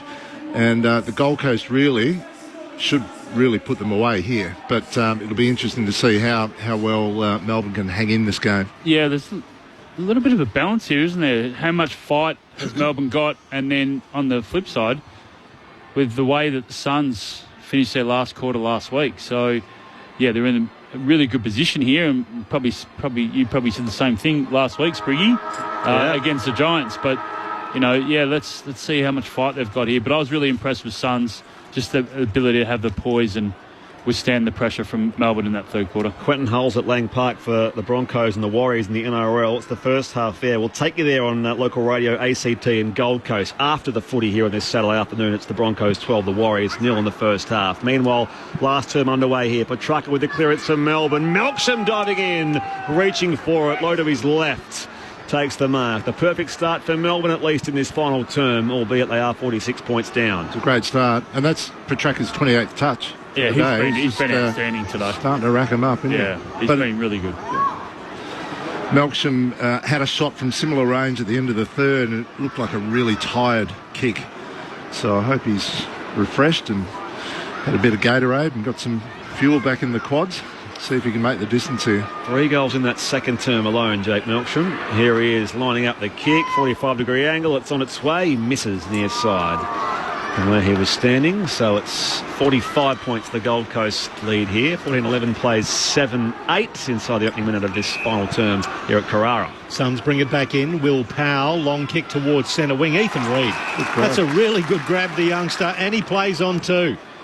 Long kick towards right half forward, slightly ill-directed, but Ben Long made it look good. Flew over the top of Turner, killed the contest, over the boundary line, throw in, right half forward for the Suns, leading by, 45 points now. They've got Trent Rivers playing on Reid. You'd think that they'll try and probably switch that. Disco Turner's playing on Long. So you think that Melbourne would actually make that sort of switch in relation to height. There you go. Just did it. They did. Right as you said it, Whitey. Throw in, gone. Stolen by these opposite number 11 in Miller, who lowers the eyes and hits Reid. And now Turner, it looks like he's struggling. He fell over in that marking contest. He's still on the ground. He's slow to get up. Oh no, I reckon his head's hit the back of his boot when he's gone down, because it looks like he's got. Well, he's just got his hands on his knees. He's sort of bent over a little bit. His head hit the back of Reid's boot when he took the mark. Right, OK. So, look, he's standing the mark 30 from goal, but Reid's on the boundary line. He'll have to kick this. Well, he's only a metre in from his right leg, and it's not a bad effort, but it's just a little skinny. It's one behind. 96 plays 50. Back to a 46-point margin. A couple of minutes gone in this final quarter. ABC Sport. Quick kick out. Bowie finds Salem. Now it's pumped beyond defensive 50 here for Melbourne. Gorn, a towering, grabbing the commentary wing. Comes back inboard now to find Oliver. Is he an All-Australian pick for this year, the ruck, Max Gorn? Did he need time to think about that? No. Yes, of course. Yeah, all right. So 8th All-Australian blazer in the offing, we'd think, for Max Gorn, the Melbourne skipper. A chain of kicks here for the Demons. Finds Langdon. It came from McVie. Certainly other rucks have been outstanding. Sherry Jackson's been putting his hand up. Darcy Cameron from Collingwood. Riley O'Brien's had a reasonable year. Yep. High towards half forward here are the Demons. Melksham outnumbered. Get some support there in the form of Petrarca. Fritsch in the long sleeves this afternoon. Paddled back to him from Sharp, and now his kick into the pocket does find Jefferson. It just went the required 15, so Jefferson will cross the boundary line to kick here if he does go that way for a shot at goal, deep in the right forward pocket, 35 out. It's a tough angle from, we know how tough this is, don't we, Pricey, this angle? Except for a couple of players. Yeah, Dusty Martin. Dusty Martin for one. Just his fourth game, Matt Jefferson, and he has a couple of career goals. He had to play in a win, though. Matt Jefferson. This set shot looks okay, but just misses near side at the last moment. So it is not the most accurate kicking to start this final term for both sides. 14-12, the Gold Coast Suns plays Melbourne 7-9. Full-on final term Saturday footy on ABC Sport. So Bodie Hewland is the recipient on the arc of 50, and Melksham moved. And when you're told to stand, you can't move, Jake. That's how it works, and he's still arguing the point. But the umpires promoted Hewland 50. He only took 20 of it and then kicked it inside to the centre circles to find Flanders. Flanders has got a runner. Sam Collins has ventured all the way up to the left wing, takes the mark. Just about 20 metres forward of that to Closey. Closey wheels around onto his right shoe and kicks it to a dangerous spot. Max Gawn is there, flying high. Reid at the back for the Suns. Front and square Flanders. Pushes McVie off too easily for mine. Handball back to Rioli, then back to Closey, off a step towards the goal square. Contest killed there by Turner, but it didn't go out. Fiorini did beautifully, gathered and then kicked it backwards 25 metres to find Noah Anderson, 45 from goal, and a slight angle to the right. He turns his back on everybody and says, I'm going back for a shot. That's about the pace of the game at the moment, isn't it? Yeah. Like things slowed down and the composure was a hell of a lot better. But I've really been impressed with the way the Suns have been able to kick off the line today. Instead of, in that situation, sometimes you just kick it to the hot spot. But the ability to turn their head and kick it off the line has been really, really impressive. So the Suns skipper racked up the numbers last week. Only the 17 disposals this week, but operating at 100%. Kicks it from the arc, and as soon as you said that, he's kicked that like a mung. It's left, and it hasn't made the distance. It ricochets into the behind post or just close to it. No, goes through for one behind. So 97 plays 51 now. It's a 46-point margin again with 6 gone. This game has lost some of its zing-a-ding-ding luster it had in the first, well, certainly in the second and third quarters. Pick down the line here to find Chandler. Going to go wide now to Bowie. Down to you, Jess Stewart, on the boundary. Not sure how much you guys could hear it up there, but there was some boos for Stephen May just then before, so the crowd not happy with the former Suns captain. Yeah, there was a bit of feeling, a bit of push and shove in this game as Petrarca lays off the hand pass back to Pickett. Down the line he goes in the contest, and Melksham with Collins. Loose man in defence is McAndrew. Sends the hand pass out wide here. Jeffrey goes bounding off the half-back line. High ball back to the broadcast wing. 2 on 3. Falling in there was Humphrey and also Butterick. Handball back to Weller. Just neatly down the line here where it's marked safely by Reid on the wing. And now he looks in the direction of, May got a shove in there. He went to sit down there on, in fact, no, it's going to be going against Ben Long, the free kick. So Long had shoved May. Melbourne free kick at left half back. Suns lead by 46 points. Took his legs out in the air. Yeah, he's sort of just a little bit of a block. The crowd didn't like it anyway. They love giving it to Stephen May now that he's no longer their captain. Long kick down the line. It was McAndrew couldn't reel it in. Gawn could. He gave it back there to Langford. Langford kicks it towards Melksham. It's been an intriguing contest with Sam Collins. Collins gathers. Melksham gathers him and puts him to the ground. Next to the boundary line, there'll be a ball up about 40 metres out. That was a great one-on-one contest then. And Melksham is so undersized against Sam Collins, he is a great defender. But Melksham's had a good day. And there's going to be about 20 players surrounding this contest. Wits, nice little bit of ruck work. It was sharked there by Viney. He had one player either side tackling him into the ground in Rao and Miller. And there'll be another ball up from a similar spot. Ball in the air. Tapped down by Wits. Lost by Anderson. Miller goes in hard for the Gold Coast Suns. His hand pass not so tidy. Out of bounds for a throw-in. So this win will take Gold Coast up to 6th for the time being, albeit Hawthorn plays next and Freo plays tomorrow, and they're rightly favoured to win their respective games this weekend. Still got that game haven't they? Yes, they do. So they'll end up playing in the bye round, coming to the finals. Some big games coming up as well for the Gold Coast Suns. Just as well they have a win here today. Tolstrup spills the footy here for the Demons. Viney sends it to the hot spot now for Melbourne. Spoiled away by Collins. Chandler goes together here for the Demons. Melksham through traffic does well. Finds Pickett by hand. It releases off to Viney. His snap hurriedly goes down the throat of Will Powell, who marks it left. Full back for the Gold Coast Suns. They lead by 46 points here. 8 gone, final term here at Carrara. Long kick towards Ainsworth. It floats away from him. In fact, it's gone over the boundary line. It's out of bounds on the full, so it's going to be a free kick to the Demons. It'll go to Trent Rivers. He's had a fine game as well. Coming up to disposal number 21. Lowers the eyes, though he's turned this one over. It was well read there. He was looking for Harry Sharp, John Noble. So is this guy. Oh, he has had a cracker. 22 disposals coming up. Kicking at 84% as well. Long kick towards Ben King. Spoiled by May on the logo. Out of side. D's with the ball. Harry Sharp to Salem by hand. Back into the corridor to Petrarca. Christian to Christian. And there's a whistle on play. It's going to be a hold at the back of the pack, and it's that contest again. Yeah, Melksham versus Collins. Collins has held on to Melksham. It's going to be promoted forward 30 metres out directly in front. Melksham will have a kick, and he's cramping again. So has he got the 30 in him, Stubbs? I feel like Sam Collins has fallen for this because there was a bit of push and shove. He plays on. Oh, Melksham played on, curled it around and missed from 30 out directly in front. And that's almost the tail of the tape for the day. 97 plays 52 as the Suns bring it back in. And McAndrew off half-back. Neat ball down the line to find Ferrini. Laid back here. Hand pass was too hot for Weller. He spills it. Sparrow for the Demons. Paddles it to advantage here. Viney brought down there in the rail tackle. Ball does come loose eventually. Gathered now by Disco Dan Turner. Melbourne comes back towards half forward. Tolstrup in the contest. He was held by Noble. Advantage paid Melbourne's way. Melksham, high inside 50. Pickett's back there with 2 to beat. Does so now. Follows up. That was nicely worked from Cozzy Pickett. He's with his second goal of the afternoon. They had the aerial contest there, of which, of course, he was outsized, but came back at ground level. And on this occasion, he beat Joel Jeffrey back to the football and just thumped it through for his second major. So it's back to a 39-point lead for the Gold Coast Suns. 14-13, 97 plays, 8-10, 58, 11 gone, final term. ABC Sport, Jess Stewart on the boundary. Max Gawn can't even come from the field at the moment. He knows he's going to have to run this one out pretty much in the ruck, but he had to come to the edge of the field, right near the interchange bench, to get some treatment from a physio on the field to then go back to the centre square bounce now. So toughing it out from their skipper.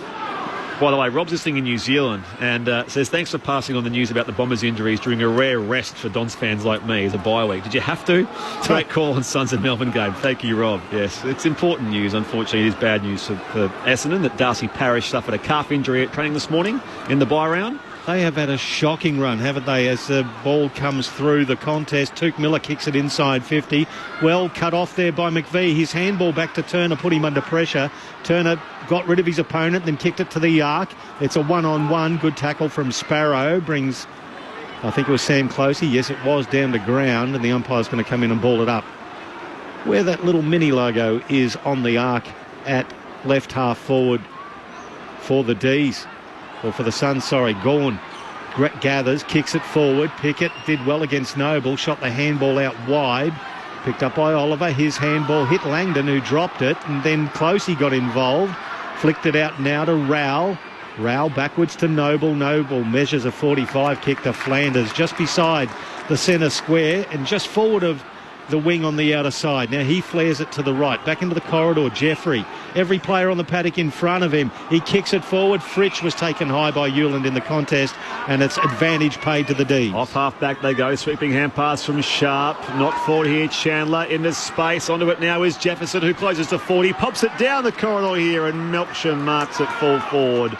Could have gone all the way himself, I reckon, Jefferson, but he did find Jake Melksham. He'll go back here, top of the goal square, and thump through his fourth goal. He makes the goal umpire work slightly, but he does indeed have a fourth goal, does Jake Melksham. He passed the 200 career goal milestone earlier this afternoon.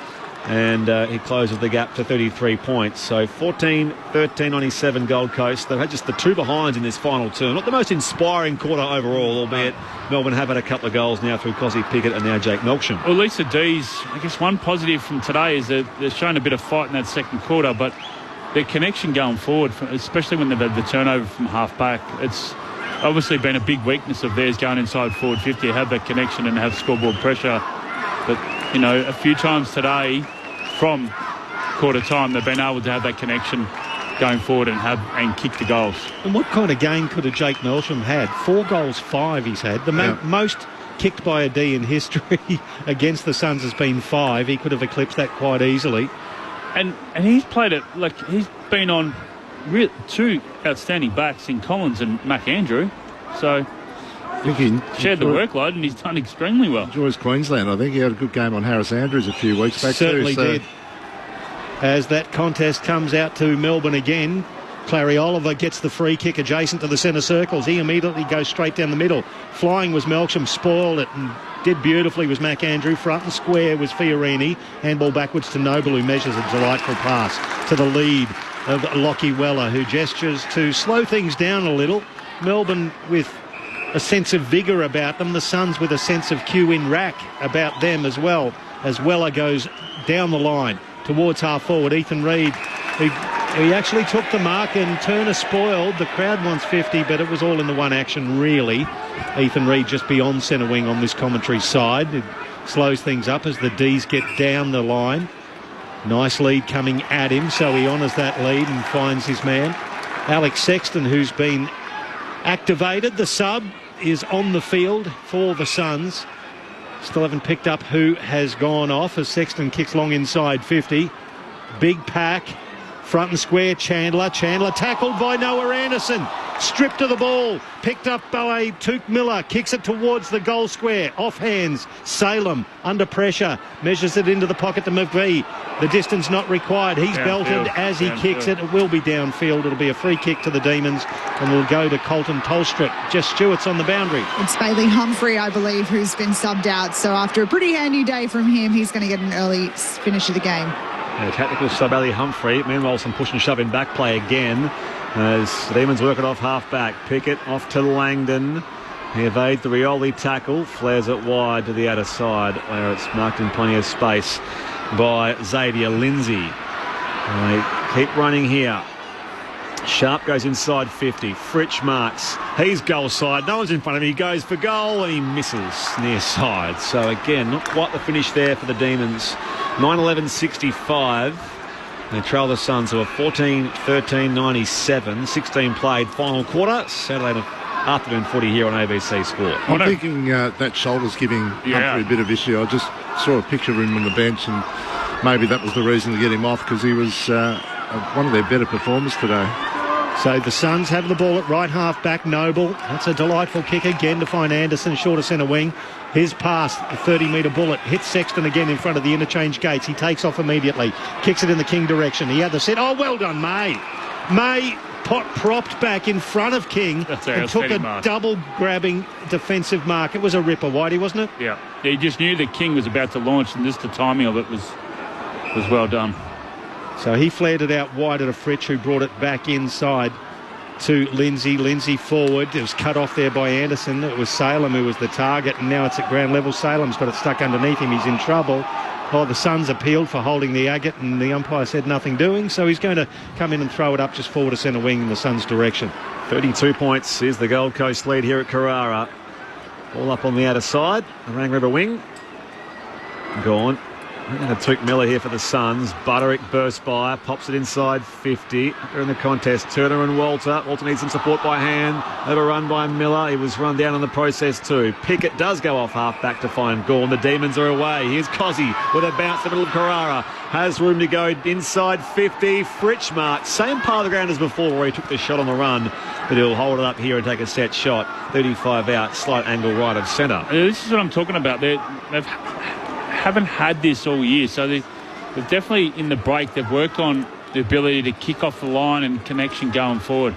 I wouldn't say the game's on a knife's edge, but they want to be careful here, the Suns. Yeah, that's what I was just thinking when, especially this kick.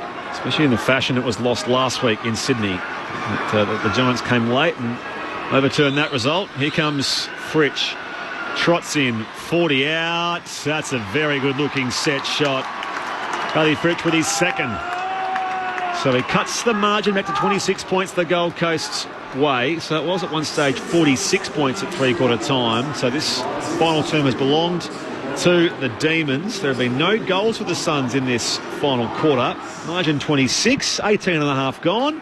Saturday afternoon footy on ABC Sport. You're with Jeff White and Craig Starcevich. This is what we're talking about at the start of the game, about how relentless can the Suns be when they're in front. I don't know, but they lost a bit of confidence. Foot off the gas, or foot off the gas. And the desperation bit is the work bit. Yeah. And when it goes inside your forward 50 and pings straight back out again, that probably means you're not working hard enough at ground level down there, which it looks like the Suns have just taken foot off the accelerator. So all those little hard things that you were doing early in the game, they've dropped away from. If you want to play finals, you've got to do this for 4 quarters. Absolutely. So the D's are plus 13 in disposals in the final term, 11 inside 60s to 6, and they get this, extraction from the clearance as well, cut off by Anderson beautifully. The handball backwards put Rioli under pressure. The D's relentless. Pickett grabs it, has a ping from 45. Cozzy! Went over. Quick as a flash. Cozzy Pickett. That is his third goal. Explosive, and all of a sudden it's back to a 20-point margin. You wouldn't have thought it. 97 plays 77. Not out of the realms of possibility considering the way the Suns are going. 19 and a half minutes gone in the final term. And it only happened, last week? What happened to the Suns against the Giants? So it's very fresh in their minds. They're hunting with a bit of energy now, the D's. Yeah, they sniff a little bit, don't they? There was a couple of tackles laid there in that little skirmish and the ball popped out, but it was all the aggression was coming from the Demons. And when it popped out the front side, the one player that the Suns didn't want to have in their hands, it ended up in his hands. We've just hit time on, but 20 points in 10 minutes is very doable. In modern footy, that's a wobbly bounce to get us restarted. So they've kicked 4 goals to none in this final term. Keziah Pickett's third goal a short time ago. Umpire balls it up. Witts and Gorman battling all day in the ruck. Witts follows up here, spiralling more towards half forward. Back with the flight, Flanders. Got a bump there off half back. Viney for the Demons. Oliver back to Barry, who's in space. Down the corridor he goes. Finds the chest of Melksham. Was it paid? Yeah, held. So it's a free kick, Melksham. 45 out directly in front. The Demons just keep coming. This is one of his easier ones today. Yeah, he's only 45 out. But geez, he needs to kick it. And they've got some energy. Cozzy's lit him up a little bit there. So Jake Melksham lining up for his 5th goal. And he comes in on its way and missing the left-hand side. 4 goals, 6 now. Yeah, couple of weary shots. 4 goals, 6 for Jake Melksham. Unbelievable. So 19 points is the Gold Coast Suns lead. 22 gone in this final term. Saturday footy on ABC Sport. What a finish coming up. They've stopped, haven't they, the Suns? Stopped, very much so, as Dan Rioli saunters out of the goal square. Sets up for Urini, but closing speed from the youngster. Just belted that ball over the sideline. It is Harvey Langford. And it's going to be a throw in at left half forward for the D's. They are pressing. There's only 21 and a half gone to this final term. There's time enough, if good enough, as they say in the classics. The throw in. Gawn versus Witts. Well, I'll give that one to Witts, but it's going to fall to Langford. Langford got rid of his opponent. Handball to Viney, who took him on. That's holding the ball. No, he got rid of it legally, said the umpire. It falls into the path of Oliver, who attacks the ball like a madman. It was beautiful work. He got the handball out to Chandler. Chandler tackled into the ground. He didn't have any prior opportunity. The umpire will throw it up 55 out from the Demons' goal. They only trail by 19 points. Damien Hardwick up on his feet in the Gold Coast coach's box. He looks a disillusioned figure. This little pattern here for the Gold Coast Suns, fading in games. Rivers for the Melbourne side, puts them back inside forward 50. Noble from behind there on Sharp is paid the grab on the second bite. So free kick Gold Coast in the right back pocket. They've allowed Melbourne back into this game from being 46 points up at three-quarter time. So there's a pattern there for the Suns. If they are to be a finals contending team and put teams away, they have to do that. Witts drops the mark there, sorted away by Gawn, and also brought to ground by Oliver. And the umpire says we'll ball up on the commentary side of Carrara Stadium. 14-13, plays 11-12. Margin 19 points the Gold Coast Suns' way.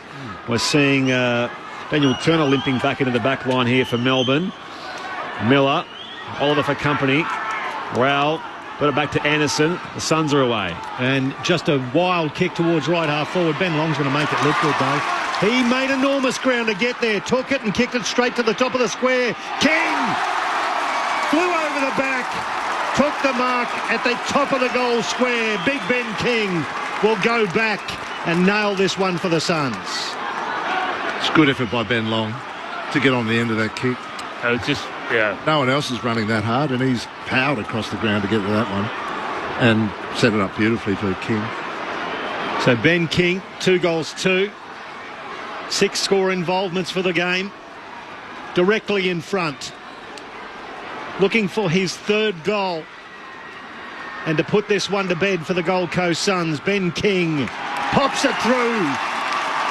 They celebrate as he extends that lead back to the comfortable margin of 25 points.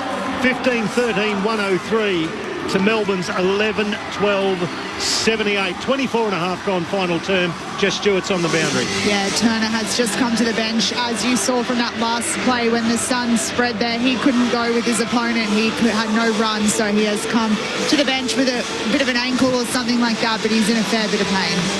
So carnage for Melbourne out of today with those head knocks to Blake Howes and Harrison Petty. And Clayton Oliver was taped up a couple of times, but he's okay.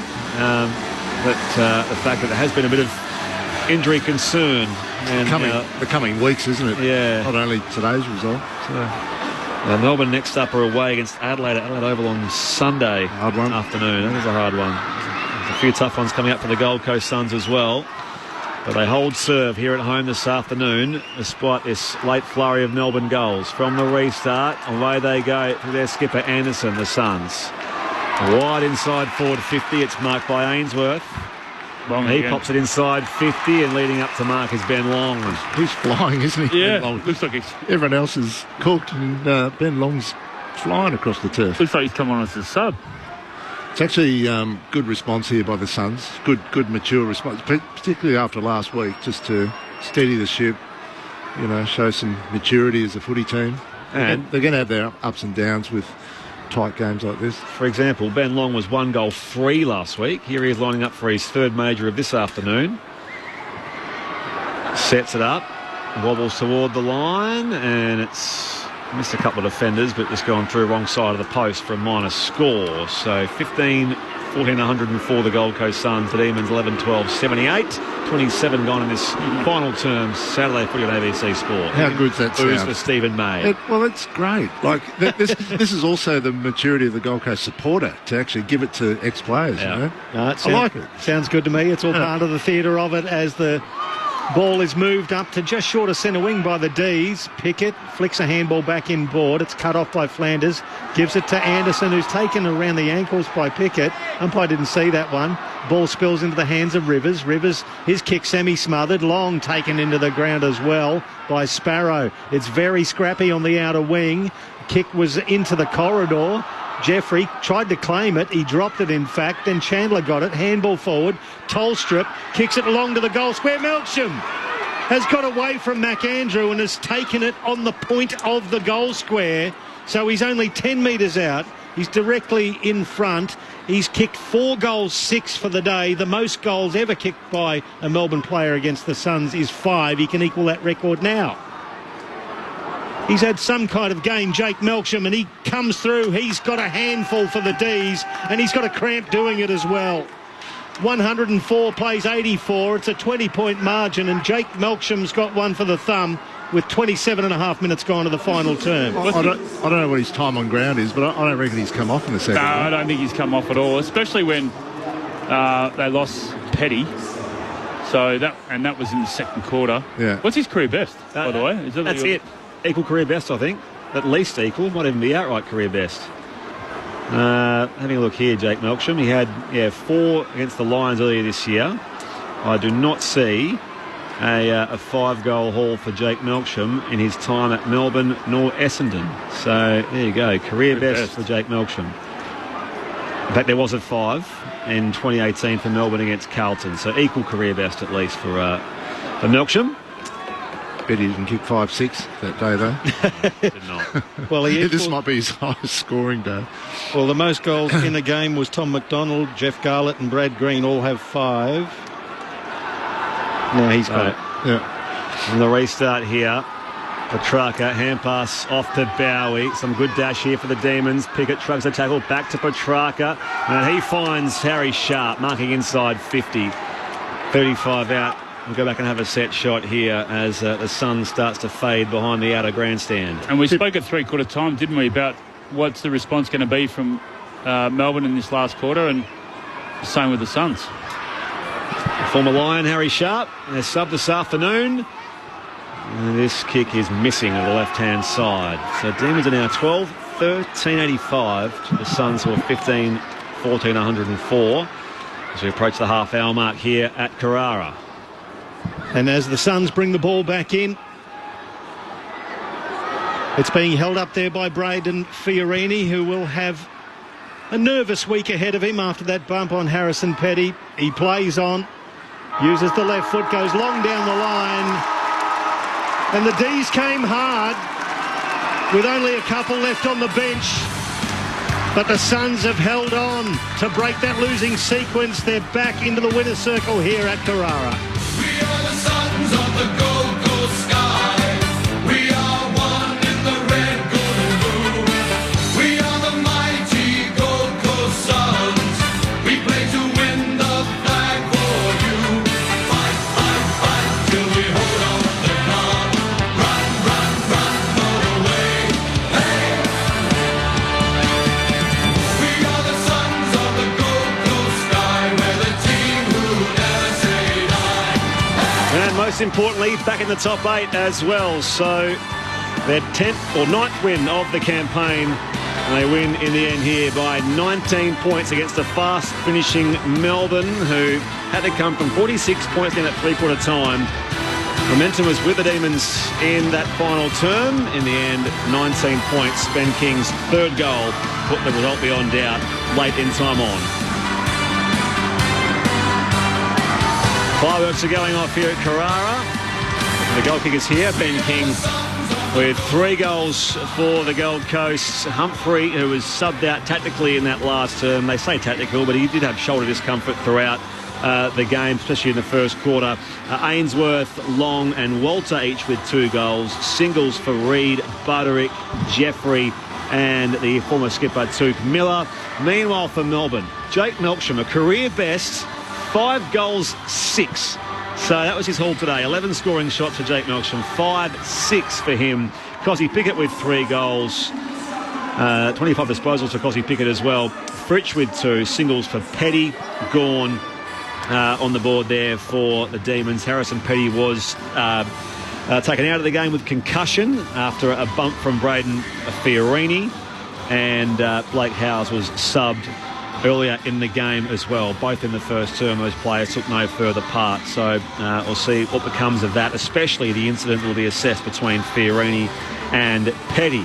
The Suns led by 36 points at quarter time, 24 points at the half, 46 at the final change. Winners here by 19 points. What do you make of it, Jeff White and Craig Starcevich on ABC Sport? Oh, they set up the win in the first quarter, the Suns. They were outstanding. The way they used the ball, they were able to transition away from stop plays and then their scoreboard pressure. I think at one stage it was 7 goals and 15-2 inside forward 50 in the first quarter. So they really came to play, and that's what set up the win at the end. But look, some good passages from Melbourne, especially a half-back connection into the forward line, which has been a big weakness of theirs, and they outscored the Suns in the last quarter. That's the biggest concern for me for the Suns.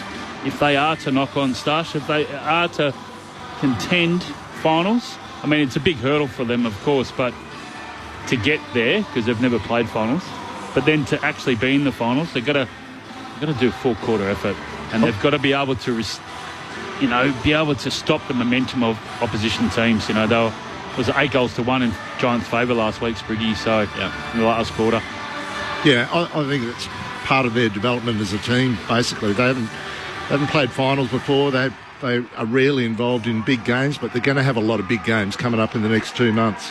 And today was a good response after last week. Last week, albeit the opposition not in the same ballpark as GWS, but today was a good mature response right at the end there, where the Oppo were coming at them and they just were able to steady. So I thought that was pretty good. I totally agree. Yeah, but Melbourne were up against it. We know that. But they gave the game up in the first quarter. We spoke about that also. But to lose those players. To lose players in game is always hard for structure, rotations, work, all that type of stuff, which ultimately has an effect on your performance the longer it goes, and that's sort of the way it panned out. But, well done to the Suns. That was good. On your home deck, you need to... actually, they've got a very good record here this year. I think it's 7-1 or something this year, winning here. So... that's something that they want to hold on to and make sure that this place is a tough place for opposition teams to come, because you come up here in June, July, you come out of the southern states, it's a nice place to play footy, but you actually want it to be a little bit hostile. So that little bit at the end, the booing of Stephen May, that's not such a bad thing from the Sun supporters. Make this place hostile, so that your team gets a real good chance to win every time they come out here. It's to do in part with the fact, of course, he was their former captain, and it's pantomime to boo former players. Also because he's Stephen May. I think he gets booed at most places he plays either. Just on the Suns. So they're away to Essendon at Docklands next week. That's a Saturday afternoon game, the early game. Then they've got Collingwood at home, Adelaide away, and then the Q Clash, which I think is here. So that's 3 real big games. Massive games coming up for Damien Hardwick's men. Melbourne are away to Adelaide, in Adelaide on Sunday afternoon next week. By the way, this of course means after losing 12 in a row against Melbourne, the Suns have now won back-to-back games against this opponent. It's only their second time ever they've beaten them here at Carrara. Coming up next, if you're listening through ACT and Gold Coast, you'll head to the NRL, Broncos versus the Warriors, with Quentin Hull and the team at Lang Park. Otherwise, through Brisbane News Radio, back to network programming, or, of course, we roll on to York Park in Launceston for Hawthorn and North Melbourne. Whitey, who's your 3 best players? I've handballed at start. Coordinating on this? Yeah. All right. You've handballed to me. Yeah, I've handballed it to you. You got a minute left. Debut. Right, I've got a minute left. Righto. I'm going to go Sam Flanders 1 for his work from Go to Woe.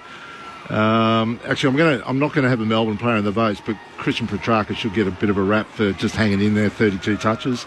Noble, we thought was terrific. 29 touches off half back and set off. Actually, can I flip that around? Yep. Can I go Matt Rouse 2? Okay. And John Noble 3. Noble 3, Rowell 2, Flanders 1, as adjudged by Craig Starcevich / Jeff White in the ABC Player of the Year. Thanks, chaps. See you next time. Thanks, Brett. Thanks for having me up here. Michael Price, thank you. On you, Spriggy. Hear from you next time as well. Thank you to Craig back in the studio and to Peter Scott here on the Faders at Carrara. Going in different directions here on local radio, ACT and Gold Coast, the NRL, or on News Radio. And indeed, our next stop, though, Hawthorn v North Melbourne in Launceston. The Pies and the Eagles to come later on here. Here it was the Suns over the D's by 19 points.